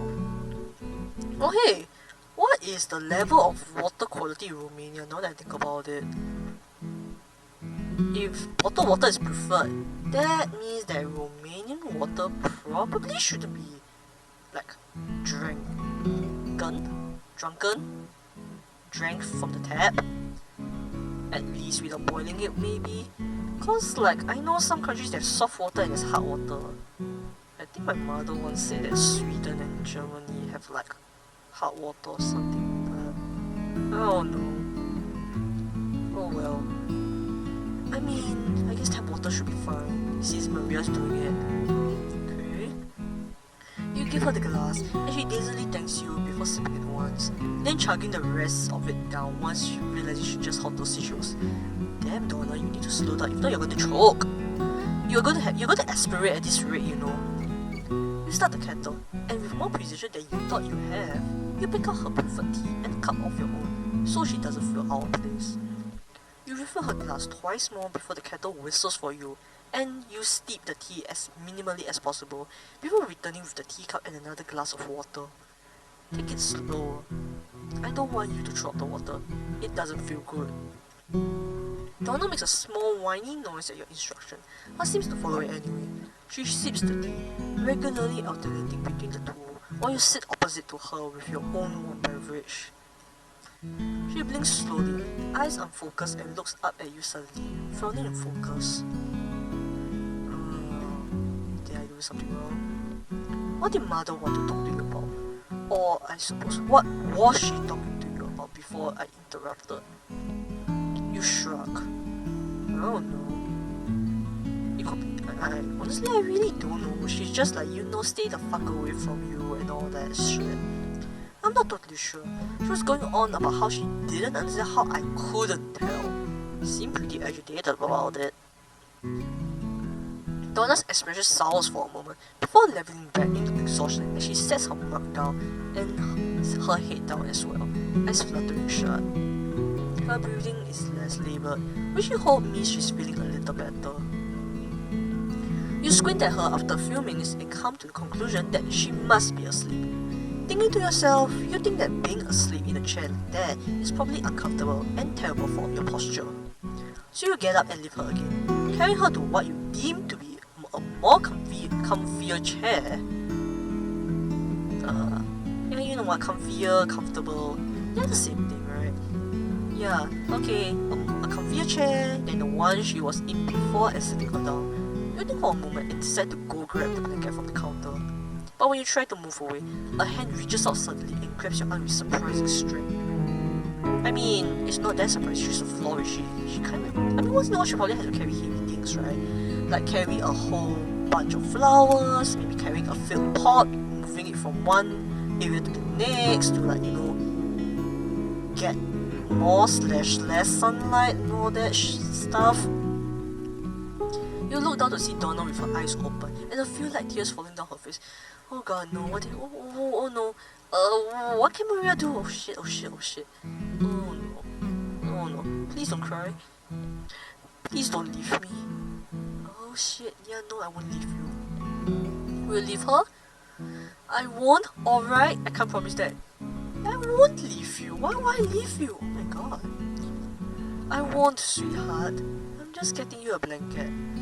I don't want the blanket. I want you to stay. This is really sweet if it weren't for the fact that she's sick. Yeah, she's sick. She really should be taking care of herself. And she should just let me take a blanket for her. Your heart hurts for her, and you feel your shoulders sink down, giving in almost immediately at the desperate tone of her voice. At least let me flip the close sign.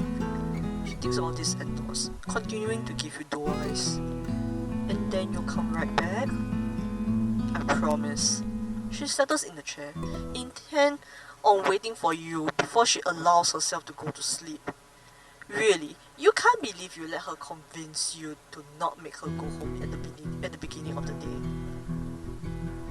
You go to the front and flip the sign and lock the door for good measure before returning. She's still up and looks at you slowly before almost childishly reaching out for you. Alright. Here, let me just... You lift her slightly so that you can hold her against you, and she latches onto you, immediately nuzzling into you. You're probably gonna get sick of this. Yeah, Maria, you're definitely gonna get sick. But hey, maybe Donna will nurse you in return. Oh god, and then she'll get sick, and then you'll be nursing her, and then she'll be nursing you, and then it's just a whole cycle. Oh my god, Maria. Invest in the mask, it's 2023. Maybe get a mask, just in case. Put a mask somewhere. Oh my god. And two of you stay quiet for a long time until you find yourself drifting off to sleep, still holding her close. Thank you. I'm afraid I might never let you go. That sounds possessive, I think. When you finally find it in yourself to do something other than watch over Donna, you get up carefully, trying to avoid waking her precarious peace.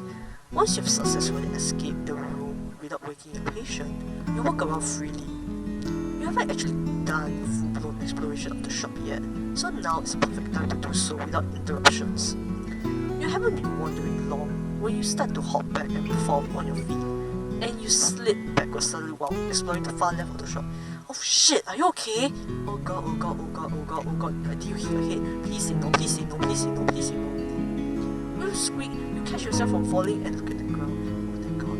There's a floorboard out of place now. Curious, you lift to find a small box, and before you can realize what you're doing, you lifted it open only to gasp in surprise.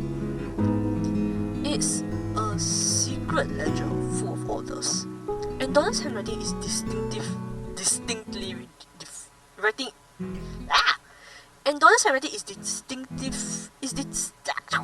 basically, the handwriting is clearly different than the ones you're used to. But then again, everything seems to be written in Italian. I swear, Maria's thoughts are killing me sometimes. They're just some words that I can't pronounce well, right? But even with the language barrier, you can still understand a few names. She keeps track of everything, likely in the name of not misplacing anything. Regular intervals of elderberries, belladonna flowers, oleander. Wait. You think oleander to the hemlock that has been delivered to you so mysteriously and check the date. The same day. Quickly you read through the other orders you can recognize. There's a lot of them. Nightshade, foxglove, you name it. Damn!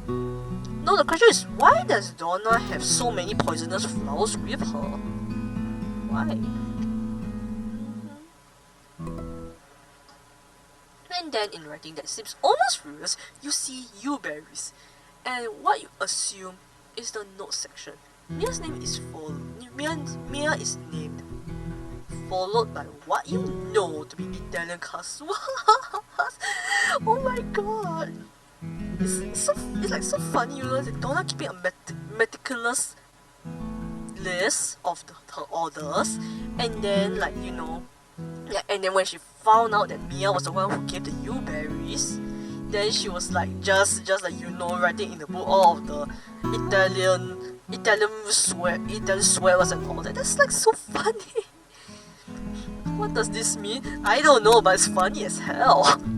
You look at the handwriting a little closer, and you realize you do in fact recognize it, as it is the same handwriting of your first note, and the note accompanying the oleander. Shit, what was written at the start? Donna has been warning you away from herself.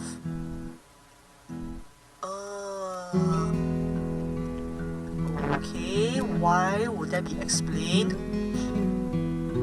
Why? Hopefully Donna explains this. Why? Maria, that's literally what I said earlier. Why? Okay, special delivery, Hyacinth. The following weeks, Donna lets you run the store by yourself, recognizing that perhaps she isn't fit for work at the moment. Well, at least she understands herself.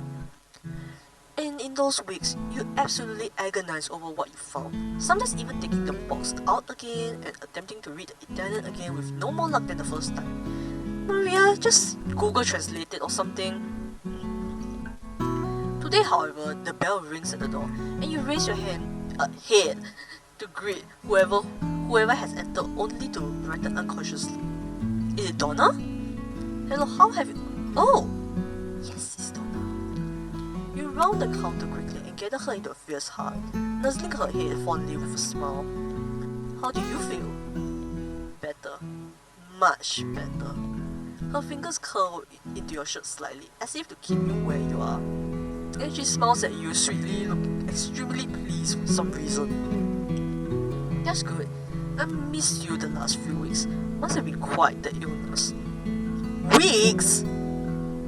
Holy shit, what kind of fever is that? Did Miranda curse you or something?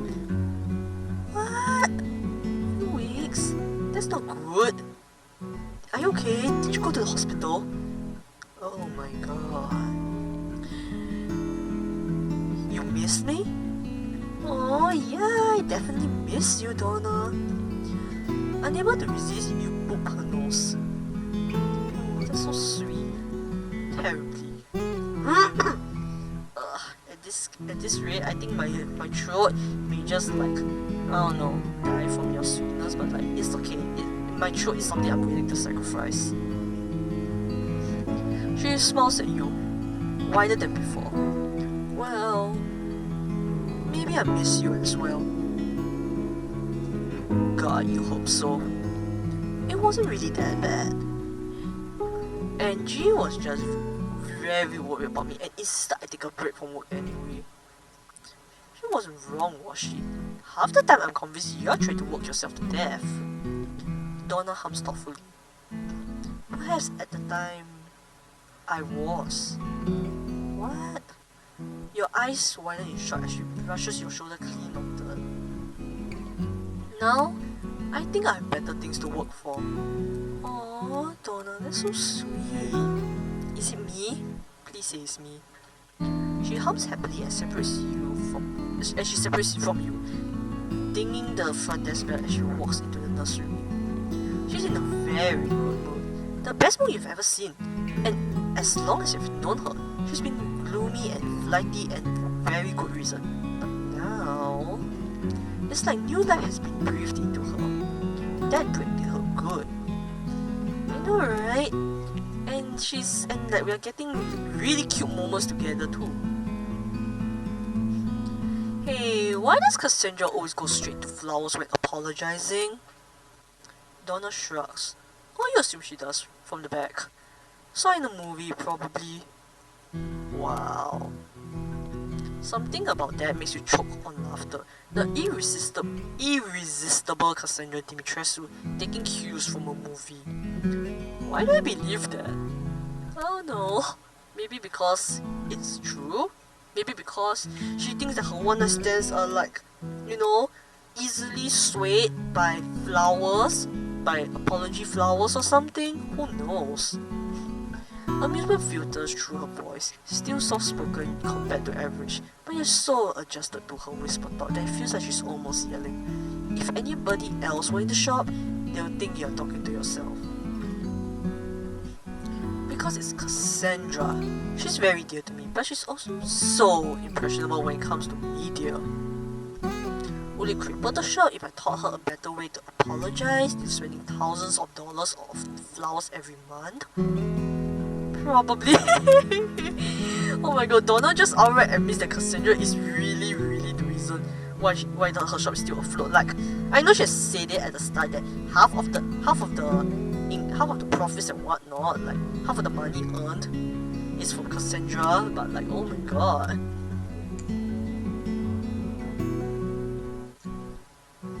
You shake your head laughing to yourself. I know, right? It's kind of funny. Donna emerges from the back, peering over your shoulder as you doodle idly. You're not Da Vinci, but it isn't a completely terrible sketch.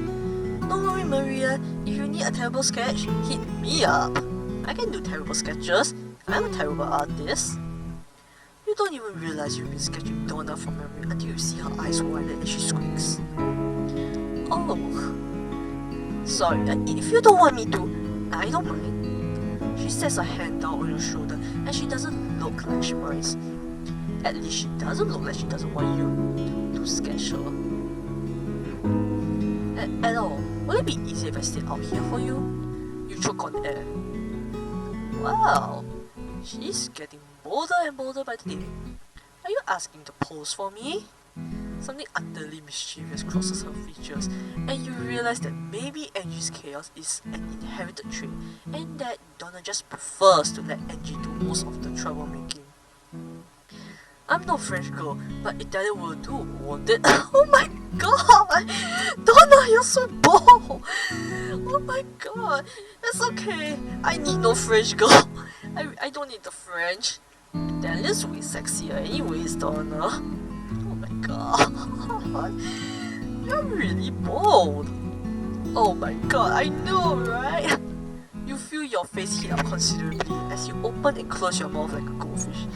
What on earth possessed her to say that? Not that you're truly complaining. Me too, Maria, me too. I think there's too many windows up here for me to draw you like a French girl anyway. No, she's asking you to draw like an Italian girl, so... I don't know, it could be more risks. Okay. It could be more, you know what? Maybe it's best for Maria to draw her Italian girl in somewhere a bit more private. Surprise flickers in her expression, but instead of backing off and running away, she instead leans closer, a pleased smile flickering on her face. Man, Donna, you are bold. Well, the bell rings at the door, and the two of you jump away from each other. Oh, come on! Who the hell broke out our flirting? Donna goes a little pale and backs into the nursery, murmuring an apology. Oh no, don't apologize. Blame the one who just entered the damn shop. When you turn your focus back to the front, you realize why. Oh no, it's Miranda, right? 就知道. You prepare yourself for around like 12, but instead of asking after Donna, she looks right at you. I'll get straight to it. Her form is more rigid than usual, and you find yourself actually focused on what she has to say to you. I have a job offer for you. My assistant recently quit, and I'm in need of a new one.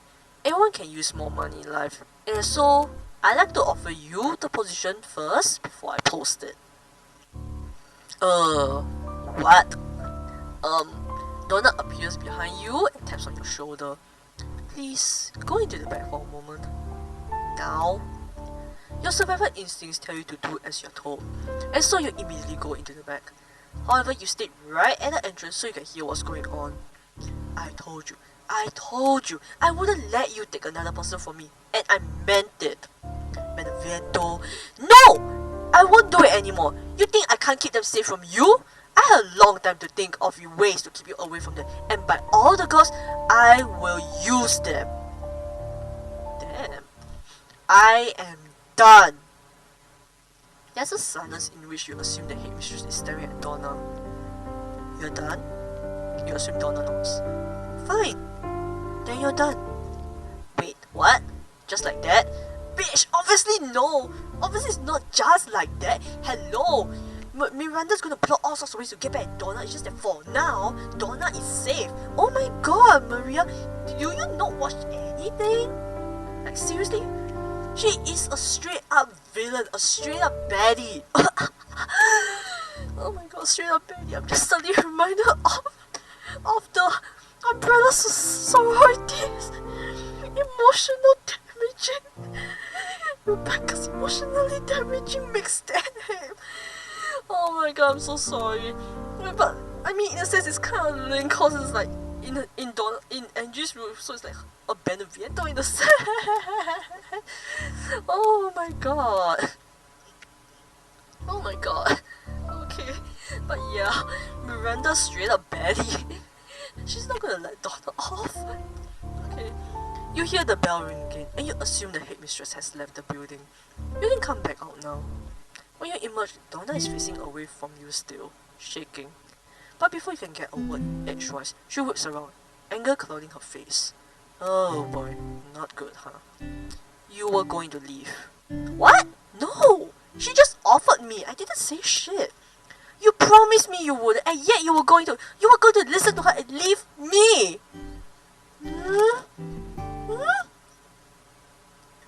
No, what? I didn't say anything. Her fist clenched by her side and strides forward, grabbing the front of your shirt. Okay, hot, but like, what? No, I'm not leaving you. What? Is she better than me? That convoluted megalomaniac bitch? Well, every time Donna swears, it just like gives more impact, you know? It's just, the impact is just like, there. You have no idea what's going on right now, but you do know that she has just cussed in English right in front of you, and that is very distracting. What? You mean it would be better if she cussed in Italian? The fact that she's swearing is like already a sign that, hey, you know, this is serious, yo.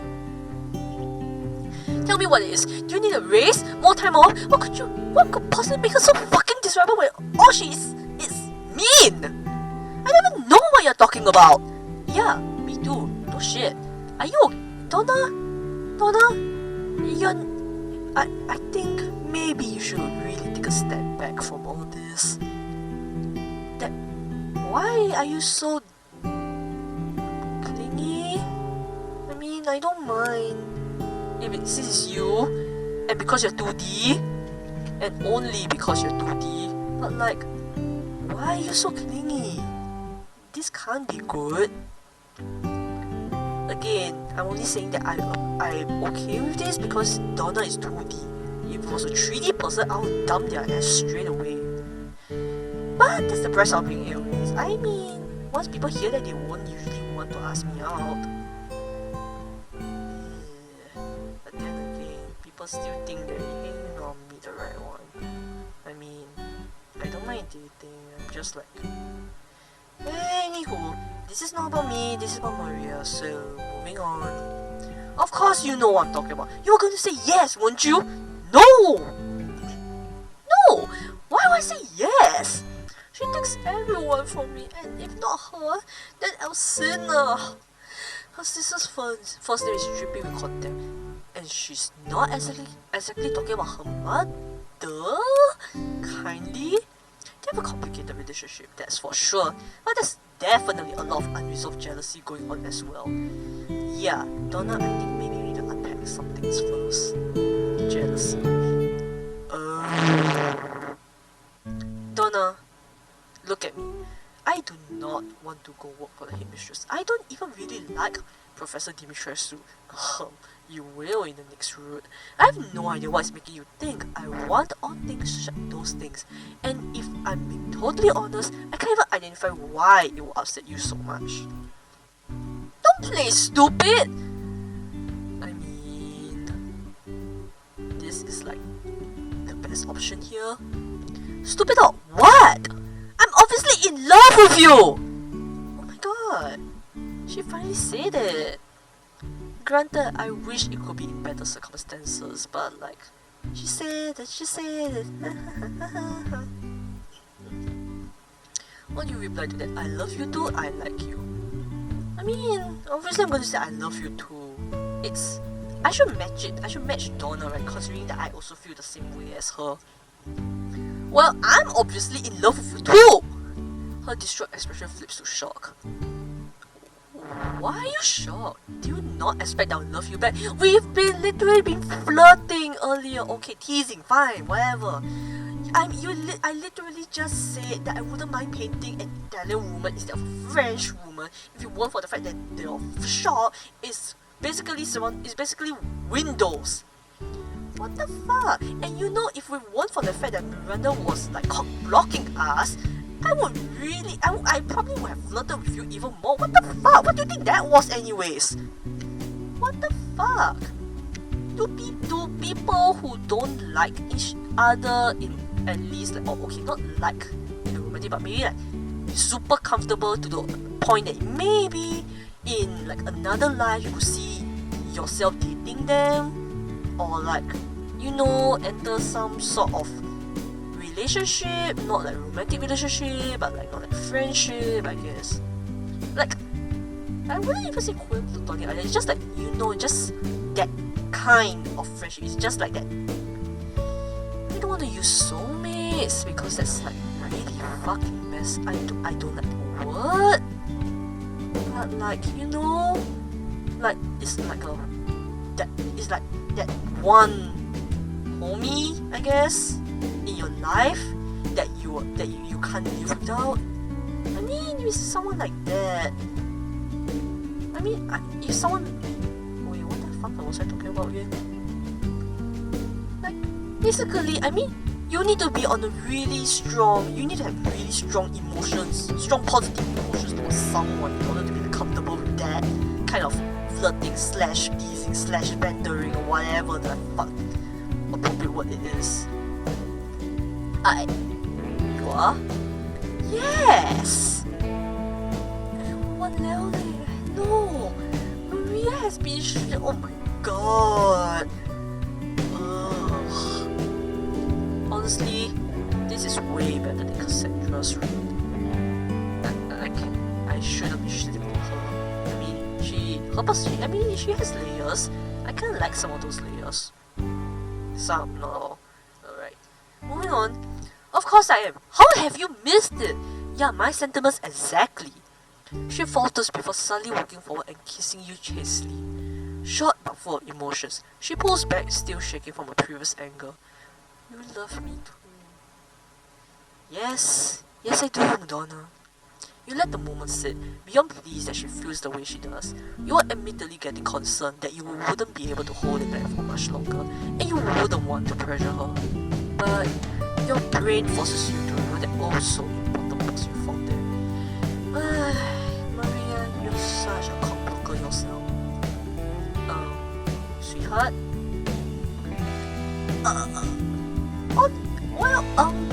At least it's finally a different type of endearment compared to those Caesar. Yes, okay, don't fuck the actual pronunciation. I can't pronounce shit anyways.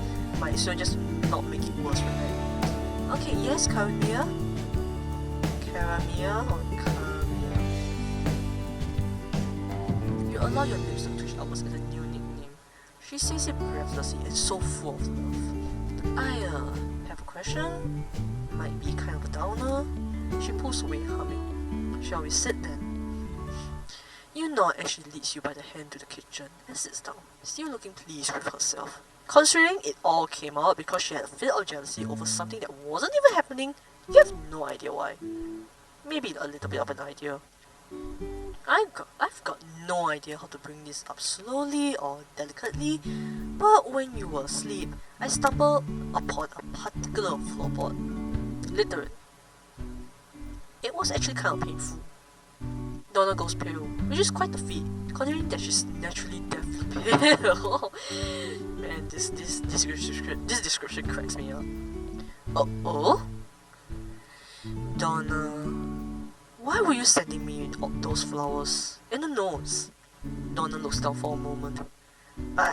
I struggle a lot when it comes to interaction with others. And I became so attached to you so fast that I was concerned that you end up like everybody else who has ever loved me. Dead or in danger. So I tried to get you to leave on your own. Except, I didn't really want you to leave, so I couldn't bear to be mean to you. I only ever sent Oleander and the first note. If you receive anything else, that wasn't me. Then, what happened with the U-berries? Fury ripples across her face at the mention. Oh shit. Mother Miranda holds tight control over a large portion of the student body. Wait, what? So you're telling me that basically the entire university is a cult, with certain members not being part of the cult? Oh, fuck. Oh boy. You'll be surprised what Mia Winters is capable of. I know, right? Like, how can she look so unhinged, so fucking scary, and yet, like, I wanna hold her hands as she stabs me to death. Like, okay, fine, maybe not her hands, maybe her wrist, cause I want to hold her wrist while she stabs Maria, and as Maria bleeds out, she looks into me with a super unhinged smile on her face, and I know that one unhinged smile in that very moment is just for me and me alone, just for that one moment, and it's in a sense it's a fucked up kind of romantic, because that's the last thing Maria would see before she dies, so that one moment is preserved, it's she brings it with her, it's preserved, the last thing that she sees, and that's kind of romantic. You know what, I'll shut up right now. I'll shut up. I'm not fucked up, I swear. I really swear I'm not fucked up. I came back to the shop and immediately found that they had been stolen from me. Miranda's very talented when it comes to the impossible. She wanted you dead, but not for long. She's particularly difficult with me about things. I tend to see her past her more often than others. But I'm done with her, and she seems done with me as well. As long as I don't go telling everybody what she's done, she'll leave me, you, and Angie alone. At least I think she will. When you think about their interaction, I wonder privately if she's really done with Donna. With you, because for some reason she's so set on you. Obviously she's not done with Donna. Do you seriously not watch any films? Anime? Anything? You don't have to worry about it anymore. I promise. You purse your lips and nod. You believe her. Are there any other secrets I should know about? Oh, I already know about the desk one. Saw it ages ago. Is that something that you should be telling, like, her? I feel like that's not something you should be. Okay. Donna's mouth drops open, shocked that you stay so. Not that I'm aware. Great! When you free next? You really just let her go like that? Miranda taps her pen against her desk. Cornelius perched behind her. I'll admit, this time it's my fault. I've been so lax about her so far. Next time, I'll keep a better eye out on Lady Beneviento. The blonde grimaces. She's been causing me some trouble the last few runs anyways. Runs? Wait, what the fuck? Does this imply that you're keeping me in a time loop? Shit, this is suddenly also anime right now. No, not just anime, very K-drama. Miranda, are you like a secret K-drama fan or something? Are you secretly one? Because this is something that only someone who's really into all those trashy K-dramas you know what, yeah, they're kind of trashy most of the times. I'm not gonna lie, honestly. Or like anime? Miranda, this is kind of fucked up. Okay, let's see. Always out of reach somehow. You think should be the easiest to control out of everybody, but no. Hers, mine of hers. Then study her mind or something if you really want to circumvent Donna so bad. Fuck. She scowls furiously. There's always next time. Wait, what? Are you gonna reset the route? No. Just let me and Donna have our happy ending, damn it. Just let us have this shit. Why? God damn it, Miranda, just leave us alone. Why can't you just respect that? You're not doing yourself any favors by being this pushy, you know. Seriously. Ugh. Special delivery, bird of paradise. Okay.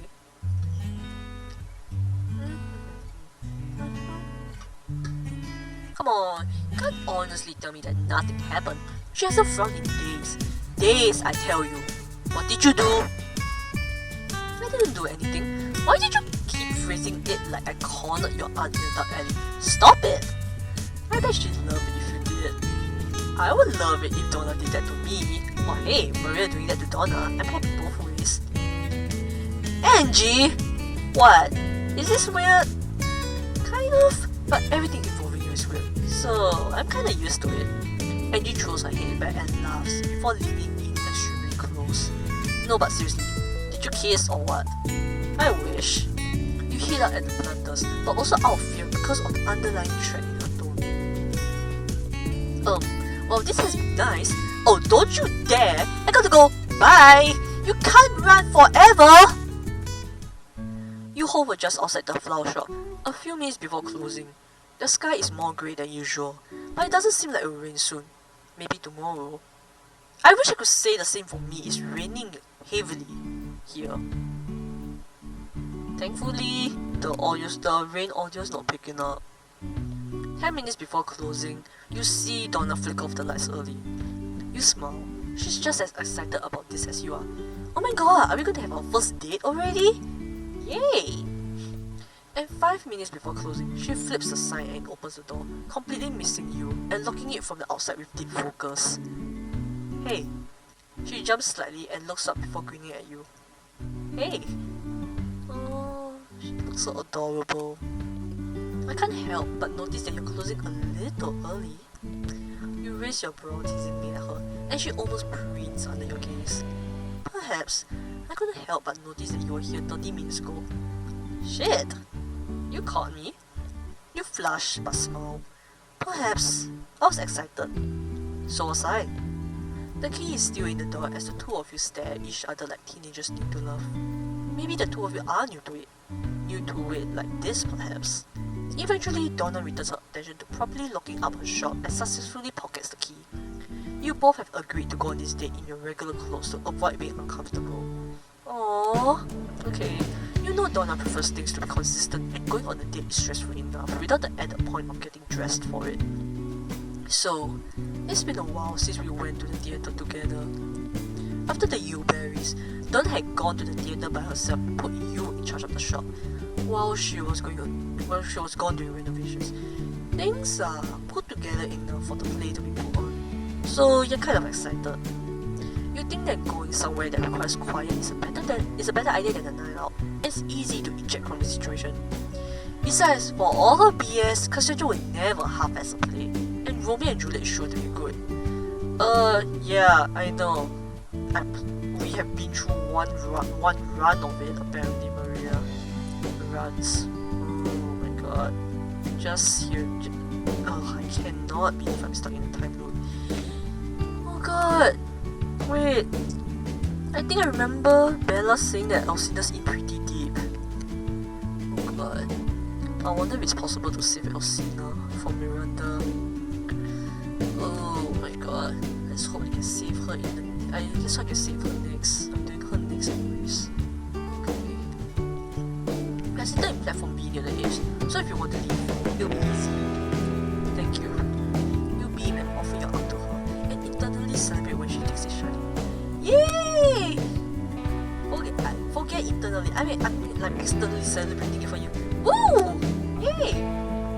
The two of you walk slowly, a little too early for rushing. Yay! Date time. Let's go! Let's go! Let's go! Go! Go! Woo! Alright. She gets a little more shy when you enter school grounds, and you can't help but glance at the headmistress' office window, startling when you see her watching. Get your creepy eyes off us! Damn it. Much to your surprise, she raises a hand and waves, head tilted in curiosity. Great, you are a subject of interest even still. She's just biding her time, Maria. I know you don't know that, but I'm telling you this. She's just biding her time. She's going to reset the loop or something. And I think that will cause Donna even more pain. Oh man. Is there any way to break this loop?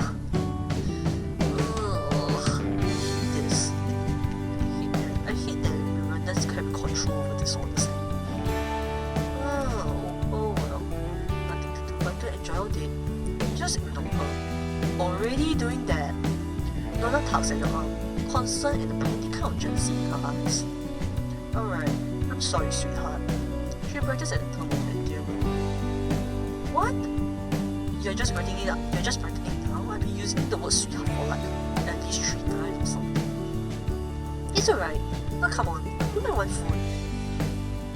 You smile and let her drag towards the theatre a little faster.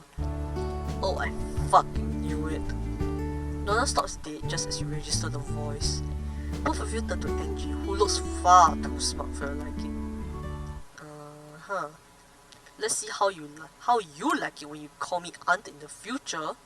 Before Miranda resets it, apparently. Say cheese! She raises her phone suddenly and takes a photo of your deer in headlights expression, and Donna lunges forward to stop her from taking the photo. Your shirt is charming. Angie cackles and runs away before Donna can do much else. I hope she knows I'm gonna call her my niece-in-law just to mess with her. I mean, it's true, she's gonna be your niece if you do marry before Miranda resets. Oh, she'll hate that. Good to know. Despite the incident, Donna is still flowing with happiness, which you take to mean that Angie actually approves of you and her together. I know, it will be so much fun. The two of you make more of an effort to get in early and scout the place out after that. Donna deciding that yes, she will probably in fact get hungry during the play, and you're helpless to do anything but what Donna wants. Once the food is acquired by you go back over to Donna, who's fidgeting in the far right. When she sees you, there's palpable relief in the air, and you can't resist greeting her with a kiss on the temple. You'll be worried about public affection if you didn't immediately see Donna tilt her head towards it with a small sigh. Aww, that's just so adorable. Thank you, Carmia. Her smile is sweet, and you find yourself melting under its brightness. Right. Of course, sweetheart. The two of you decide to find your seat afterwards, Donna maneuvering her face the whole time, and you doing your best to compensate for a lack of face covering. You're glad she didn't wear one, but now you know just how uncomfortable she is without one. If you need to leave, just tell me 4 times, alright? You figure non-verbal would be easier and less embarrassing to do in the theatre. While there wouldn't be a lot of noise, there was bound to be a lot of people. I mean, actually, Maria, that's really smart. That's a really smart suggestion. Donna nods. No, seriously, Maria, that really is a smart suggestion. I will. Good evening, ladies, gentlemen, and all of the in-between. At this time, please silence your cell phone and put them away. Huh? Silent only? If it's us, right, we'll probably ask them to switch off their phones here. I mean, none of us actually switch off our phone lah. We just mute it or something, but wow. Please refrain from any form of recording tonight as it is strictly prohibited. That's not going to stop some people. The play is estimated to run for 2 hours and 45 minutes with a small intermission. Now please, sit back and relax. Enjoy the show. 对了 2 hours and 45 minutes. Wow, I think I go bonkers here.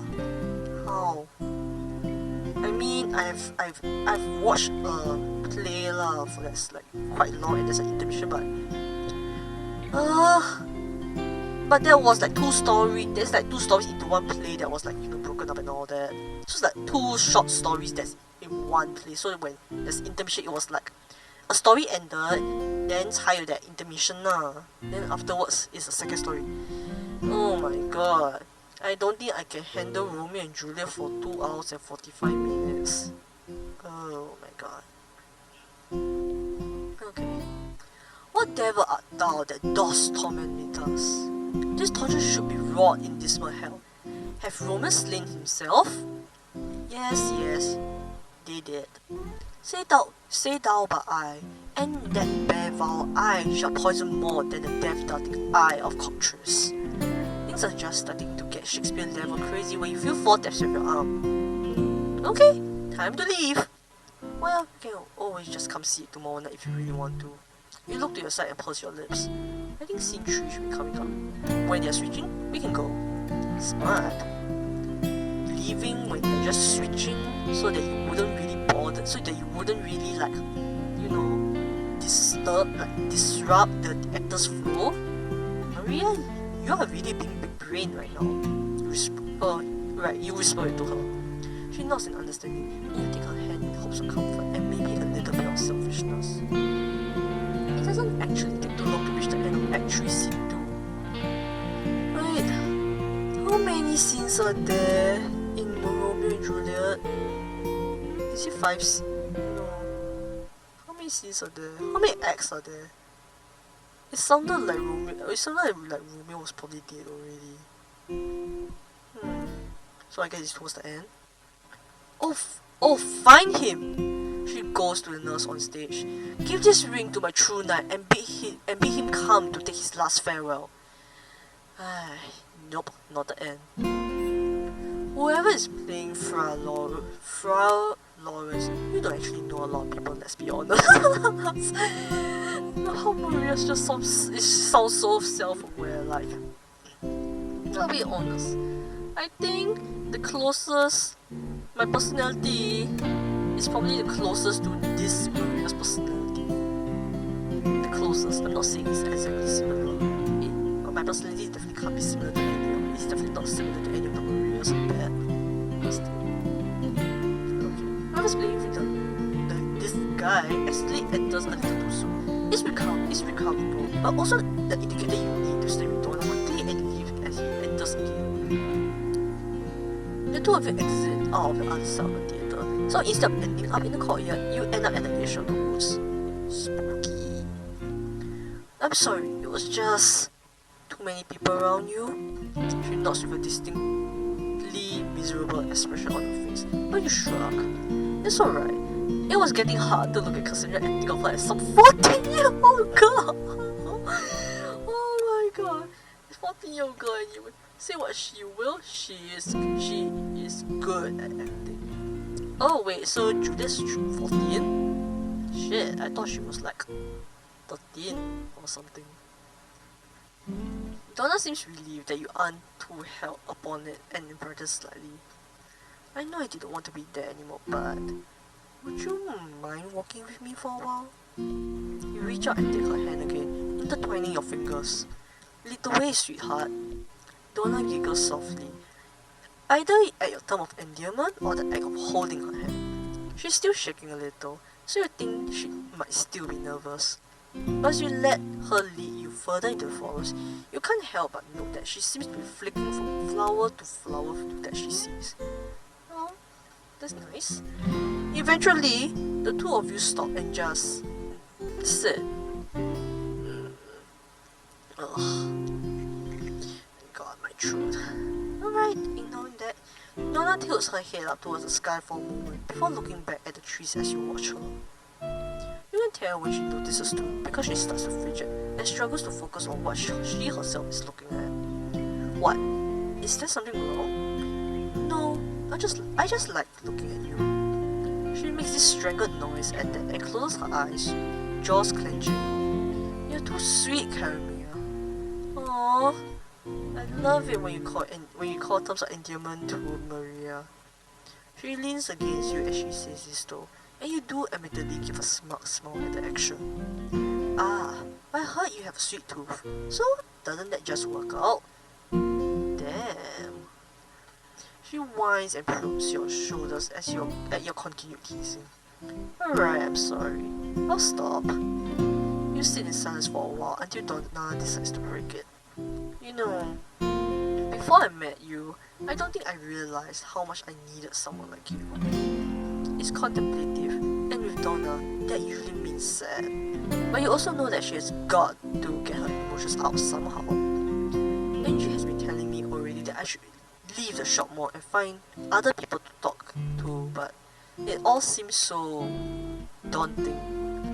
I've been alone for long enough to not know how to not. And then naturally, she goes and dares someone into staying the night in the theater.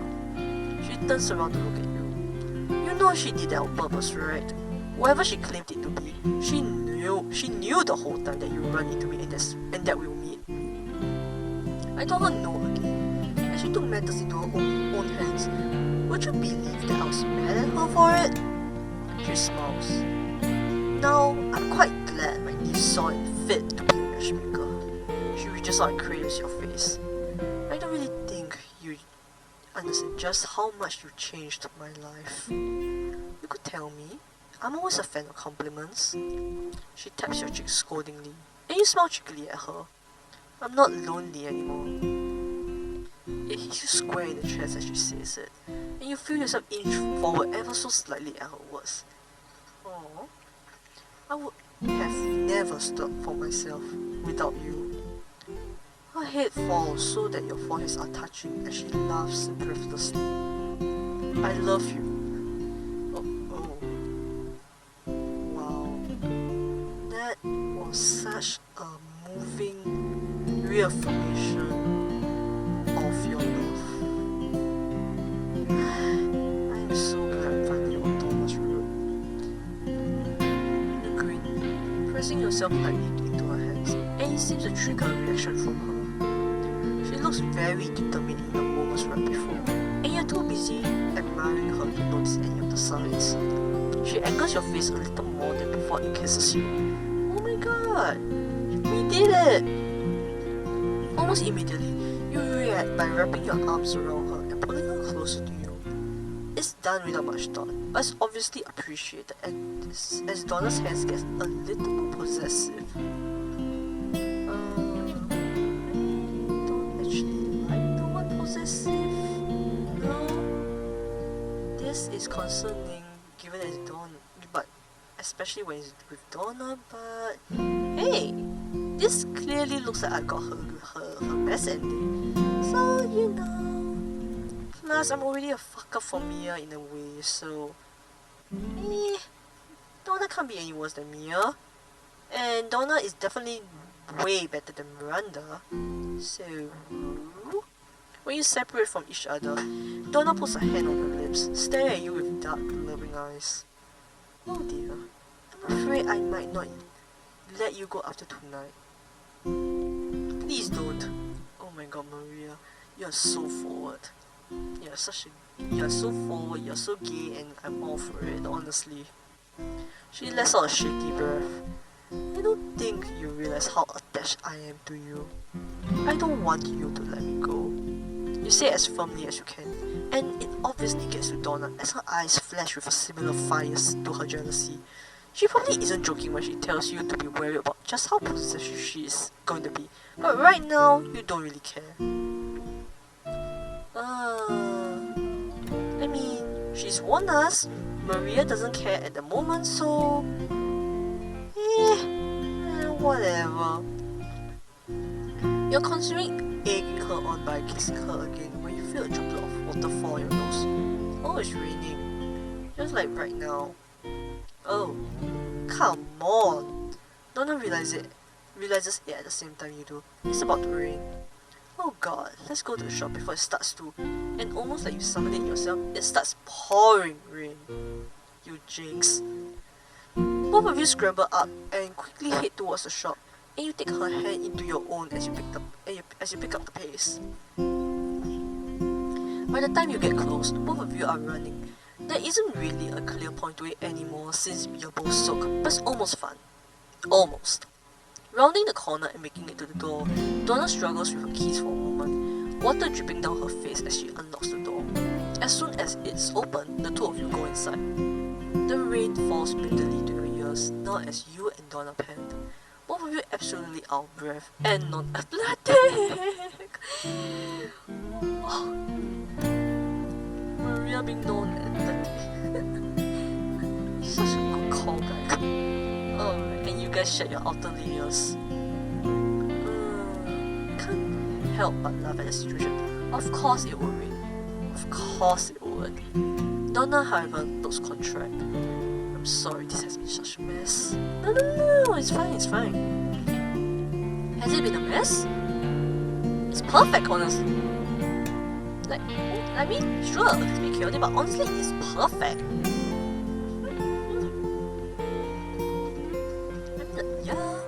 I don't think it's been a mess. I actually thought it was quite nice. We got a little bit of everything. A kind of movie, a picnic, a heart-to-heart, and a rain scene. This sounds like something Daniela will be into, honestly. Donna's mouth quirks slightly at your silliness. But really, it was perfect. It was a little different, sure, but different doesn't mean it wasn't fun. Different and perfect don't really align, do they?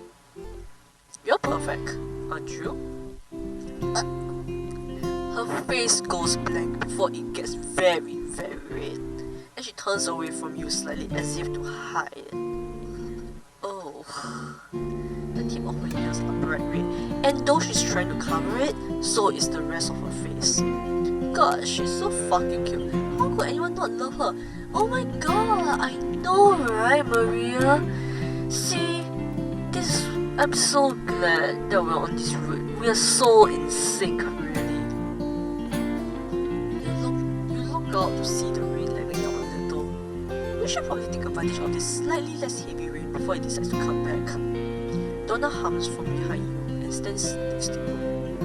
Probably. What are you guys gonna do? Kiss in the rain or something? That would be romantic, even though it means your clothes will be wet. Further, you get the feeling neither of you will. What are you two doing? No, seriously, what are you two doing? Come on and share with me. Special delivery too late. You sit like a scolded child as Angie talks to you, pretending to be mad at you. She's very bad at it, but you know at some point she'll probably flip a switch somewhere and threaten to gut you or something. I just don't see why you thought to lie to me about it. I didn't lie. I didn't do anything. Angie opens her mouth to argue with you. She kissed me first and promptly shuts it, teeth clanking. She blinks at you in genuine shock before laughing loudly. Really? She falls back onto the couch with you, cackling as she pulls her phone out almost immediately. Oh shit. Angie, what the fuck are you gonna do? You know in your post that you've just subjected Donna to Angie's sticks, but decide to just let it happen. Maria. Oh my god. Angie is still snickering when your phone buzzes. Baby girl. Oh my god. What kind of a name is that? What kind of a name is that? Baby girl? Oh my god. Oh my. Wait. And like, oh my god. First thing, Donna says it's just why. Oh my god, okay. I'm sorry, are you the one being scolded like a child on the couch right now? You ratted me out! Oh my god, she's so cute! She even added like a sad face at the back. Okay, I'm so sorry. Sorry. No, you aren't. Donna knows Maria so well. I'm really not. Oh, you guys are gonna be so gross, aren't you? Oh, definitely. Angie sticks her tongue out at you, and you grab your bag, heading out. We'll talk about this when you get back. Now, Angie, she raises her brow. There's no way to talk to your future. Oh my god, Maria, go, you actually said that. I know, right? Oh my god, okay. How's Angie gonna react? And before you can pay the price for your actions, you dart out of the door laughing as you hear the tongue of an orange hitting the door behind you and Angie's colorful language. Oh my god. You're the one who wanted me to get together with your aunt. I mean, obviously, you actually secretly want to call me your aunt too, right? Bitch! Oh my god. There's definitely a pep in your step as you walk, humming to yourself. Soon after, Miranda's son pops out, breaking that pep. Blah blah blah. Hope I don't see Miranda. Apparently, it's incredibly noticeable. If it isn't my favorite fan. Oh no. Shit. Yes? She brightens. I knew you'd give in. Cassandra. What? No, I'm not giving in. Maria probably just, shit. By the way, Maria really did give in. What a healthy outlook on relationships. Anyway, I figured I might as well. You were good in Romeo and Juliet, by the way. You saw me in that? I mean, we kind of left. Yeah, I went with Donna. Cassandra blinks once, and then immediately cracks a grin. I told her she has game. What? Nothing, thanks. Walk you to the shop? She offers an arm, and you sigh. If I say no, you will just follow me, won't you? You know me so well. You take her arm, flirting with death. Is it not fun if I don't almost die? Yeah, is this why you have so many hookups? You love the thrill, huh? I mean, she doesn't, I think. He says that but immediately looks worried. But how mad do you think she'll be? Very. Alright. Cassandra lets go of your arm and Dawn, and you pat her consolingly. Apparently, you're the last on the tree of knowledge when it comes to Donna and her jealousy issues. Cassandra has mentioned that while her mother and Donna have an off and on against sisterly relationship, they usually get along unless one feels threatened by the other, which has been on an unnaturally long streak recently. I bet it's Miranda. Internally, you wonder if you're the problem here, or if the headmistress is the problem, or perhaps a volatile mixture of both. Maria, you're surprisingly insightful for once, and I'm going to tell you that the answer is definitely both. I just don't know how. You step inside, and Donna peeks her head out from the nursery, a carefully controlled expression on her face until she fully registers who's at the door. You're here! Yes, I am here. Yeah, sorry I was late. Cass needed to wax poetic or something. I don't know. I tuned her out for a while. Hey. Donna's eyes flicker between the two of you for a moment, but she doesn't do much else other than round the counter and approach you. She then proceeds to completely ignore Cassandra and yanks you forward for a kiss as soon as you're enraged. Damn, Donna, is this your way of telling Cassandra to fuck off as Maria is dating you? You squeak. You kiss back for a moment before she pulls away. Damn. Holy shit, auntie. Right here. Yeah, she knows, right? I know. See? That was probably the idea. Anyway, I'm here for apology flowers. Again. Oh, for fuck's sake, what have you done now? I seriously just love how Maria's current attitude towards Cassandra is like literally my default attitude towards Cassandra, honestly. With a strong start, you had thought Donna would probably just behave like normal for the rest of the day, or maybe even a little embarrassed over the reaction. Yup. Your entire workday is littered with distractions as Donna can seemingly barely maintain focus long enough to do anything in the bag. You can barely even think of the word no when she comes to you. Man, Maria, you're whipped. Not that you're complaining, and really, it's your own fault for underestimating her own words. Still, you think maybe things are getting a little out of hand as you can't even remember what you were originally trying to do over here. Hush. There's nobody in here, and you started it. You also like to think that she'll be a little less bossy about some things, but she's been telling you what to do for the last 15 minutes. And so, like a pair of teenagers under the bleachers, what kind of a description is that? The two of you are freaking making. Oh my god. Am I like a third party in here? Oh my god. That description. There's no way around it. She has you pinned against the wall and has not stopped kissing you for 15 minutes straight. By far the longest distraction of the day. Don't you two need to breathe or something? Things kind of go mute for the next few minutes as she barely lets you breathe in between kisses. Okay, so Maria is left breathless. Is it because Donna takes Maria's breath away? And that's precisely where it goes wrong. Rah! That is not what I wanted to see. Why? You jelly? Horrified, both of you separate immediately. You haven't even heard the bell ring. Wait, why did the bell not ring? Alcina, what are you doing here? She won't make eye contact with either of you, and frankly looks like she wants to sink into the floor. I came to apologize. Oh, why? She regrets it out, but does seem to mean it. Huh. Oh, really? Is that so hard to believe? Maybe. Donna stays diplomatically silent. Well, I am. Sorry. I was behaving petulantly, and it was completely uncalled for.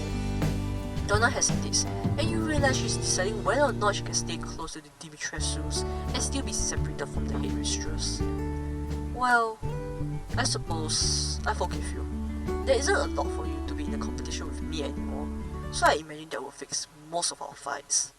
The professor looks surprised. So, it's true? Yes, I plan to enjoy this round. I'm sure next time she'll keep me on the title leash. So, I guess Donna is really aware of all the resets and everything. But, oh boy. What happens if we just kill Miranda? Would we prevent this? Both you and the professor thought. What? Wait, what? Alcina doesn't know shit about this? Strange. I thought Alcina would be like in the loop about this somehow, given that Bella has already mentioned that Alcina knew about, her daughter's heart being taken out by Miranda and all that. Nothing, it doesn't matter. She looks at you pensively before turning back to her sister. would you like to join us for tea? A lesson was learned, but not the one you thought would be. She doesn't approach you from the front anymore, but instead lures you into the nursery. Oh, you've already given up on doing your job, so you decide to just roll with it. Oh my god. The best part so far is that when you kiss the skirt half of their face, she gets so flustered that she literally can't function. Oh, wow. You two are definitely having a really robust romance life thing. Love life? Yeah, sure. I don't understand why you insist on it. It's all... She had murmured after the second time you've done it. Because you're beautiful, and I'm tired of thinking otherwise. Yeah, I'm tired of you thinking otherwise. Yeah, that's what I exactly say. But yeah, Maria is being so real for this. And the day is pretty much spent in the back doing a whole lot of not work. About an hour before closing, Donna started cursing in English and Italian that she had forgotten to check the theatre and go over any tiny detail of the renovation. You have, of course, offered to go with her, and she immediately gave you a shy smile, which signified that yes, you would be going with her. There's just no way you want to be separated anyway. Both of you are just a little too lovesick to bear it. So far, you have been following closely behind, doing your best to not be in a way as you really don't know much about what you're doing here. Well, to be doing, they both mean the same thing eventually, at the end of the day. The few times you have come to help Donna have practically banned you from helping. Wait, Donna has banned Maria the last time she tried to help. Is she really that useless? Your first meeting probably didn't really help her believe that you wouldn't accidentally die on the stage. Oh my god, what? Sometimes she frowns and hits a frame particularly hard, and if it doesn't budge or splinter, she does approvingly. And when a few do budge under the force or splinter on impact, you're reminded that she's in fact far stronger than she looks when she scribbles a note to herself. As you two slowly make your way around, Donna begins to slow down occasionally, as if to say something to you, but shakes her head and picks up her pace once more. You let it be. When the two of you go back to the stage itself, you both stop. Donna stands out towards the seats, thinking very hard. She starts to chew on her lip and furrows her brows as you meander around the stage idly. Try to pretend like you're not entirely focused on her. That's a big fat lie. She fits very well on the stage. If she weren't so against being noticed by so many people, you wonder if she would have been willing to act. Maybe you're biased though. Eventually you tire of walking and walk back over to her. Still staring down. She glances at you for a moment before quickly looking away. I do still think that when we tell people how we met, we should really lean into the phantom bit. You joke unthinkingly, before realizing you're not totally sure if Donna also knows that it was a very real rumor and that it was about her. What? Never mind, I didn't say anything. Phantom? What phantom? Fuck! Language. Bitch! Donna! You literally swear in both languages yourself. Don't tell me to watch my language. Anyways, what are you talking about? Her voice gets a little louder as her curiosity grows. Well, do you remember when I almost died because I wasn't looking where I was going while I was running from you like an idiot? I'll likely remember forever. Well, remember when I mentioned that I thought you were the phantom? Donna stares at you. Stares a little longer. Am I the phantom from the rumors? Maybe, perhaps. Yes. Her eyes widen before she does something completely unexpected. She falls in a fit of giggles, her hand going to her stomach as she laughs harder and more time passes. When she's breathless from it, she straightens hand over her mouth. That's absolutely ridiculous, Tesoro. Well, obviously, if you had believed it when you were running, She reaches out for you, and you walk closer without much thought. Her arms go around your neck as she continues to smile at you. I'm not sure if you can tell, but I've been having great difficulty working. Really? No shit. You two can't keep your lips off each other apparently. You raise a brow in amusement. Oh yes, but I suppose you know what they say. All work and no play makes you a dull woman. She hums in agreement. Although I seem to have gone in the opposite direction. I'm terribly sorry to hear that. What can I do? Stop being so distracting? No, you stop. Sorry. Can't help that. She pouts, and you can't bear it any longer. You lean forward and kiss her. She makes a pleased noise. She's gotten away, hasn't she? And tightens her arm around you. You break away and take 3 steps back quickly, grinning when she sways after you. Possibly try later. She whines a phrase up petulantly. But before you can descend any further, something above her catches your eye. Wait, what?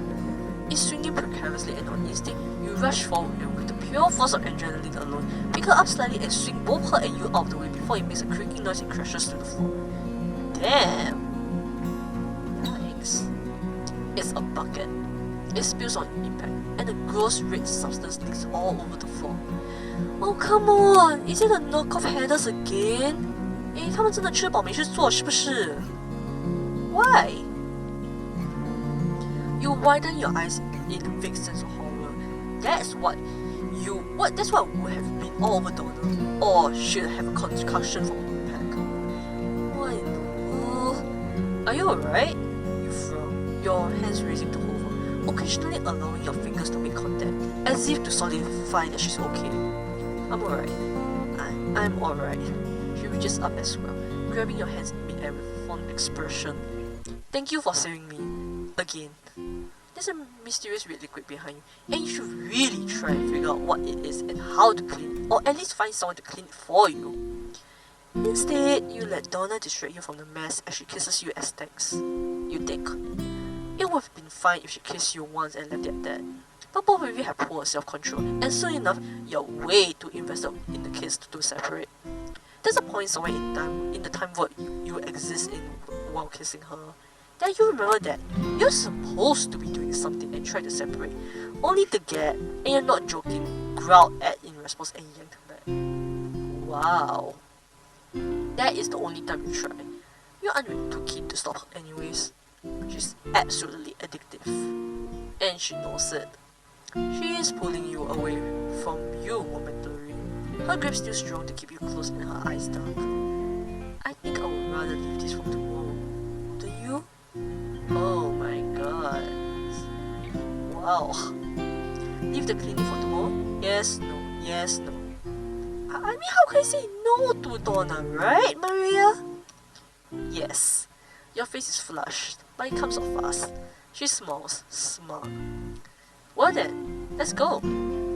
She grabs you by the hand and drags you off the stage. Shouldn't we tell someone about later? Much, much later. She stops and kisses you again, rough. Oh, okay. I don't have the patience for it now. Oh. Her tone speaks of the things to come. Damn. Let me take you home. Double damn. You lean in unconsciously. Okay, take me home. Wow. 1 month later. Oh, okay, 1 month later. Sweetheart, where do you move the daisies? Fuck, I don't know. By the peonies. You pause. And where are the peonies? You hear a thump as she puts down a pot and muttering as she comes out. Don't mutter. You didn't tell me you were reorganizing again. It really shouldn't be that hard to find them. They're right here. She points just slightly to the right of you. And what do you know? They're right there. This is like those kind of things like you can't find shit and then you ask your mother like, hey, where the fuck is this? And then she will just go, huh? I thought it's like this, there. And then when you go and look at this, there, you realize like, oh shit, it's really there. Yeah, it kind of feels like that. Then Thanks, love. You press a kiss to her temple and she hums, likely rolling her eyes. You're welcome. Remember that Angie wants to have dinner with us tonight? The newly mandated by Angie weekly dinner. It started last week as soon as it became clear to her that this is probably going to last a very long time. Or until Miranda resets, who knows? It had been a bit of a disaster to say the least. What? Angie burned something? She burned the food? Does she remember not to spike our drinks? Oh. Huh. I still think that burning the food is way worse. I mean, well, in my case, I guess alcohol would be considering that I don't drink much. Probably not, but I have more fun that way. Oh, okay. You throw your hands up. They're really more similar than you thought. Fine, whatever. Just tell her to not spike my drink. I told her way more information than I wanted to. Donna's mouth turns up slightly. Maria, what the hell do you tell her? What the hell do you tell her? Come on, spill. I like that part. Of course she did. She prods at the potted tulips before making a guilty expression. Instead, she goes over to the pre-made bouquets that cost an absolute fortune and picks a red tulip out of one, and promptly hands it to you. There, you grin at the meaning. True love. Aww, that's like such a sweet root, you know. It's like, it's so sweet. Like, everything is just so sweet. I mean, like, minus Donna's possessiveness at some points, but you know, it's really sweet. Although I wonder, how deep is Alcina in? Like, Alcina doesn't know anything about the resets clearly, and from Bella's route we know that Alcina is super in deep, and from Cassandra's route we know that Alcina has a portrait of Miranda in her house. Oh my god. Oh my god, she's... Oh boy. Can I save Alcina? I really hope I can save her. Oh my god. What if Miranda like comes and chases her down or something? This means that Alcina is definitely part of a cult, right? Does she even know that it's a cult? Oh boy. Well, anyway, I finally come to the end of Donna's route. It is such a shame, you know. I really do enjoy Donna's route. I especially like the part where whatever Maria says with Cassandra is like exactly what's going through in my head right now. It's just like, I feel like this Maria's personality speaks to me so much. I'm really happy about it. But yeah, anyways, I guess thanks for watching. If you have come this far, well, I guess you guys have a mental cookie or something. Anyway, I'm just gonna end off here. So, bye.